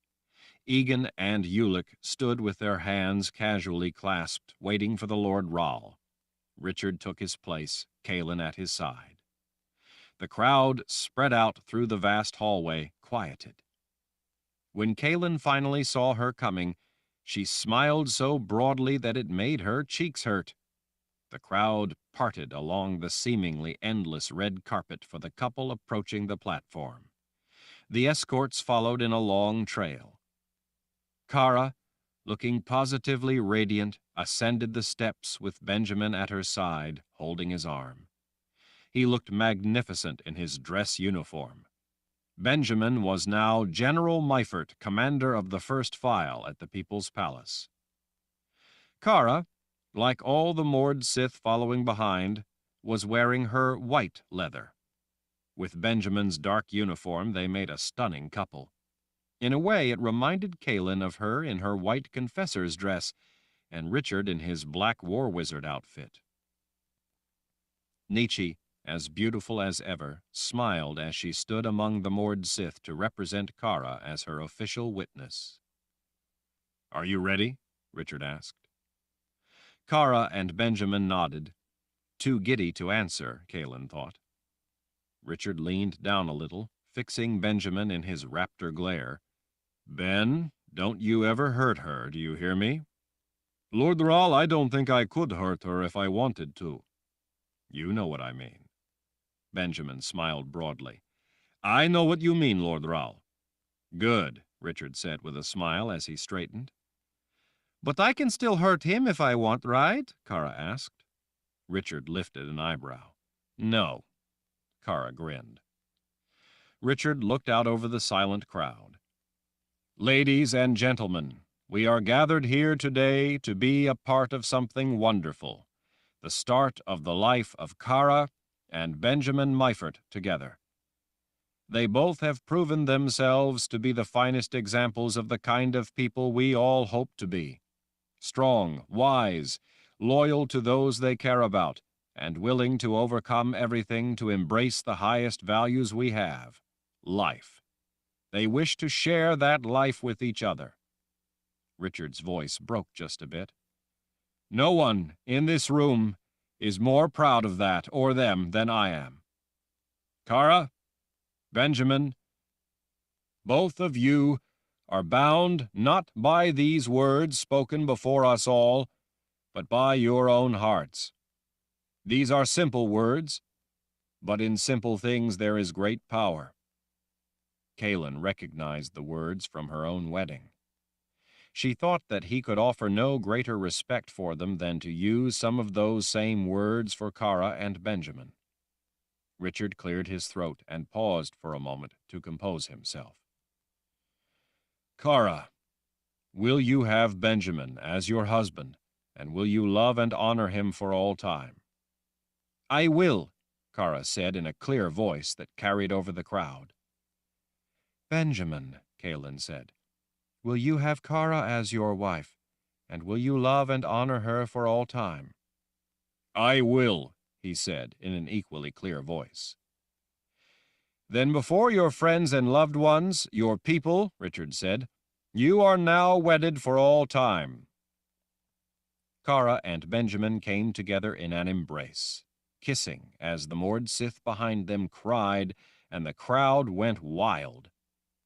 When the noise finally died down and the kiss finally ended, Richard held out a hand, inviting them to come and stand beside him and Kaelin. Berdine was still crying tears of joy on Nida's shoulder. Kaelin saw that Rika, tears brimming, wore a pink ribbon in her hair that Nietzsche had given her. Richard stood tall and proud as he looked out over all the faces watching him. If Kaelin didn't see all the thousands gathered, she would have thought the halls were empty, it was that quiet. Richard spoke then, in a voice that all could hear. To exist in this vast universe for a speck of time is the great gift of life. Our tiny sliver of time is our gift of life. It is our only life. The universe will go on, indifferent to our brief existence. But while we are here, we touch not just part of that vastness, but also the lives around us. Life is the gift each of us has been given. Each life is our own and no one else's. It is precious beyond all counting. It is the greatest value we can have. Cherish it for what it truly is. Kara put her arms around his neck. Thank you, Richard, for everything. It is my great honor, Kara, he said as he hugged her. Oh, by the way, Kara whispered in his ear, Shota stopped to see me just a little while ago. She wanted me to give you a message. Really? What message? She said that if you ever come back to Agaden Reach, she will kill you. Richard pulled back in surprise. Really? She said that? Kara nodded, grinning. But she was smiling when she said it. And then the bell calling people to devotion rang. Before anyone could move, Richard again spoke. There will be no more devotions. None of you have to kneel before me or anyone else. Your life is yours alone. Rise up and live it. End of Confessor, The Sword of Truth, Book 11, by Terry Goodkind.